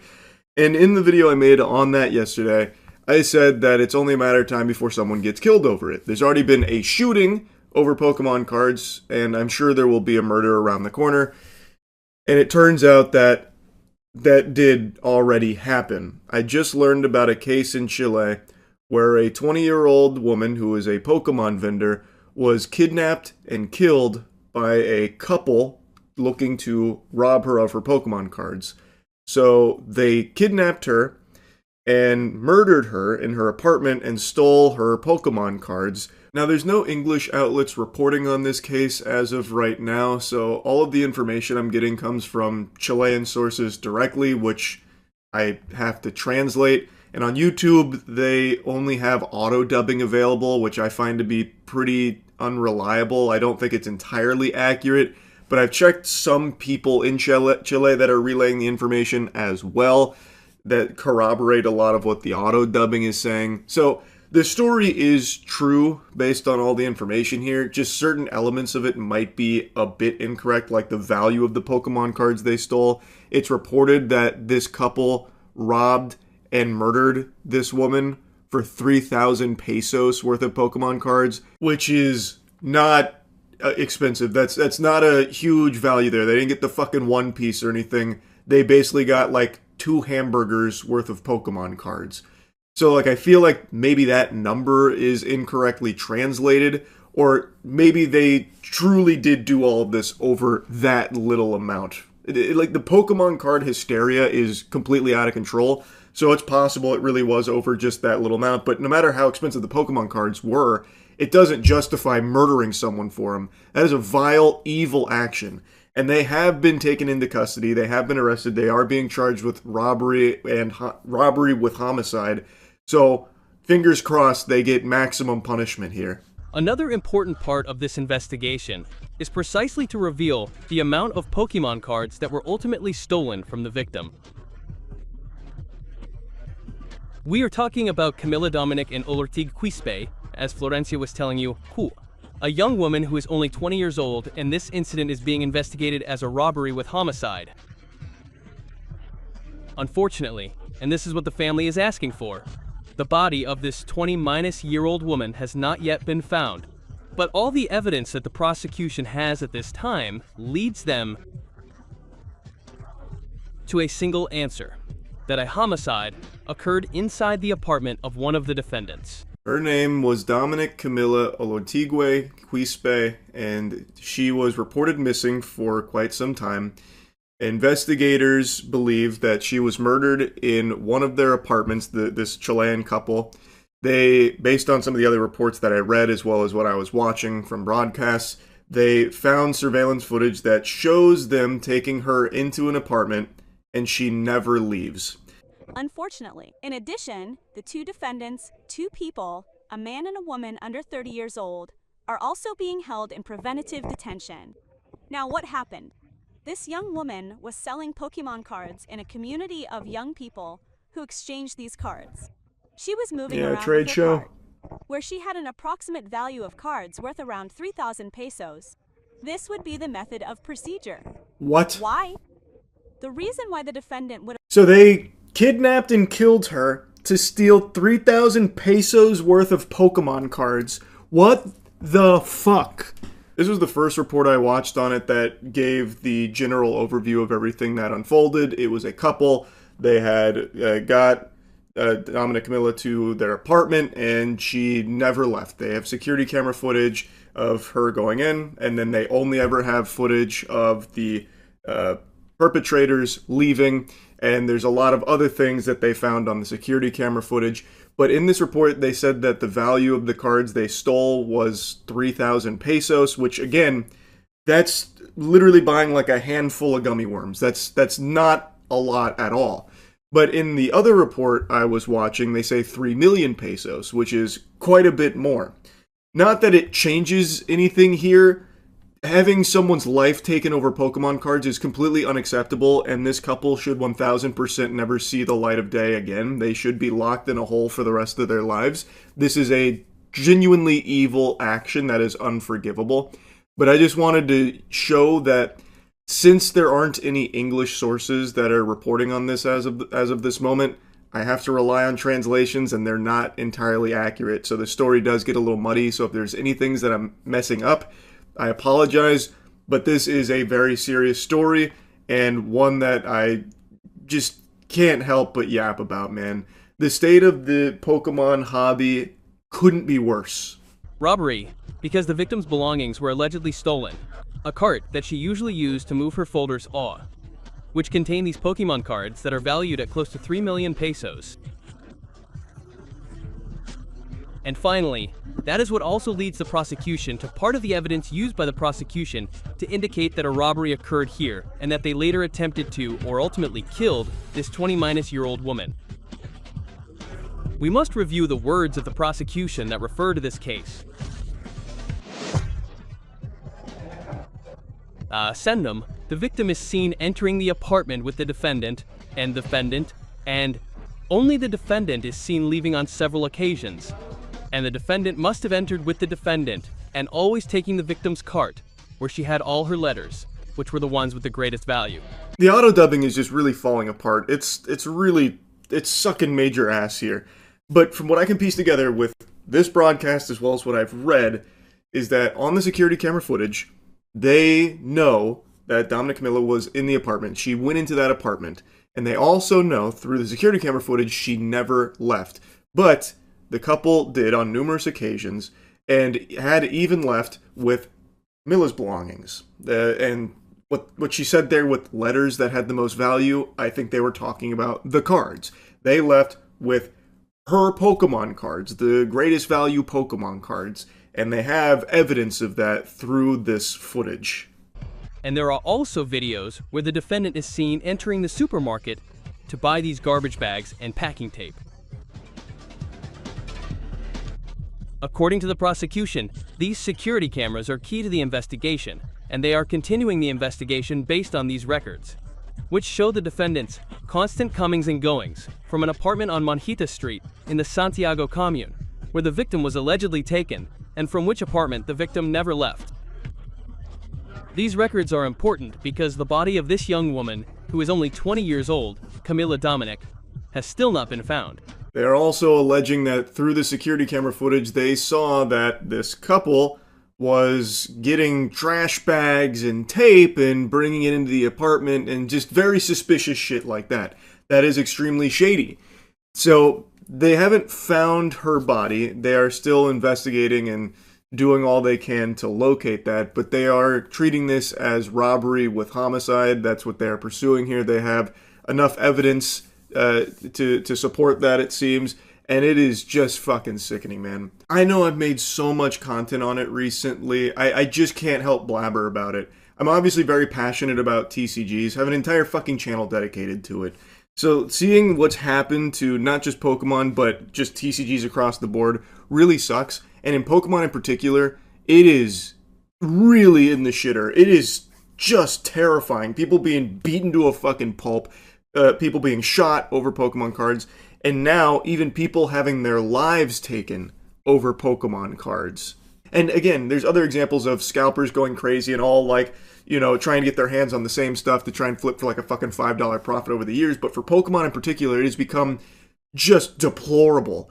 Like, Team Rocket doesn't beat up Ash Ketchum or shoot Pokemon trainers to get their hands on the Pokemon, and they certainly don't murder people over it, but the fucking Chilean Jesse and James here certainly do.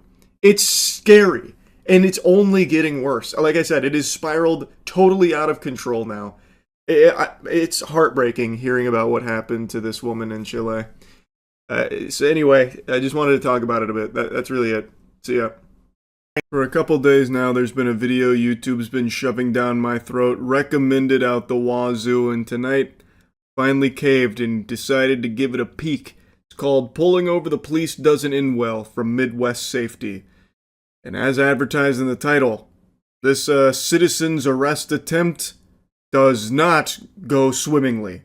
Far from it. An officer pulls to the curb for a civilian following behind, honking their horn and flashing their lights constantly. After the civilian passes, the officer initiates a traffic stop. The reason I stopped you is because you were honking at me and following at an unsafe distance? No, I wasn't. Okay. Okay, do you have your driver's license on you? I sure don't.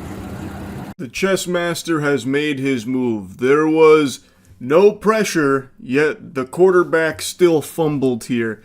This gentle Sir Redditor tipped his fedora to the officer, and he's got him right where he wants her. So he was following her, honking, making a ruckus, flashing his lights, in what seems to be an attempt to get the officer to pull over so he could give her a stern talking to.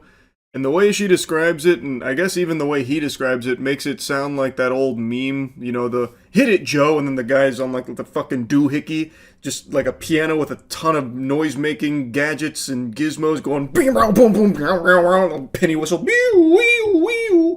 Like it seems like that's what this guy was doing, following the officer around. So she like pulled over to let him pass, and then eventually just pulled him over to figure out what the fuck is going on. You better call your chief right now, you fucking. That's not very nice.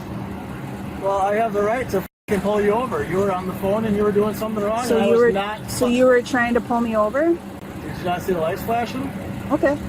Sounds good. Get your chief down here now. He's not coming. Yeah, he is. And you're not free yet. I'm asking for your supervisor.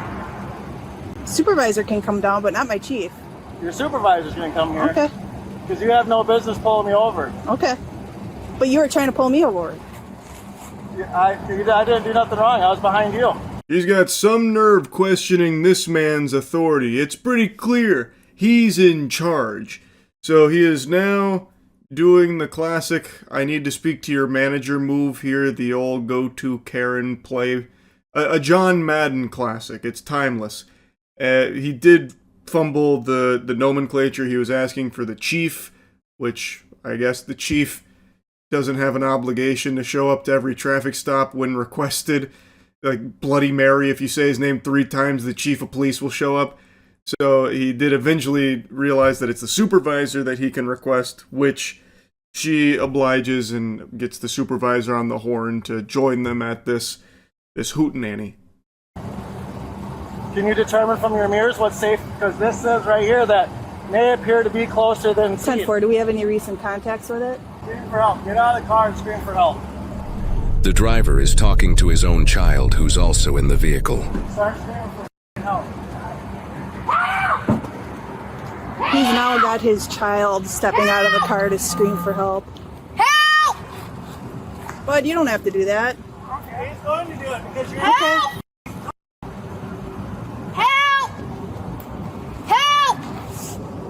Help! He's actually requesting a supervisor now, if one is available. What an incredible father. He's really raising his son right. Barking orders, demanding that he get out of the car and fucking scream for help. I don't even understand what that plan is. What was the thought process there? That the kid would get out and scream for help and then the police would show up. But the police are already there? Like, I don't really know who he was expecting to show up. Fucking Batman or something? Like, I don't really get it. This is just insanity. Like, this is just actual lunacy. And he's setting the worst possible example for his son. I'm going to spoil the big reveal here because I think it's pertinent to what's going on. This guy's no angel. I know it's going to be hard to believe.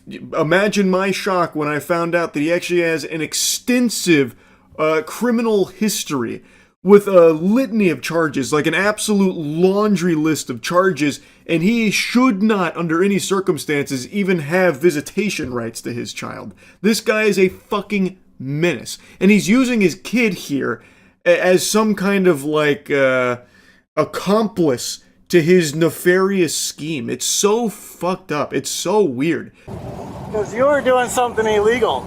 I wasn't. I was behind you. Okay. Honking my horn at you is not illegal. I'm allowed to honk my horn all I want.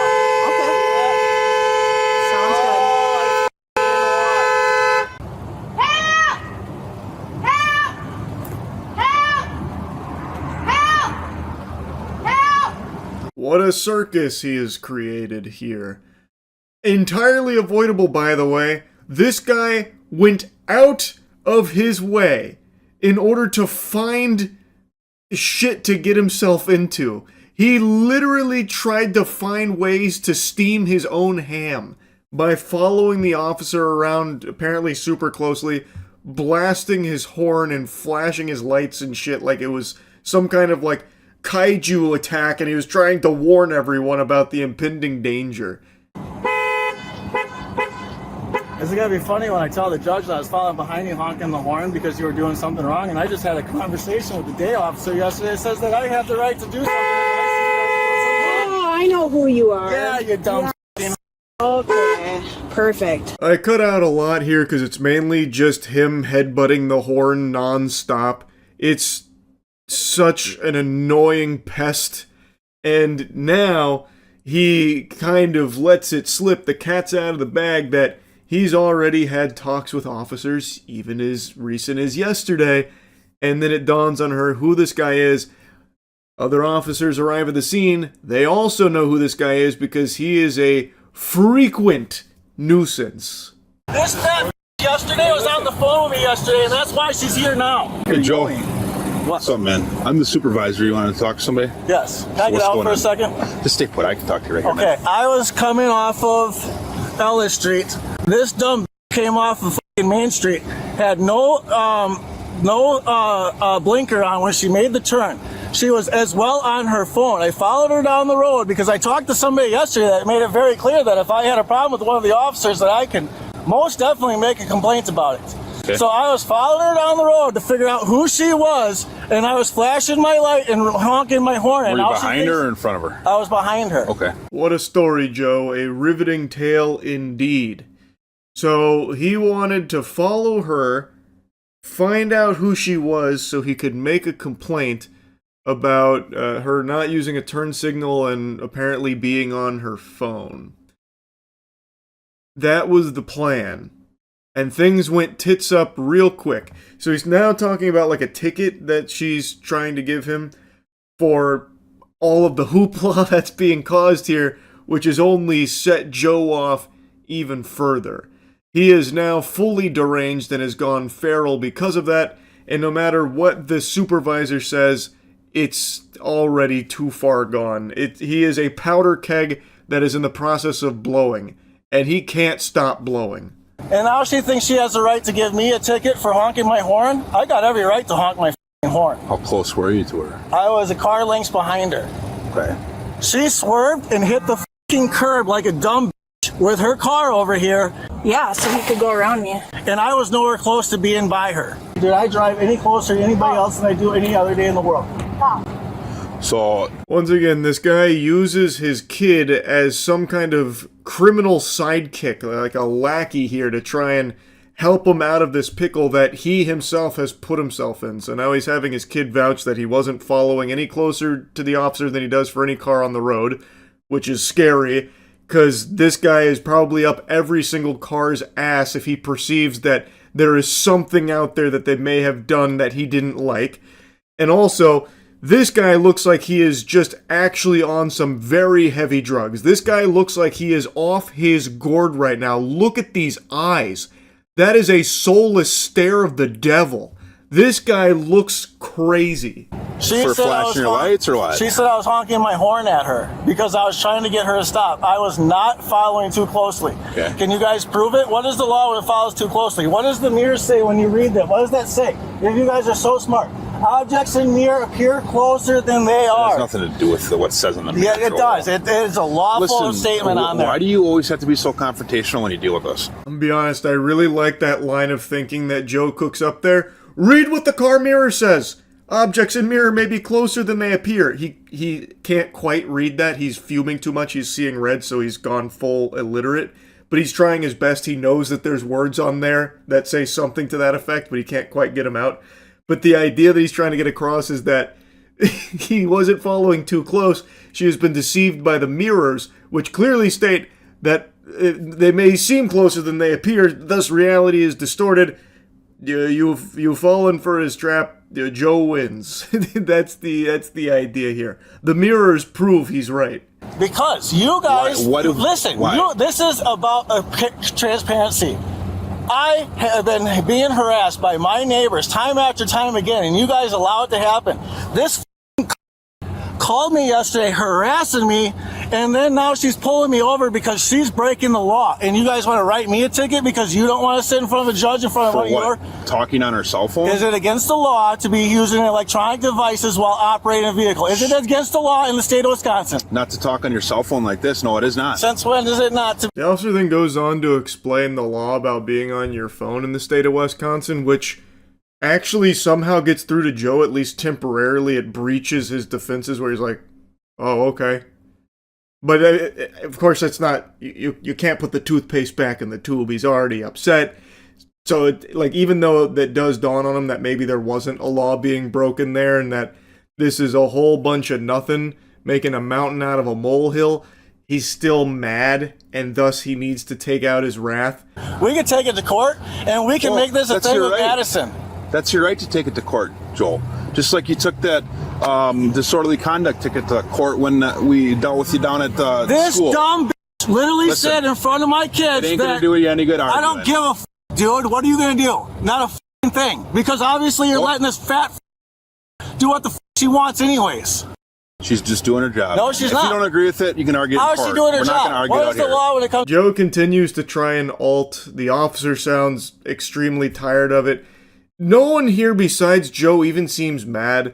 Like, this guy is spitting and shitting, throwing this temper tantrum, saying all of these nasty, mean things, and nobody even really cares. They just want to go back to their day. They're not even looking to, like, make a big deal out of this, it seems. Like, they just want to give him the ticket and just wash their hands of it. But Joe insists on taking it to the highest possible extreme. Did I break the law? Okay. So stay put. Don't make this any worse than it has to be, Joel. What are you gonna do about it? Stop. I dare any one of you dumb to try to put your hands on me. Just stop. We don't want to have to. No, you started this. You're allowing your I didn't officer. start anything. No, I was behind your fat officer. If you be quiet and give us a minute, we'll be done here. No, there's no minute, you dumb. Well, whatever, Joel. Obviously, we're not going to come to any sort of agreement here. I do love that line there from Joe as well. You started this. As Joe was literally the one that, like, peeled off in order to try and get this officer to pull over for this whole song and dance that he had brainstormed. It's a very interesting strategy. I can't say I quite understand fully the Joe gambit, but all power to him, I suppose. Disorderly conduct, a ticket? Was going to be a ticket, but now it's not. Joel, you make this stuff worse, dude, by the way You guys did this. This fat called me yesterday. Just stop. Joel, knock it off. She got me by the throat. She's got me by the throat. Stop. She's got me by the throat. Come on. She's got me by the throat. Joel. She's got me by the throat. She's got me by the throat. Stop. She's got me by the throat. Okay. Dude, you're on a camera. She's got me by the throat. Joe, nobody's got you by the throat. She's got me by the throat. Officers, please, can't you see he's being attacked by a ghost? There's a ghost and they're strangling him like Homer Simpson to Bart. Do something. Get the Spectral Patrol out there to take down this rabid ghost that's attacking his throat. Oh my goodness, this is horrifying stuff we're seeing here. So yeah, it's probably pretty clear to you now, but they decided tickets wouldn't cut it here. It wasn't really working, so they decided to slap him with a disorderly conduct charge and take him in. I'm not gonna bother showing any more of his, like, tug of war with the police while they try and get him in the back of the cruiser. And to think that it all could have been avoided if that officer didn't just call him yesterday. What was that about, huh? Free my man Joe. He did nothing wrong. This was all, the officer's fault for driving, I guess. With Joe on the road. Driving while Joe on the road, that's a punishable offense. Joe owns those streets. You will drive the way Joe instructs you to. You are NPCs in Joe's world, and if you are a little out of line, you best be saying your prayers, because Lord help us, Joe's gonna be trying to pull that ass over, I guess. I don't even understand what all of this was about. I have no idea what he's talking about with her calling him yesterday. I haven't the slightest fucking clue what that's about, but it seems like Joe is a daily problem in the area, so it seems like he basically has some kind of confrontation with police every day. So maybe she had responded to something yesterday that involved him. I really don't know. It's just so fucking outrageous. As the name of the video led me to believe, him pulling over the officer did not go well for him. An officer remained with Joe's child until his grandmother arrived to pick him and the vehicle up. Joe was charged with resisting obstructing an officer, disorderly conduct, and battery to a law enforcement officer. While the suspect never sued over this matter as promised, court records indicate the suspect has been repeatedly sued in court for injunctions against abusive conduct, failing to pay rent, repeated issues of failing to pay child support, disputes over child paternity, failing to pay rent, and civil evictions. In both 2023 and 2024, the suspect was prohibited against engaging in conduct or contact with certain victims he had previously targeted. The suspect also has an extensive criminal history, listing dozens of suspected misdemeanor and felony charges. Sure, it might seem like most of Joe's life is dedicated to just being a piece of shit, But I think this one that we just watched in the body cam is probably the one where he finally has his come to Jesus moment and realizes that he's got a problem and needs help. And this is probably the one that sets him on the right path, I bet. He probably learned his lesson this time around. I think I can't remember, I'm going off memory, but I think he got like 12 months probation and was required to write an apology to the officers at this scene, as well as attend anger management courses. Maybe that did the trick. Maybe that was finally the one that got Joe on the straight and narrow. I have no clue. Anyway, though, just wanted to yap about this a bit. That's it. See ya.